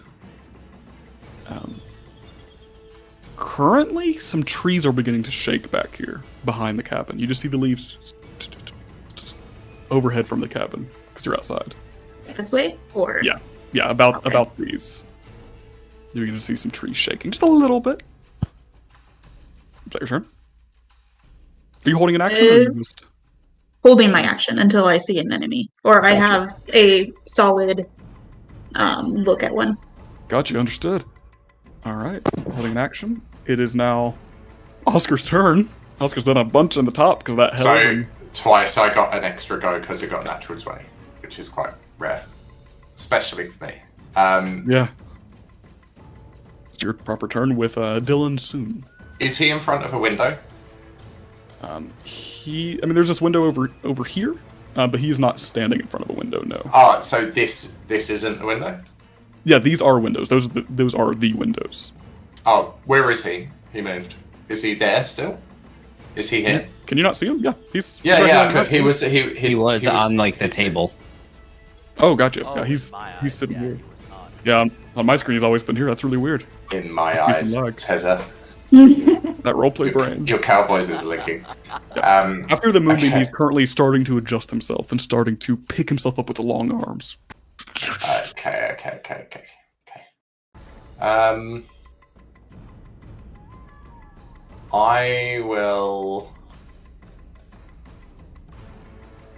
I'll chuck another ice knife at him. Okay. Yeah. So that is a 25 to hit, and he needs to make a dex save. He does make the dex save. Right, so he just takes 1 piercing damage and half the cold damage, right? Yes, that's right. Yep, so, and it's 7, so he'd take 3, because it rounds down, right? Rounds up for you, I believe. It rounds up Oh, for it does? players. Nice. Yep. So he takes 1 piercing damage and 4 cold damage. Understood. And then 2 impale Oscar is going to 5, 10, 15, 20. He's going to move back to here to keep an eye on... trees shaking as well. Over the What? behind the cabin. Now that you're out here, you begin to see the trees shaking behind the cabin, just like Selny did. Shit. Yeah, he'll just go there. He needs to be able to see Silney, and he's giving Eli some room to Okay. puff up his bagpipes. Yeah. All right, is that your turn? Yeah. All right, it is the Toad's go. The Necro Toad. You see him take his big arms, pull himself up, move some things aside. As he stands up, he will... I think, is Moonbeam start in the turn, or is that... if he Start of ends- turn. I'm reading It's it the right start now. of his turn, so yeah, he takes He the does another Constitution save. a 15. He does succeed this one, but I think he takes half. Yeah. Takes half, so I need to roll 2d10, right? Yeah. Yep. I'll do it manually. 8 and 2. So, oh no, they were d12. Ignore that. What do the 10s look like? Oh, they're the. They look like little, like, yeah. block diamonds. Mm-hmm. A 9 and a 2. He takes 11. 11. All right. Gotcha. I think I get to move it on the bonus action as well. I think so. That'll be so next too. turn. You move it on actions. Up to 60 feet. You can use an action to move the beam up Yes. to 60 feet in any direction. That's fucking Right. nice. What you'll see, because the layout of this cabin has changed a little bit for the map, a little bit of a retcon, there's other tiny rooms. Dylan, Wimp, and Eli, you all see this door swing open into the small little cupboard. You all look back and see the toad whiff up in a black smoke, leaving behind him on the floor a pile of ash. Oh no, we weren't fighting the toad.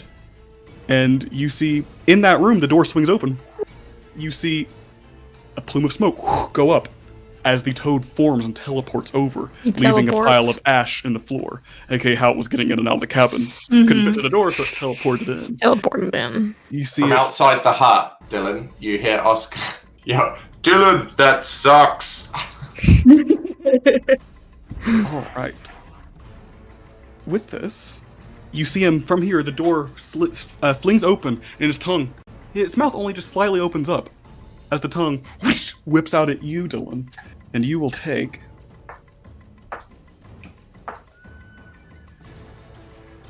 17 piercing damage as you find that the tongue piercing damage as the tongue sharpens to a point with a barb on the end. It impales right into your shoulder as you leech forward, essentially. And with that, you find your little boots on the ground, sliding towards it as the tongue is almost pulling you back. You feel yourself, you try to grab onto a chair as you knock it over, as you lurch right towards its mouth. And as you come towards it with insane speed, the mouth opens up insanely big. You all see inside of it just black smoke echoing out as you are being pulled inside of this dark void of the inside of the toad. With this, you are swallowed, and I can't restrain or anything? You You can't even try to get out? This is an attack. You can get out on your next turn. This is an attack move. You are currently grappled. Yes. You are inside, and while inside, it clumps down. Everything goes muffled on the outside. You are currently blind. You are currently restrained. And yeah. So it's currently, you can't see anything. You just feel its fleshy, rotten interior of the inside of the toad. You all don't. You all do hear the slow. You hear it inside, Dylan, loudly inside of it, almost as if it's standing right next to you inside the stomach of this frog. No, I'm taking responsibility. As you all hear him grumble that, and it echoes so loudly inside Dylan. He had 2 hit points when you fought him in that so many sessions ago, and now he's back for blood. He's so much back for blood. And with that is the toad's turn. Dylan, it is your turn. You do it to yourself. You do. You are currently restrained. Let me see what it says. Let me read, because then I'll know for sure after this.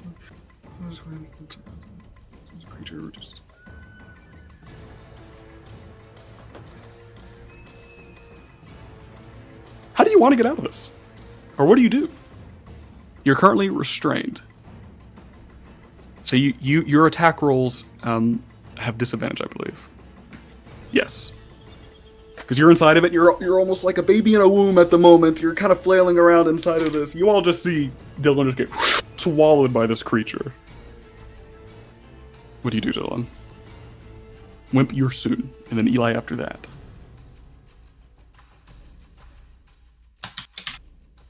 What you got, Dylan? I am going to cast Thaumaturgy. Okay. And I'm going to make the sound of thunder. Okay. Actually, I am going to press up against his body, and I'm going to make tremors, like an earthquake. Okay, with Thaumaturgy? Yeah. Just gonna put your hands on it and just create little tremors. You all see its flesh from the outside Vibrate. begin to rumble like it has ripples on it. And I use that to try to get it to throw up. Yes, you can. Make a spellcasting ability check, so it's your wisdom. You're trying to make it sick. That is a 18. As it's swallowed, you see the ripples along its body. You see it kind of lurch. It was going to start basically being on the defensive towards you all as it... and its mouth just opens up and just spits out. Dylan, you are covered in strange gray goo, just covered in slime out here, as well as some fresh blood from the horses. You're just covered in, as you get let out prone, just slopped out onto the ground. You were prone, though. Nice. And you hear him say, Why did you do that? That's all he said, apparently. You taste disgusting. I'm going to cast Healing Word on myself. Okay. You use a bonus action to quickly, a little radiance goes over you as you begin to heal yourself. That's it for me. Okay. You are prone. Do you want to stand up? Yeah. Okay, use half your movement to stand up. Alright. With that, currently,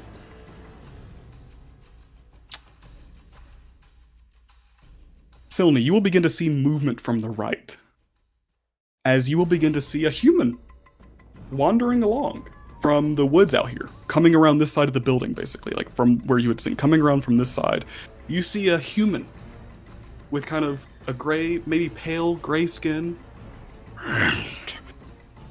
slopping on as the zombie starts to peel around the corner. As you all are about to learn the definition of necrotoad, learning that it can indeed raise the dead, essentially.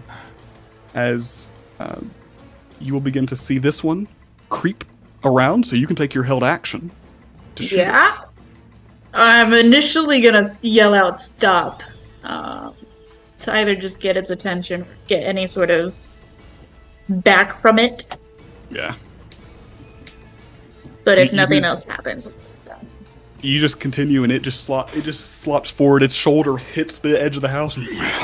As it opens up, you see a few flies out of its mouth, unfortunately. and then forgive me. So when I have pea shooter and I got that natural one on the last one, do I have to spend time to mend it? Yes. Okay, Somebody with okay. first tools has to fix it. Got it. Has to take a So shot. then it's just gonna be the short bow. Okay. It's probably way too late to say I fixed that on the rest of the way here, isn't it? A little bit now. That would have to Yeah. be something I'd need to know, because that would take some Need to checks take a to moment. look Yeah, away. definitely. I usually reckon natural all that one. stuff, but not that one, unfortunately. Natural one. Oh, Silny, those rolls. I know. You take your short bow. You're waiting for impact, as it just goes through the forest, and then finally, after a few seconds, ting, as it just hits something way in the woods. With Pause a little bit and be like, "Hey, asshole, over here." Keeps coming, just coming forward. You see part of his arm is like, I don't want to get too graphic, but is melted away from probably being inside of a toad for some time. Some of its arm is a little melted away. Is that your turn? Oh, that was your held action, sorry. That's held action. With this, you will hear, all of you will hear, in this room, a window shatter. Just shatter. And from that, you hear the growling of what seems like another humanoid coming through. You hear something flop through as seemingly, for narrative reasons, you all don't see it, a zombie shatters the window and just rolls himself inside onto the ground. And that's what's happening. Alright, with that, it is Wimp, and then we'll get to Eli after that. Cool. So essentially, the moment that Dylan begins to get drawn in, his echo's going over here prepping for a strike. But the moment she gets swallowed, essentially he begins to cast Chaos Spell without actually understanding he's casting Chaos Spell. And Alright. it's just gonna expel from him. Alright. Do I get any bonuses like based in any skill? I'm never confident. Yes, it is. You're doing your new sorcerer thing, aren't you? Yeah. Fucking sweet. I think it's your. I forget. What's your highest out of intelligence, charisma, and wisdom? Which one was highest? Charisma is like where I pull my. Yes. Then yeah, you're right. It's from that because that's your natural tiefling stuff. So yes, it's you would add your proficiency and your charisma. So 2 plus your charisma. And it's 22. You all see Wimp just come forward, and almost like he got electrocuted. His arm snaps up, and you just see kind of bluish magic just rocket off of his arm. You get to pick the damage, I believe, Yes. or it's random. I can't remember. So we're going fire. That's why and it is. You are within like 10 feet currently. Well, if you, oh yeah, you're. I'm looking at your echo. You're still across the table. You're good. Yes. And then so it's 6 plus 7 plus 3. 16. Roll me a d100, please. You all see as this chaos bolt just ricochets, and you see strange blue magic just arc across this frog's body. 94. And This is new, by the way. Tez just got weird shit. This is wild magic. yeah, no one knows how it's Last- done yet. It's Last been a episode, reveal. this 90 what did you say? 94. 94. You see this energy, as if magic has been fueling up inside of Wimp, just get expelled outwards towards the frog. And you, Wimp, you're like, oh! Like looking at your arm, and you currently see red and purple crystals, tiny, jutting out of your arm now. Very Just a little bit. A little bit. It's like a tattoo. It's almost interesting pain. If that makes sense. But while you're looking at it, your hand begins to grow bigger and bigger. As you all notice, that Wimp is growing bigger as his size is beginning to double. AKA, if you don't, yeah. So what this is, basically, it's wild magic. So every time you cast this spell, a random effect happens. And this one is your size increases by 1. So Is my echo size increasing? Yes! Do it! Echo Echo! and him, It's a very your neck just hits the top of the ceiling as a few statues, just as you're currently big, size of the frog currently. Dylan's screaming. Everything Outside, I was is just like, gigantic. holy fuck, Mr. Whimper.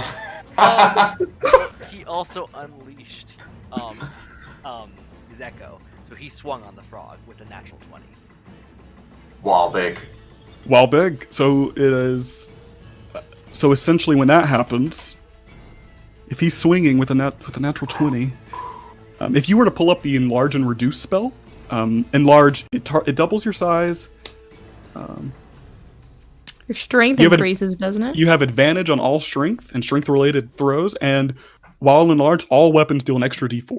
So roll 2d4 because it's a crit hit. So roll an extra die for your damage. Oh, it reminds me So of it. it's 19 together. Little Vic. Big. Poor Eli just gets into the situation, and so much weird shit is now happening I was around. just about to say, yeah, Whimper does not look comfortable. He looks bewildered. He's like, I'm huge. I'm Oscar big. You're even bigger than Oscar at this point. You're big. You're massive, Mr. Whimper. Is that your turn? One's like the size of a mouse. Yeah, Bloody enormous. that's all. He's gonna be too flustered to Alright. do anything else. All right, Eli. What do you want to do here? And we'll talk you through it. I know you're new at this, so no pressure. But Yeah. what are you thinking? So, You got your spells too. yeah, that I don't know what I am supposed to do. Fine. What are you thinking? Without even looking at the character sheet, what are you thinking, like, of wanting to do? So, what state is the frog in right now after all of that stuff that Looking- just happened? Looking at it, you currently see that it has many wounds from the ice knife and the slashes. It's pretty beat up. It doesn't look like it's on the verge of death, but it looks pretty beat up. Maybe halfway there. It's getting beat up. It can So, take some more, though. and other than, yeah, it's Dylan, right? Other than Dylan, everybody else is in good shape. Real Right. bitchy, mate. Yeah, everyone else looks pretty unharmed. Whip's, I'm above Whip's half. massive and very scared. Yeah. So I think, in terms of getting on the action, he's thinking to attack, and he's maintaining his range. So he's looking at either a dagger or a dart. I'm more inclined to use a dagger. You also have a rapier as well, if you want to use that. Yeah, I'll they're right only here. reach 5 feet though. 5 Yeah. feet though. Is that close enough? Well, I you mean, I'm can all- move towards Yeah, him. you can move. You can run up to him. He's not moving. He wants to stay ranged. He's not. You want to? Oh, He's so not you're moving going in. completely thrown. Yes. Yeah, I understand. Yeah. Do you want to? Yeah. Which one do you want to throw? Throwing the dagger. All right. So you'll hit that +5 next to your dagger. 13 at the moment. At the moment, let me see if that will hit it because it's changing a little bit. You will hit it. How does it look like when you grab your dagger and throw it? It flies through the doors. It goes over top of Dylan, who's prone on the ground, and catches the frog directly in the side of his throat, like stuck in the jowls, kind of area. Black Ichor begins to splatter outwards a little bit, and with 5 piercing damage. Nice. First hit. Well done, sir. All right. And so to explain also what you can do, because we didn't talk about this too much in our little chats. So what you just did is an action. Every turn you get an action, a bonus action, and you can move. Most things on here are actions, but you will see that, for example, I don't know if you have any bonus action stuff except I do. You have Bardic Inspiration, which you can do. Yeah, and so I think I will do that. What you got, Sony? I forgot that I was taking the steady aim as well. Does that work on a reaction? It gives me advantage. Yeah, I would say sure if you were holding it. Yeah. You want to reroll that for advantage and see if you hit that zombie? 15. 15? Yeah, go ahead and roll damage on that zombie, and we'll get back to that. Wait. Eli, are you doing Bardic Inspiration? Yes. All right. So basically, what that means is that you inspire someone for the next 10 minutes. Someone can add a die to an ability check. So who are you inspiring, and how do you do it? How do you inspire them for bagpipes. Yes. I am inspiring Dylan. Okay. And I am playing the bagpipes to inspire Dylan to fight. Yes, you are. I was I've looking been so for excited for this. I've been so excited. As you're on the ground, Dylan, or you start standing up, you hear this behind you. You turn back to see the tabaxi. Throw the dagger. Look you right in the eyes. And you feel so incredible. Yeah. So much. Intense bagpipe music play. I'm just gonna.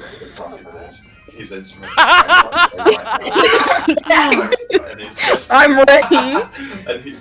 You all have never seen this gnome. You're coming up. Oh yeah, I remember. Feeling inspired. Yeah. Now. It's almost as if there's more behind him. I'm like a cacophony. Yes. I feel inspired. Around this entire building, you begin to hear the bagpipes swallow around. It is beautiful. It is so beautiful. Maybe a tear drop. I've been so excited for that so much. Dylan, you have a D6, any ability check, saving throw, or attack roll for the next 10 minutes. Okay. Right. Would you like to move, Eli, or are you staying put? I am staying put. Okay. With that, Silney, as Dylan has been inspired, you hear this. You can maybe, or even inspired in your own way. What do you do? It just keeps getting more orchestra. I don't think we listened More to it that epic. far.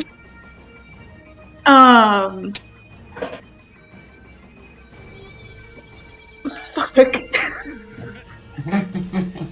Bards, man. Fucking great. Bards. What are you doing, Silney? The bagpipes are there. What are you doing? Is it my turn now? Doing a jig. It is. Eli has I don't know where gone. we're at. He threw a dagger and it is playing the bagpipes to inspire Dylan. Got it.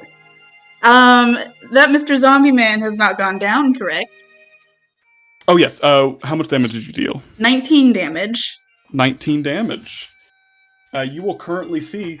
Let me look.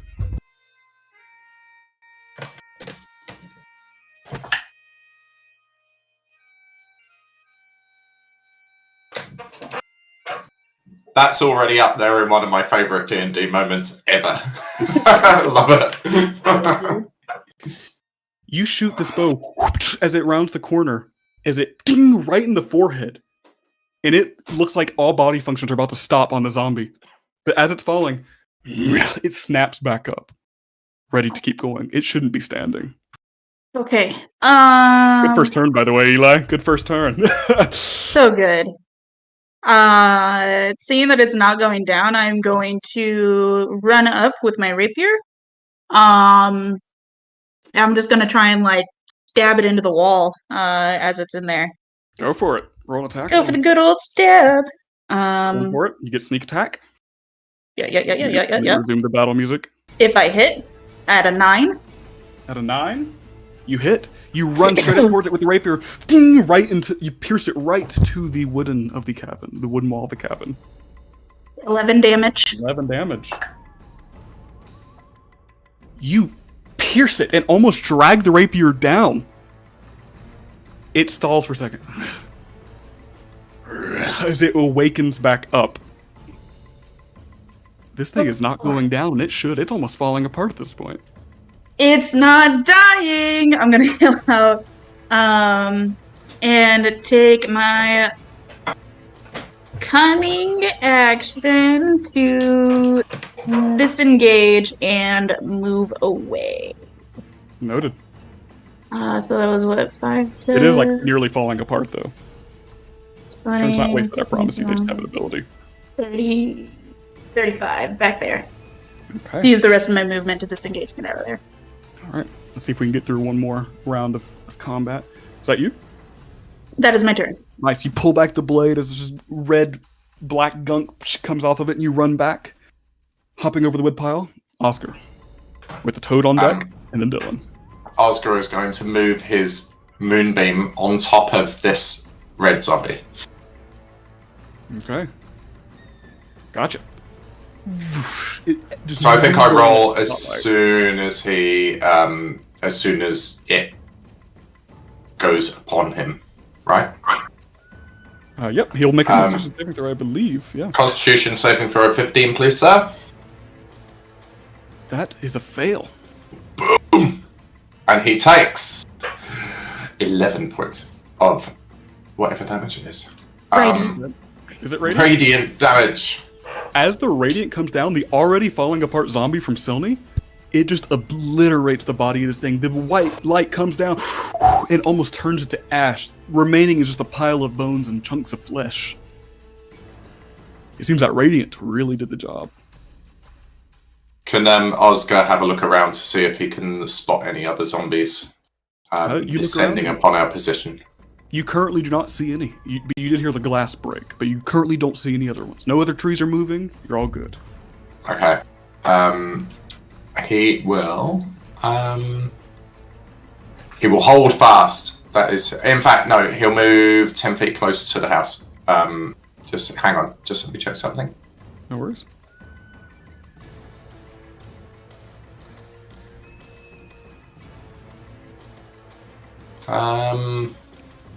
He'll move here so as not to get in Eli's way, but to be able to see El Toady through the door.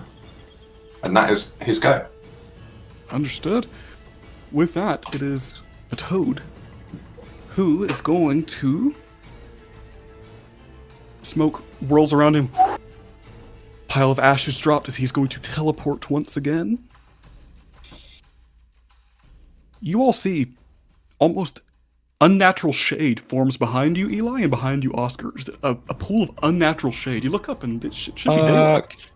As smoke waves back up and a pile of ash drips down onto the floor as the toad comes here and is now hunched forward, using its arms to support itself up.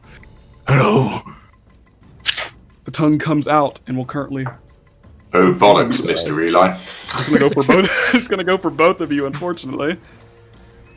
Both? I shit you not, I rolled natural 20 on both of them. That's a crit on Oh both my God. of you. It's okay, we're not both fitting in there, let's be real here. I'm enormous. Quite comfy. Yep. This is when Twice comes to join us and I kill him first session from a. Right. Ethan's done it before. Shut up! No. 4.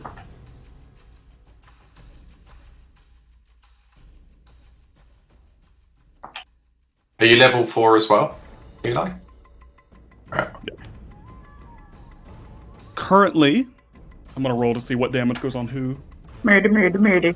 All right, Eli, you will take Murder! 12 piercing damage. So on your sheet in the top right, you have your heal and damage next to your health. You can just type in 12 and hit damage, and it should lower it down. My AC is 14 now. Just by the way, it's gone up to. You got a nat 20. Say that. but Heal and understood for damage. now. Do it now.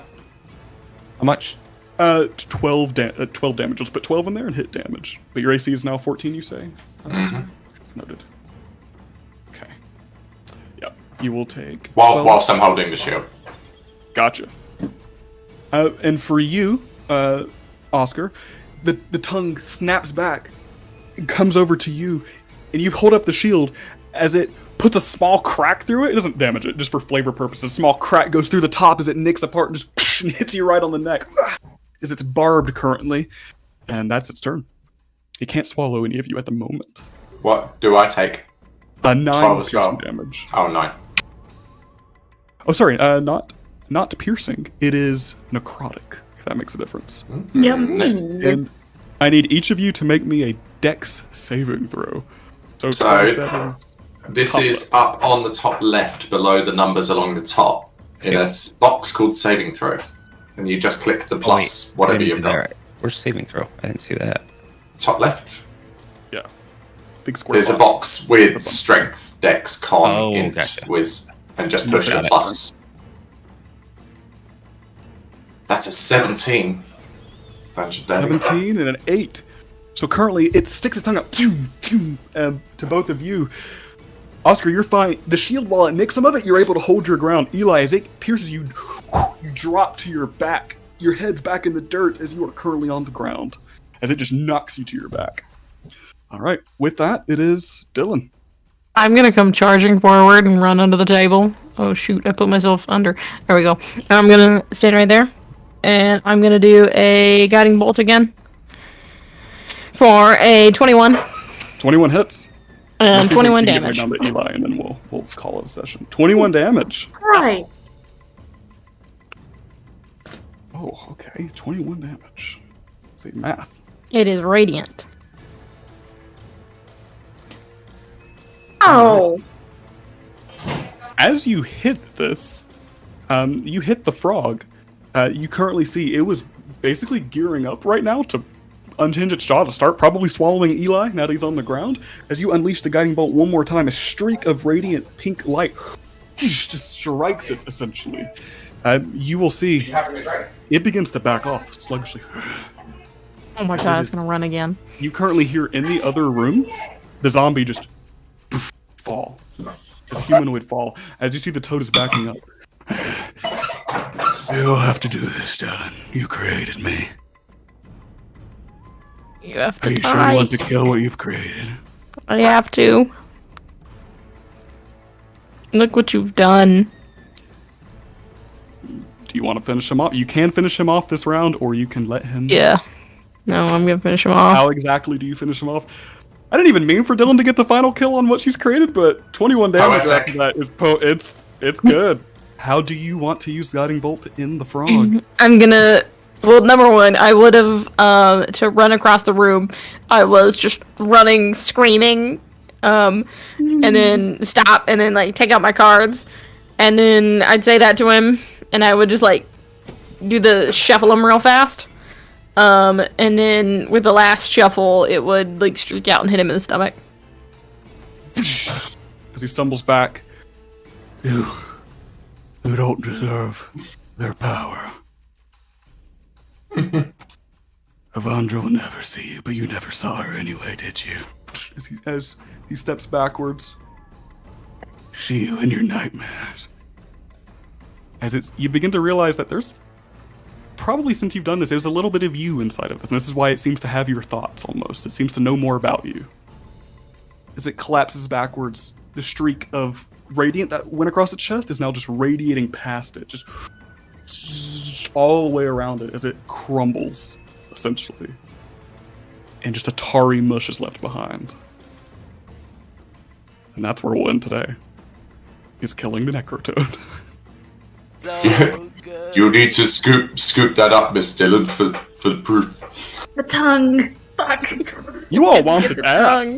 Has anyone got a dustpan and brush? Eli looks at Dylan and just gives a little nod. Yeah, that's a good way to end it. No more looking for an answer. I love it. Oh my god. You all want it. Womp. Those good rolls. 21. So is it not resistant? Does it hurt it more on Radiant? No, actually. You just rolled so well on it with Moonbeam and this. It just happened to be regular damage. The zombies, I believe, are. But the do we have to polish off the blue guy? I think we heard him fall and We he heard him died. drop. Oh, right. Okay. Yeah, I will say, when you go and check, it's just a corpse, non-animate. I'll move Moonbeam over him just to make doubly sure.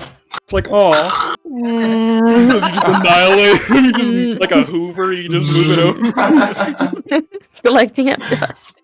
I will say, you all wait a minute, just to wrap up the session as well. 2 minutes go by and Wimp's still not small. We'll linger on that for a week. Yes. I was hoping because I'm gonna have to teleport my. You're gonna have to break out the door, yeah. You're gonna have to do what the frog did to get in. Yeah, you're gonna have to teleport out. What the fuck? Imagine this is permanent, and you just have to adjust your life to being You're forever 15 feet. Oh my god.